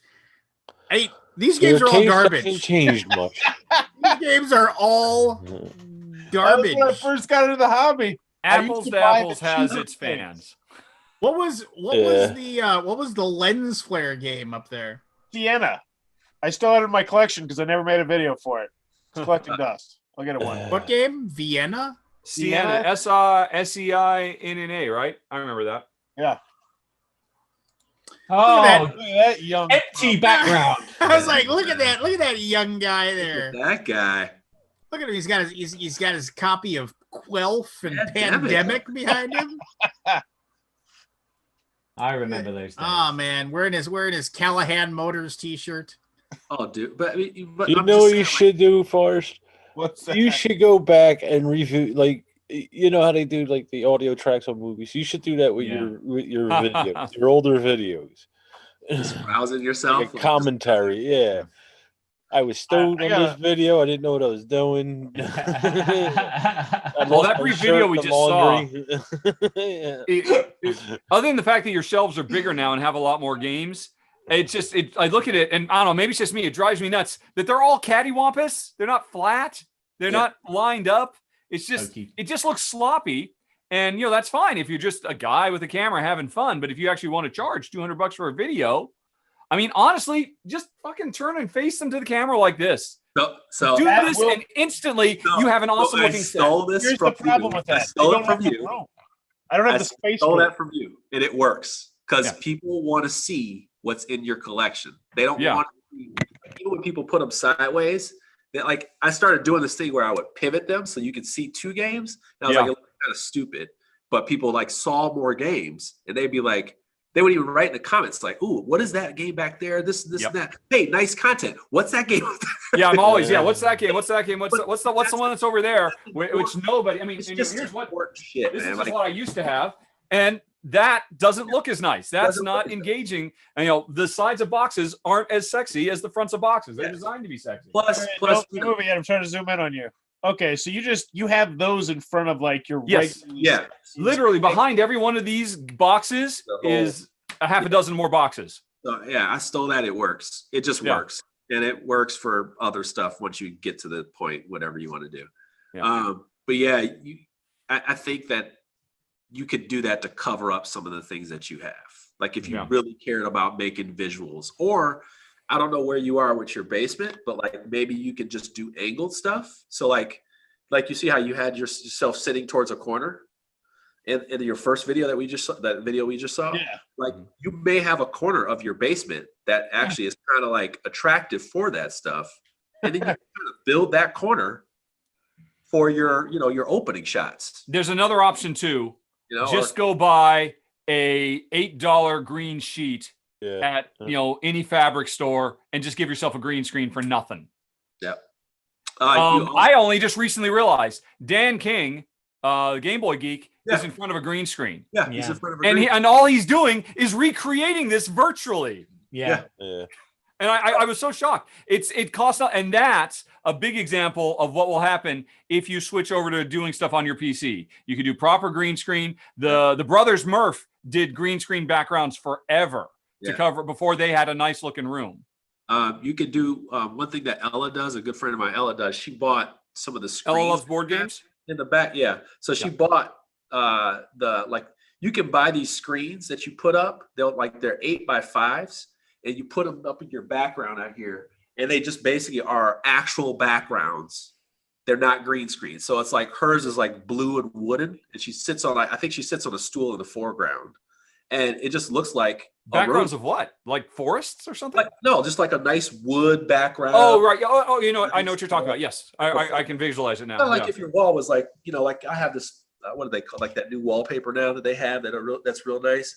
Well, she just has like a screen background of that costs like $50 total. You could get just like green screens. You can get ones that just look like something, and then you sit, and you kind of figure out how you want to sit, put your camera there, boom, and it just does. Yeah, and the thing is, with a green screen as well, it's not like if I wanted a green screen, I wouldn't have to cover all of this. I have to cover this much with a green screen. Yeah, and that's why because then the rest can all just be matted out. Also, remember, you can go closer. Like, you don't have to do like, hey, this is my whole basement. You can actually, to make up for the visuals of your background, you could just find a spot, make sure that looks decent, right? Or it looks how you want to display the game up here or something like that or whatever.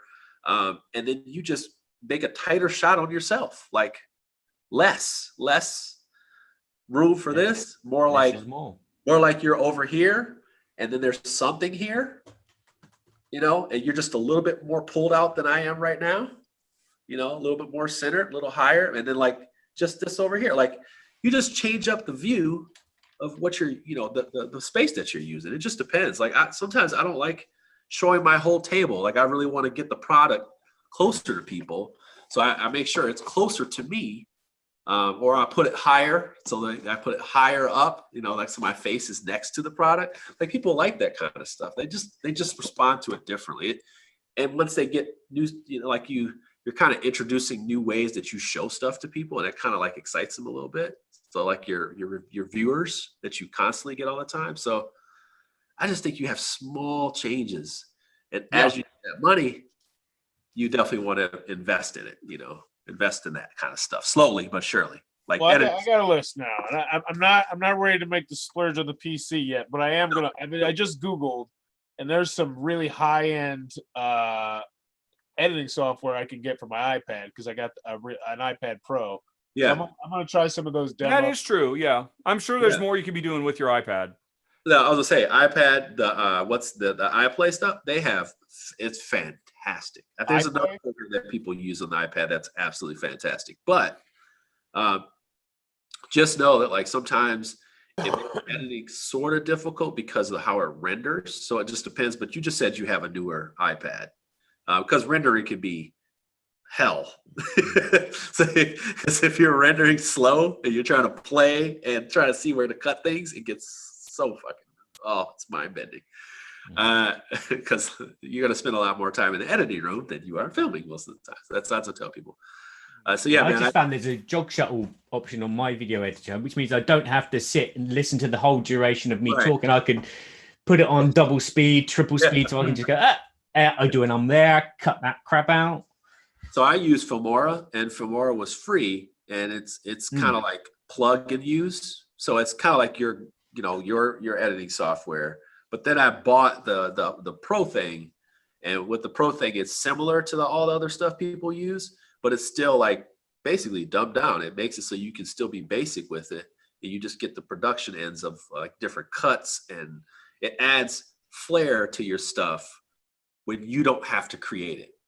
Like the other teams at MVM, they can create stuff like no other. Like they can create lower thirds and shit from scratch. I can't do that. Like I just won't be able to do that. So like I make my quick cuts. I grab them and use them and stuff like that. And people create them every month. So I just grab them from different users and things like that, find my style, make it consistent, and then produce it. And I don't know, man. I just feel like, just like I said, just small fucking things. That was $150 a year investment versus like they probably used Adobe, which costs like $200 a month.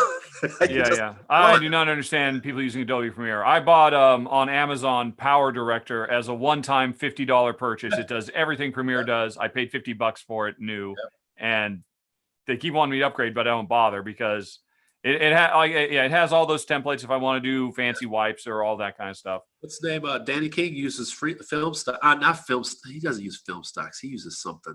He uses something like film stocks because he uses a lot of footage. Like all those transition things of a guy holding a boom mic and stuff like that. That's $50 extra a month. Mine is all baked into Filmora. I just don't use it. Like I don't use it. It's how much you're willing to invest in these products. So as you go up in your production, you definitely want to bake some of that cost because it's more time. Like there's so much that you could add, but you can so bank on who you are more than anything. That is your killer app. You are one of the most enthusiastic presenters, and I would imagine it's from all your school kid training. You can really hold attention. Yes, that's and you're articulate. You're fast on your feet. Yeah, and but I look at your purple thing. I'm looking at your Falling Skies Game 2 with spoilers, and how have you set it up? You've set the board vertically, so that means it's a bajillion miles away from the camera and I can't see any detail. You should have made it horizontal so the camera could have been a lot closer, so the game is bigger on screen. And then you've just got a bunch of manuals laying around sloppily. And I mean, it doesn't look like you're trying because you're not. Because you're just kind of playing it by ear because you've got, I'm Bauer and I'm kind of here's how would I flip video? No. It's just okay. First of all, I'm gonna tell you a couple things here, and I'm listening. Nobody said anything wrong, but here's the deal, Forrest. If I can convince you to do anything, go for it. You can get away with just using your phone or just using your iPad for whatever. But I'm telling you, the moment that you actually like get a camera, like an actual camera that is made to make video, or for that matter, like I have three good cameras now. I mean, like they're really good cameras. And once again, great. I don't use them hardly for anything. But but if you actually have a real camera, one, it's going to actually make you yourself feel professional. And you're actually going to take yourself more seriously. Just because instead of being, hey, I'm Guy making my stuff with my phone or whatever. And, you know, and maybe that isn't a problem for you. Maybe it isn't. I mean, I know you, I think I like to know you fairly well. But I mean, you can get a hold of, I mean, between $300 or $400, you can get a hold of a pretty fucking awesome camera. Between 3 and 4. Now, and I understand money's tight and everything like that. So maybe it might be something you have to do, you know, 4 or 5 of these videos, or and then if you sock the money away, or like if it's like an after Christmas type thing, you'll be much better off if you have an actual camera. You get an actual decent tripod. You actually like set it up. You mean like you go through that process. I mean, I still remember the day that like I stopped using a shit camera and actually like spent the money and bought a real camera, and like I just felt better about it. I felt better about the shit I was making. You know, it was just just for my own personal value of the stuff that I was doing. It made a difference to me. Yeah, like I agree. I totally agree. I worked on my camera. I used my phone for my camera for 2 years, and it was good because I always bought. This is what I did. This is how I tricked my investment.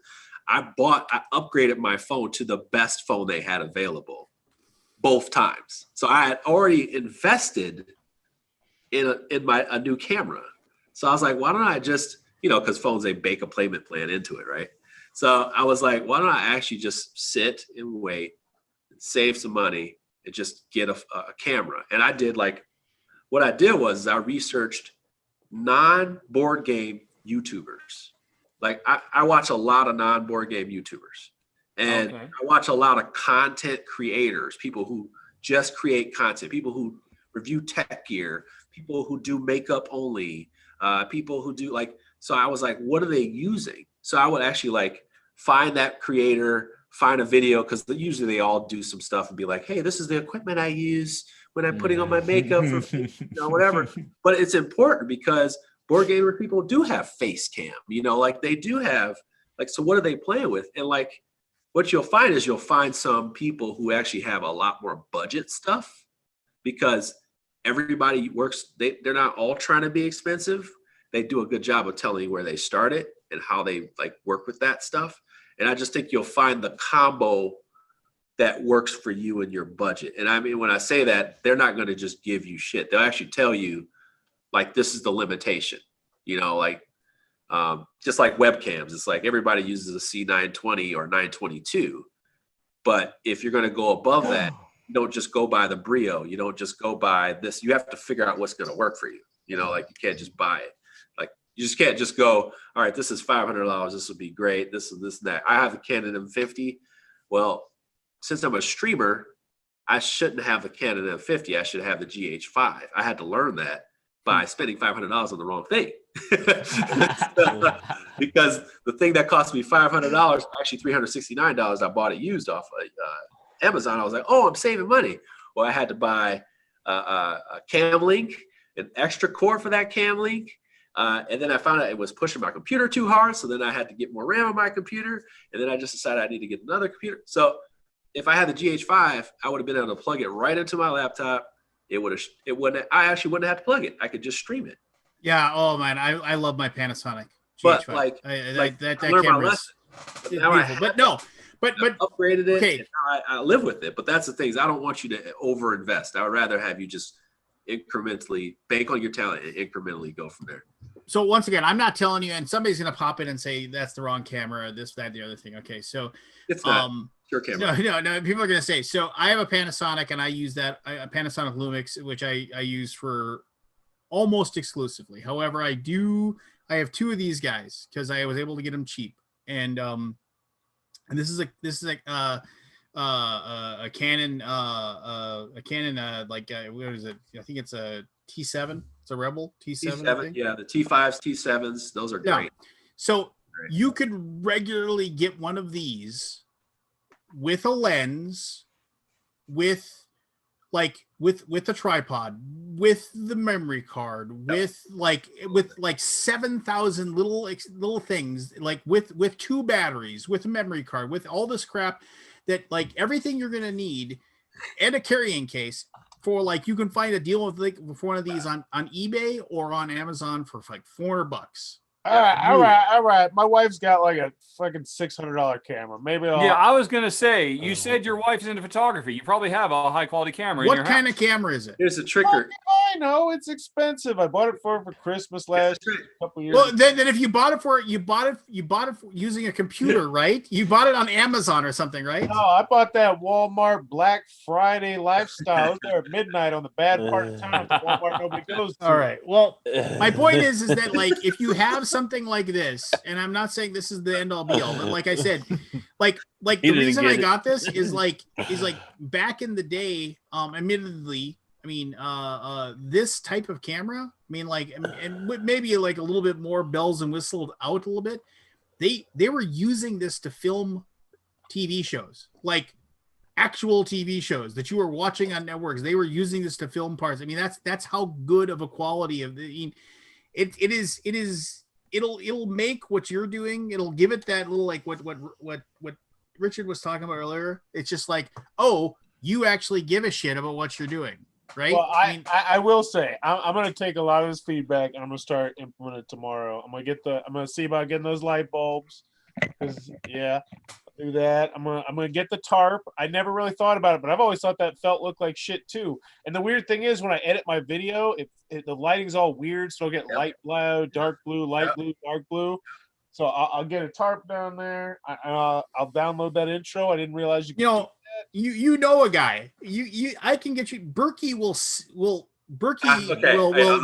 give you a guy price on a map that will just be like red, or it'll just be blue. Gray. Why can't I just get like a sheet that's red? No, it's not a sheet. It's like a gigantic mouse pad, basically. Yeah. Like it covers your entire table. Best thing I ever happened to me was when Berkey gave me my blue mat. I used to have a thing just like yours. It was a felt table, and I had green furry all over it. I remember Jeremy was making fun of me. He was like, I don't know, man. He looked at him. He's like, I don't know about this guy. You don't know if you're a man versus meeple material. I don't know, man. And then the first thing Kira said, she's like, we'll get him a play mat. We'll get him a mat. And the best thing that Berkey ever did for me was to hook me up with that first thing. Now he's my sponsor, but like that, that's one step up, and it looks really beautiful. Pick a color, doesn't matter what fucking color it is. So right there, I just put a link in there. I mean, like, that's, you click on that. If you had that camera, I would teach you how to use it. I would teach you. And if you find out what kind of camera your wife has, I will teach you how to use that camera. I mean, I mean, probably do that. Well, no, I mean, I will. But if she's using it there's a big difference between using a DSLR camera for taking pictures and for taking video. I'll be honest with you. I'm not all the ideas I'm totally all about. The new camera, not so much all about, because that's going to be that's going to be a real hard sell for my wife to say, yeah, I invested just use hers. Extra $100 for this pencil, but I want to switch to your camera that we've had for 2 years. Like that's going to be a real hard sell for me. Well, you mean for you to use her camera? Is she using it a lot? After investing $1,000 essentially on this iPad, I see. That's because well, here's the reality. I mean, the reality is a lot of what a really good camera will do. Barry mentioned this earlier. You can replicate with filters in a video editing software. Like I said, I have 2 downloading right now that I'm going to try out. Or you use your phone. Did it for a while, and I did some of the editing as far as the lighting goes. Just like you go in your gallery and update the lighting, but then I would send it over to my drop. This is crazy. I used to send it over to my Dropbox, grab it, put it in my editing software, and then edit it again.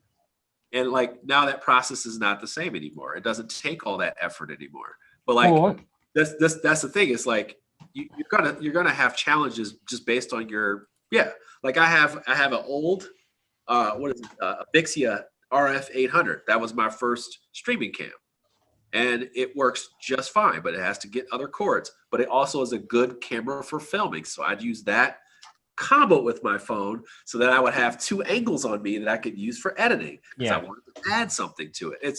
These are the things that you have to try and test, but man, still use the equipment you have. If you're going to use your wife's camera, use both. Like use your pad and then also set up, the camera and like use some, try something interesting. Just try it. How are you suspending an iPad over your head for over the shoulder shots? Yeah, I'll show you. This thing is amazing. I love this doodad right here. I am very curious. Let's see if I can point to it. Can you see it up there? It's a white. Damn, I'm a terrible camera. It's shit. I'll just grab it. Yeah. You should use your iPad for filming you and your wife's camera for filming the game. Yep. That's what you have to do. That's what I do. That's for filming me. Oh, okay, yeah. Okay, so it's a clamp. Yeah, I see. Yeah. Okay. Yeah, I was just okay. But that thing is suspended my iPad Pro 11, which is a big boy for hours. That must be terrifying. Has it ever fallen? Yeah, it's only fallen once. So that's because I didn't have it latched in all the way. Yeah. Right on my head. So here's the deal. You could actually do it from the other side of the table facing down. You could do it that way. Oh. Yeah, you could do it from the other side because I don't film with it over my head. I film it in front of me with. Yeah, actually, if you look at my video, here's my camera right exactly, here. Like we do the same thing. He's doing. Yeah. He does the exact same thing. Yeah. Yeah, I mean, here's my camera right here. It's just angled down, so it's looking. And in the editor, I just, I basically flip the whole thing 180 degrees. Yeah, we just flip it. Huh. Yeah, so you don't have to worry about that. And also that prevents you from backing up and shaking into it or like hitting something that's, just randomly hitting shit. Like, because I used to do that. And yeah, it just fucked it all up for me. Because I had a couple times where I knocked it over or whatever. Yeah, it's always terrifying. It is terrifying. Yeah. And yeah, but getting a nice mat, like you said, Berkey could do that. I imagine he'd give you a good Alaboom deal. Or if you were to do a Berkey's mat video, maybe you'd get even a little bit more shaved off, kind of a thing. A tit for tat, as it were, since I realize money is tight. Here's a question.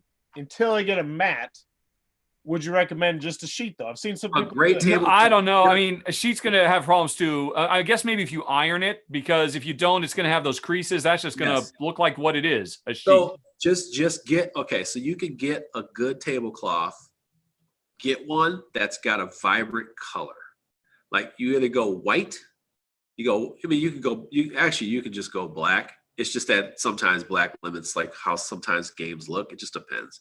But you can do black. And I'll tell you one problem with black, it just picks up every fleck of skin, it flicks every little blonde hair. Yeah, black I have found is kind of a pain in the ass. That's why I say go red or blue. Yeah. And you just get a nice red or blue, and then it's solid, and you have to iron it. You have to. I would say steam it, but who the fuck steams everything? Iron it out. Like iron it several times. And then that way you have a surface. What's that? I actually have a really nice steamer that we got it for bed bugs. We got bed bugs a couple years ago. Never since then. So yeah. So yeah, use that, lay it out nice. Maybe tight, like make it nice and tight, like as if you were folding a bed. So it's like real nice and tight on there. And you got this nice clean surface. And then if you have red, you can switch it up because some games are better, like brighter. And yeah, man, I mean, like those are just small little things. There was a guy who did instructional videos a while ago. And I asked him, I was like, man, what do you got? Like, what is it on there? He's like, no, it's just a tablecloth, man. You don't have to get a mat. He's like, I got a tablecloth. I've been using it just fine. And he said he switched them. He said he just switched his mat, so like not everybody needs a game mat, but I mean, I like using the wood mats now. I like using all these things because that's just different. Like I've decided that I want those things now. So man, there's so many small things you can do, but don't forget to bank on your talent. Just this, all there is to it. Don't lose that. Don't ever lose it. Well, the problem is your videos have a lot of stuff that makes it makes it very easy for people not to see your talent because they're looking at all those little fluffy dust bunnies and the sloppy those dust bunnies behind you. You just can't help but be drawn to it. I completely understand that because I hate looking at my table in videos. I hate it. And I know at one point you were so proud of it because you built it.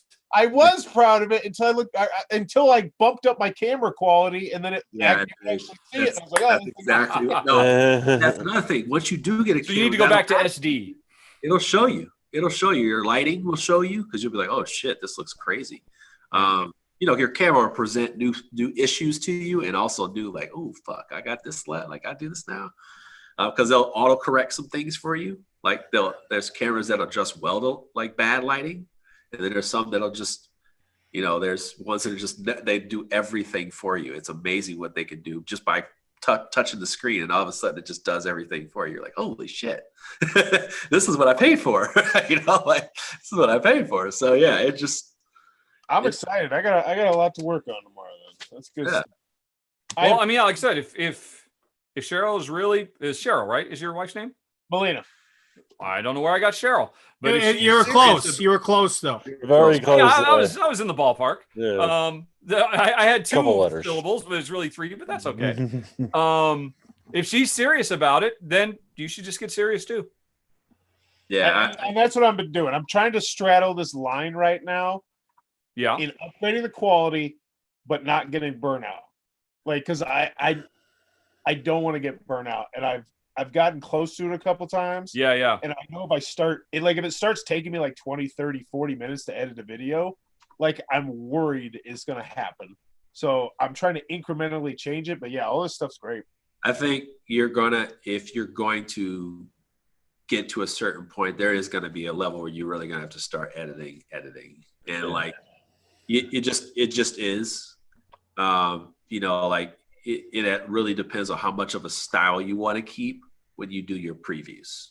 Like, here's the thing, like that's what I was asking, like what would I actually edit? Like this is the thing. Like, do you want your previews and reviews to be the exact same thing? Basically, is what I'm saying. Like, will they look the same? Will they be presented the same? Will somebody be able to differentiate that between any other else? Because if you're telling me that you sold 4 products, right? And are they the same? Are they different? And how do I understand each one of them other than the title? Like the title of the video. Like, people want to see, like, ooh, how is this different? Is there a different intro? Is there, like people are somewhat into presentation that way. Like, if you have a review on the MVM channel, it looks different than the preview. It's edited like a fucking movie when it's a review, but like previews, it's like different. It's like porn shots to me. It's like all these different things. It's you separate the two products so people understand what it looks like, but you're still you, like in between. It's just that, like, does it look slightly different? Like, is there something else? Like, otherwise people just say they're the same thing. You'll realize that people will say this is the same thing. They'll say, do a review for me. And you don't mean it that way. You're like, this is a Kickstarter preview. I don't get paid for reviews. Well, if they see them as the same thing, it's because you're maybe making the same thing. So it's like, it looks like the same thing. Like, how do I tell? Like, do you have like a cut that you do, or like, like, so that's the thing. Some people may not understand, and that's because it's the way you're presenting it. Makes sense. Yeah. That's the thing. It's just a different, just a different set, man. That's all. And you want people to know that. Also, if somebody's going to give you money, they got to know exactly what the fuck they're going to get. Because, like, like if you said, like, I have these things and I don't know which one it's going to be, I think people want to know what it's going to be. I'm surprised. I thought that was going to happen too, but surprisingly, they haven't said anything yet. If they chip you $75, yeah, I'll chip you $75. I'll see what the fuck I can get. But if you're going to say $200, I need to know what that product is. It is a business at that point. It's not just like I need to know what I'm getting. Like, I'm paying you $200. You're going to do a preview. I at least have an idea of what that looks like based on the fact I'm trying to hire you for a preview. But that will become a product that you provide, a service that you provide, and it needs to look different than your other stuff in some way, whatever that way. I don't know if I really like. I don't know. That just brings up the whole previews versus review things. Like, I don't know if I want to go down. I hate doing previews. I just fucking hate them. But the thing is, you can do previews however you want. It's just that you have to make it how you have to be clear on what that is. What is that? I'm curious. What do you mean you hate them? What do you hate about them? I hate the fact that I feel obligated to not shit on something if it needs shit on and say, oh, this isn't good. Well, no, you are not obligated to do that. You just don't cover it. Right. You just don't cover it. You have no journalistic obligation to spread the truth to the four corners of the world and let everybody know that this game you stumbled across turned out to be a piece of shit. If you don't, I mean, I know your trick is, it's a reasonable trick. Hey, your fans know that, oh, if he doesn't give a review, that means he thinks it's a piece of shit if he doesn't say anything. And I don't know how somebody paying you $200 would feel about that. Well, you didn't say anything, so you're saying it's a piece of shit. And well, I mean, if they asked, I would. I mean, I did that today to somebody. They offered me essentially $150 to do 2 videos, and I just flat out said no. These rules are terrible. Well, that was the right call. That's the right call. Yeah, I say no to probably 50 games a month. I say no that are happy to pay me money. Yeah, we say no to a lot of games, man. Yeah, no to a lot. And the thing is like, wow, I was just having this discussion today about yesterday about that. Like, because I was talking about working with smaller publishers. We were talking about Kickstarter and all these projects that are coming out, and I said I try to support small publishers all the damn time because that's where I started. But like some of the shit that still remains to this day is like not having complete rule books. I even had one that didn't even give me final scoring. Like I was like, are you kidding? Or like here, change 3. Not 1, not 2, but 3, and there's only 6 icons in the game. Like these types of things. That's why we say no. Even if they're willing to dole out the money. But like Librarians was something I took a risk on. I tried something I didn't know the theme to. I just read the rule book and I liked the mechanics, so I went for it. And like, if I did not feel like I was going to represent a good product, I will not cover that game. Like I won't, especially for preview. Like I'm not going to be that person says, hey, we gave you X amount of dollars and you endorsed it because you needed the check. I'm not doing that. It ain't that serious, man. Like I'm 42 years old. I just don't need to be telling lies like that. It's a fucking board game. I'd rather just cover the games that I think are good and decent and be done with it. Like otherwise it's a waste of my time. That's 4 hours of my time, 3-4 hours of my time, spending on something I don't like. Like, why would I do that? And then lie to people? Like, why would I do that? Like, it's a waste of my time. So I just try to make sure that that's clear. If I cover a game that I at least think it's decent or better than decent, like just not covering shitty or incomplete games or broken games that I think are broken or something like that. Just for money. That's silly. It's just absolutely silly. Yeah, I mean, the reality is you can take a look at, if somebody contacts you, you can take a look. If you get a sense from the rules it's bad, just say no. Just tell them, look, I don't think we're going to enjoy this game. It's probably not going to be any good for me to cover it. Yep. If you say yes, and it turns out, oh, well, you fucked up and it's bad. I mean, the number of times I have told a publisher, look, my wife and I played it now. Here's what I'll say if I make a video of this. Do you want me to do that? Yep. I've done that one too. And if they say nope, then I say, where would you like me to send it to next? You'll have to pay me for shipping. I will gladly send it to someone else. Or I've had like prototypes that showed up that weren't what they showed me. And I'm like, this is going to be on our channel. And like, this is what it's going to look like. And I'm not necessarily want it to look that way. Plus I found these things. I can give you feedback on it. I'd rather send it on to someone else. And we'd be gladly refund you. It's not like we have a fucking restocking fee. So you just give the money back, man. I'll send the shit back to you. Like, it's like, I'm sorry. Like, I'm just not going to put something out there and act like it's good when it ain't, and what I will do, just because I want to be true to previewing, I always tell people, like, I'm already going to naturally be me. So like, you're going to see some of my natural opinion in every fucking thing I do because I'm me. Like I express myself. But I'm like, if you have something specific to ask me, I'll tell you. I'll tell you. Like you can leave it right in the comments. I can't say it on the video. I can say what the fuck I want to in the comments. If you message me, I can say whatever I want to there. And I'll say everything. Like I'll say everything you need to know, in detail. And people just assume that like you're hiding something. I'm like, I'm not hiding shit. Like, nothing to hide. It's either it's good, decent, great, or it's not with my name on it. Like just not. not. So it's just not. And you know, most games are okay. So most games are just okay. You know, like they're just okay. There's some fun to be had, but they're okay. You know. Yeah. So, Sometimes I tell the publisher, look, this is what I'm going to say. If you want me, do you want me to go ahead? And they say, yeah, go ahead. We're totally fine with that.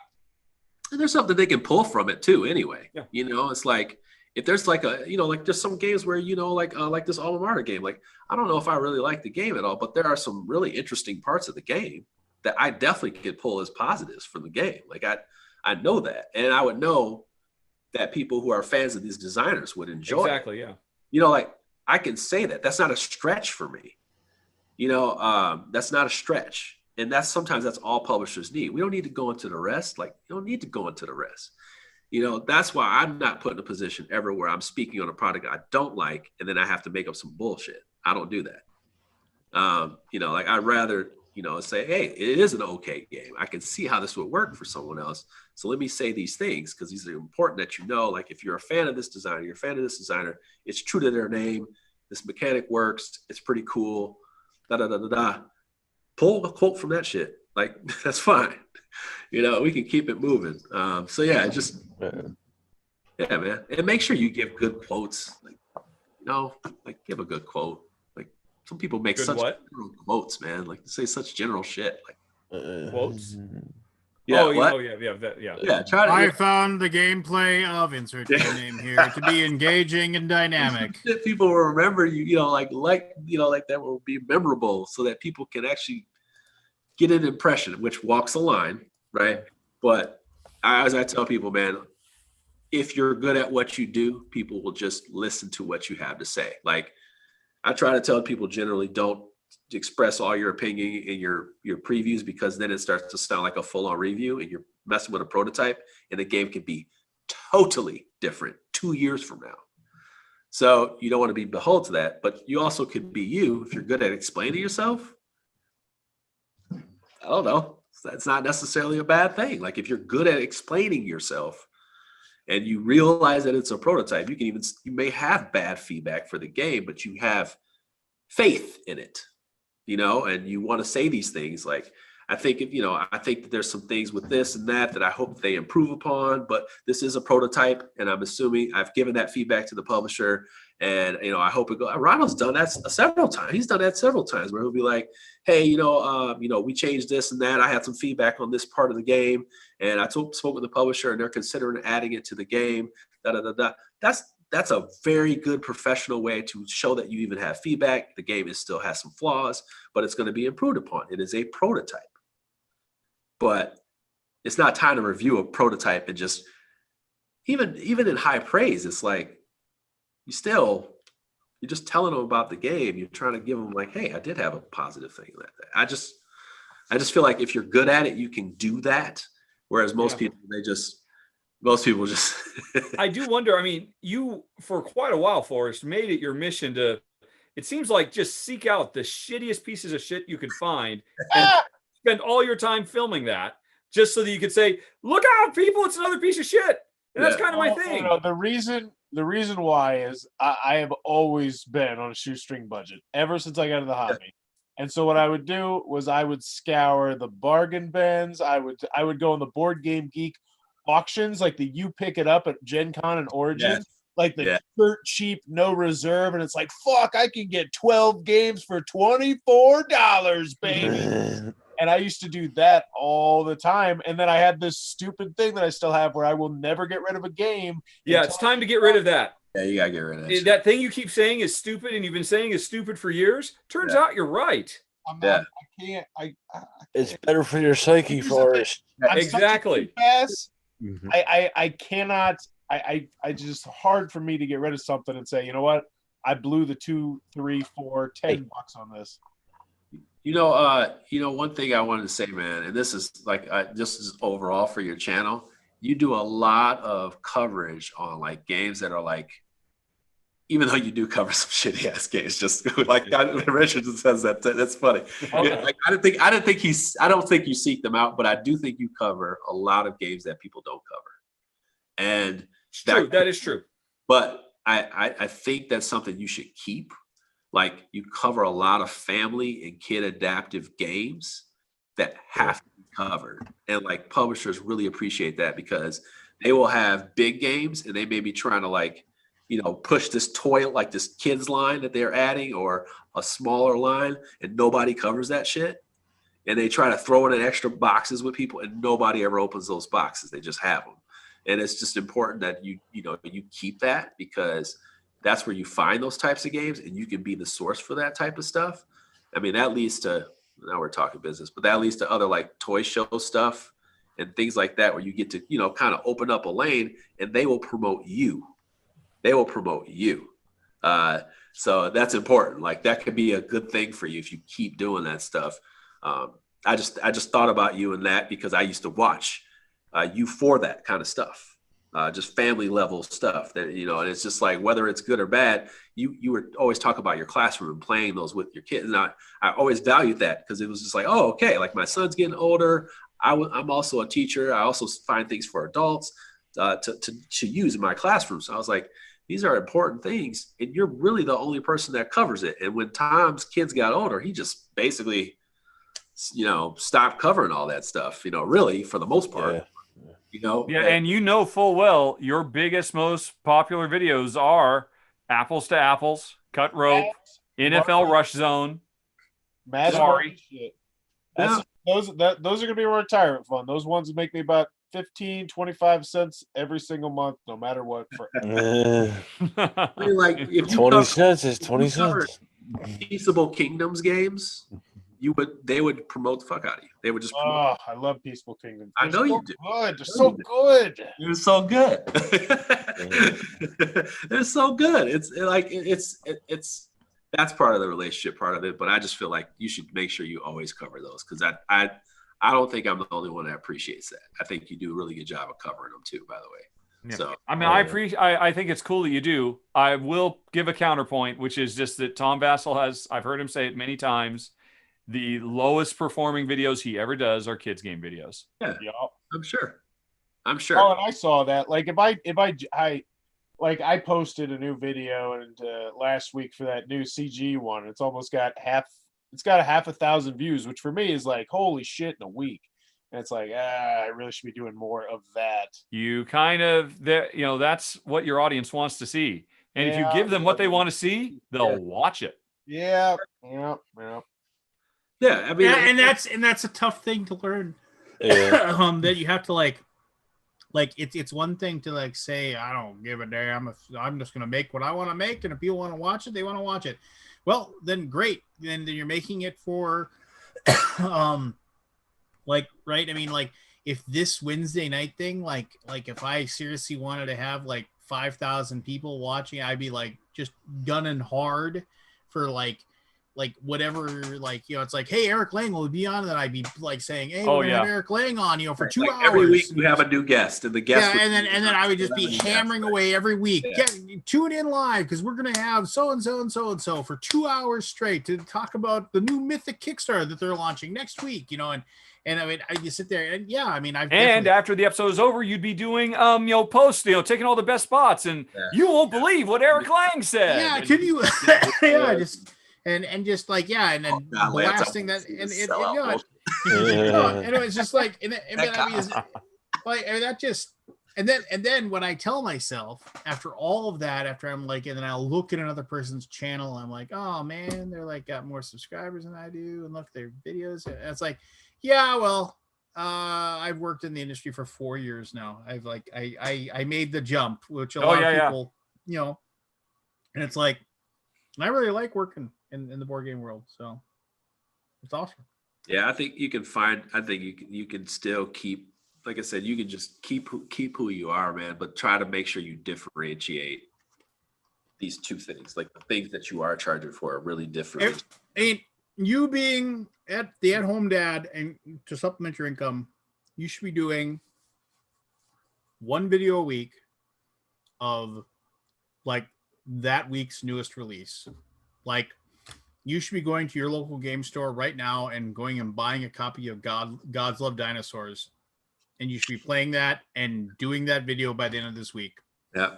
And it's like that game is like, that's you. Like that would be the type of stuff you would cover. Like, because that's what everybody's talking about right now. Pandasaurus just released Gods Love Dinosaurs, and then you'd release that on Friday this week, and you'd go buy it tomorrow, you'd play it, you'd film it, you release your video on Friday, and you'd get 1,000 views on it because people are like, I want to see what a Gods Love Dinosaurs, and next week you have to figure out what the release is that week.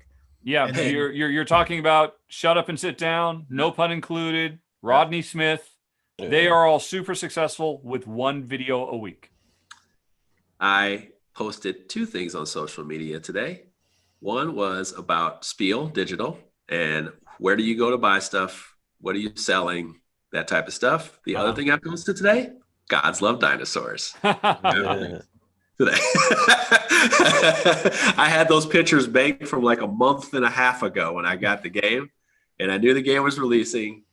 I took all those photos out of there, put them on game groups, asked if they have questions. Like it's just stuff like that, man. It's just part of the shit you have to do. And here's the deal for us is that if you are consistently going out and like for a bigger publisher, like if you are consistently going out for a Pandasaurus or a Mythic or even Gray Fox or just a publisher that has like dozens of titles that they've come out with, and you are taking their most recent release and you are giving it a review and you're posting it, it's like they're going to notice it and they're going to be like, this guy is buying our games and doing this shit for free.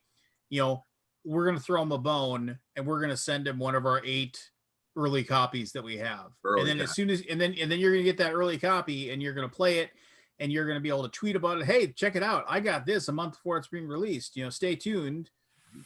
End of September, you're going to get my views on blah, blah, blah, blah, blah. Or series. Like you do a series on a game. Like just not even like one of those long video. You don't have to do that. You could do like that Lords of Arnak game that you got. You could do something like Jamie does, like one of his, like My Favorite Mechanism. Like if there was something that really struck you about that game, you can do another piece of content on that game. You could do a playthrough, you can do the solo playthrough, you can do a feature on the mechanic, and then you can still do that kind of round table thing you do with your friends as well. You have so many content options that you can do for a game that is not available. And I just found out today, I don't think it will be available for people who did not pre-order it or something until January. Oh damn! Yeah, but the thing that stinks about it though is that it will become work. Yeah, it won't. So you have to decide: do I want to do the work or do I want to have fun? I'm venturing deeper in the water. I'm coming up right now with like the goal amount that I need to hit and stuff and. It's getting more workish, but it's still good, Just said it. It'll be work for a while though, so it'll be work. Like I overdid it and I went half fucking crazy. Actually, went half fucking crazy, so I had to take weeks off. Like right now, I'm taking a week and a half off, just enjoying games and not doing anything. And I just feel like that's what some content creators don't bake into their lives. Like they just kind of like, this is what I'm doing: new games, hot games, new games, hot games. It's like. I can't. I have a day job and a family. I can't. I can't even imagine. Tried, but I did, and I sometimes still do. So I have to watch it. And I can't imagine. I can't imagine what Richard goes through. Just like hustle. I mean, I can't imagine the reading rules constantly and getting it all set up and stuff like that. I mean, and to be fair, Forrest, I mean. You being a dad with 2 kids in the house and everything else, and like the fact that you have to maintain the house and cook the meals and basically shoulder all of that along with being a dad and teaching your kids. I mean, finding the time and finding the spot to do that. I mean it's like Richard is married obviously, and he has commitments to his wife and his mother. But how's your mom doing, by the way? Who, me? Oh, she's doing pretty good. She hits the treadmill these days every day for about 20 minutes. And that a year ago, that would have been unthinkable. We probably would have killed her. So, awesome. That's good to hear. You just haven't mentioned anything about your mother lately, so yeah.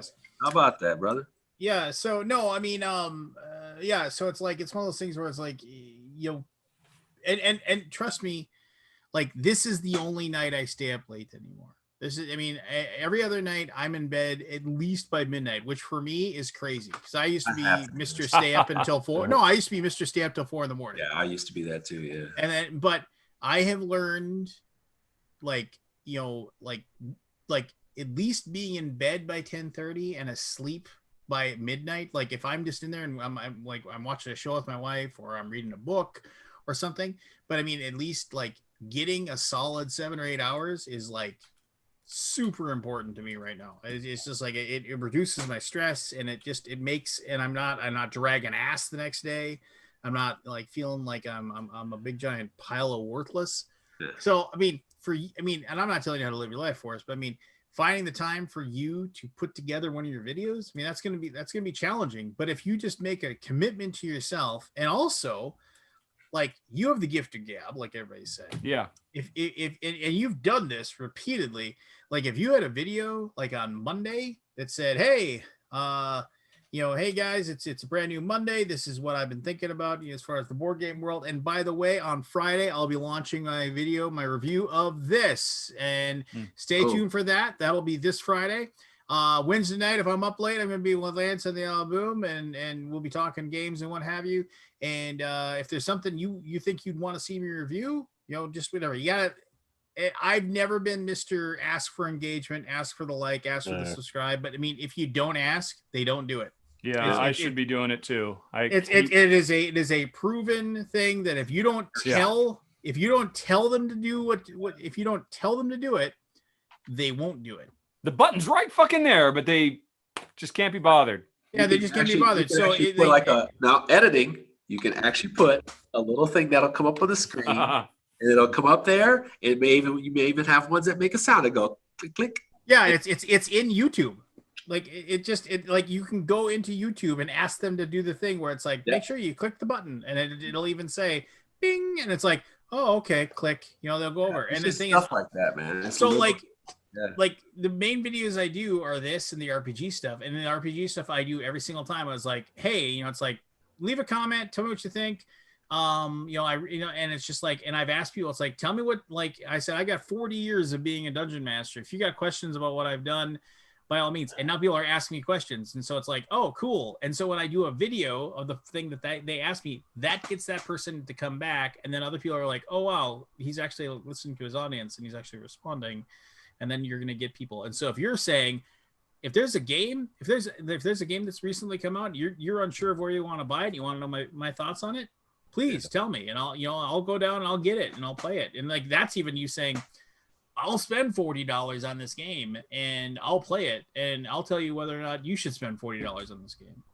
And people are going to appreciate that. It's like, it's, and then it'll just click. But all of that being said, do you want it to be your job? Do you want to try to make a life being a YouTuber? Or do you just want to make a little bit of money on the side and then just take care of your family as well? Fuck yeah, I want to, but yeah, right now I don't. Right now it's the point where it's like, no, realistically, with both kids home all day, I spend probably I don't even know, 100 hours a week with my fucking kids every week, something crazy. Yeah. Right now I'm trying to supplement about $8,000. I donate plasma, I do the Fiverr, and I'm going to be able to hit that. In the future, yeah, I do. Yeah. And if you want like a little animated intro, hit Fiverr, man. All you got to do, like, hit Fiverr up and just go there and say, hey, here's my art assets. All I want is here's my 10 seconds of music. I just want something that like do Bowers Game Corner, ding, and it's like, hey everybody, that's like under $100. That's under. Oh yeah, I'm gonna buy one of the Fiverr. If I do it, I'll buy an actual Fiverr, like a legit Fiverr. Somebody. And here's the other thing too, and this has been proven as well. And this is something I need to start doing, is that people love the little 10-second intro before they have the intro, where it's like, hey, today in Bauer's Game Corner, I'm going to look at, insert game name here, and I'm going to tell you why you need to put this in your collection today. And then it's like, and then it's just like, bam, boom, Bauer's Game Corner, bing. Hey, everybody out there on YouTube. Just so you know, this is how it works. It's exactly how we differentiate our reviews from our previews. It's one of the main ways we do it. You intro before the intro. Previews have an intro. So it's just a thing. It's like a slight difference in how this is presented to you. It's one small thing. And it just yeah, I mean, no, seriously, it's like a little subtle. Yeah, it's just, but there's the deal is like my weird metal intro song was because there is like a local nerdcore metal band that I Beyond Viking.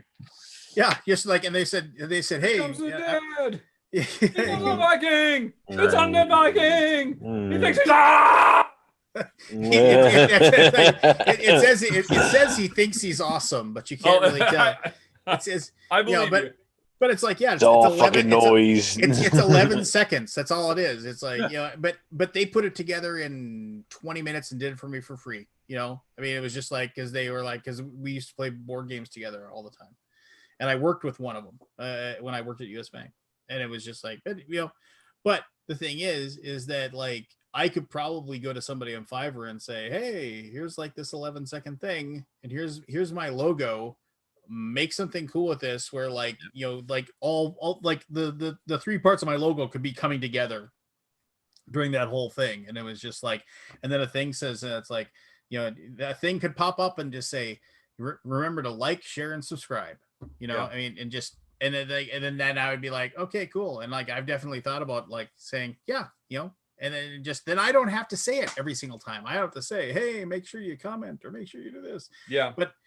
But doing that little 10-second beginning, and especially if you decide to actually trash on a game and say, just like, I just got done playing, and this was one of the worst times I've ever had in my life. And then it's just like, I mean, that's going to be like, people are like, okay, I'm in.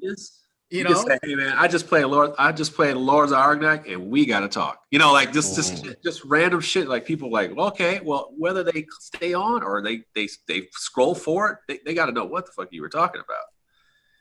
Like, oh, Bonfire is supposed to be a Game of the Year candidate. Well, we got to, today I'm going to show you the blah blah blah blah blah.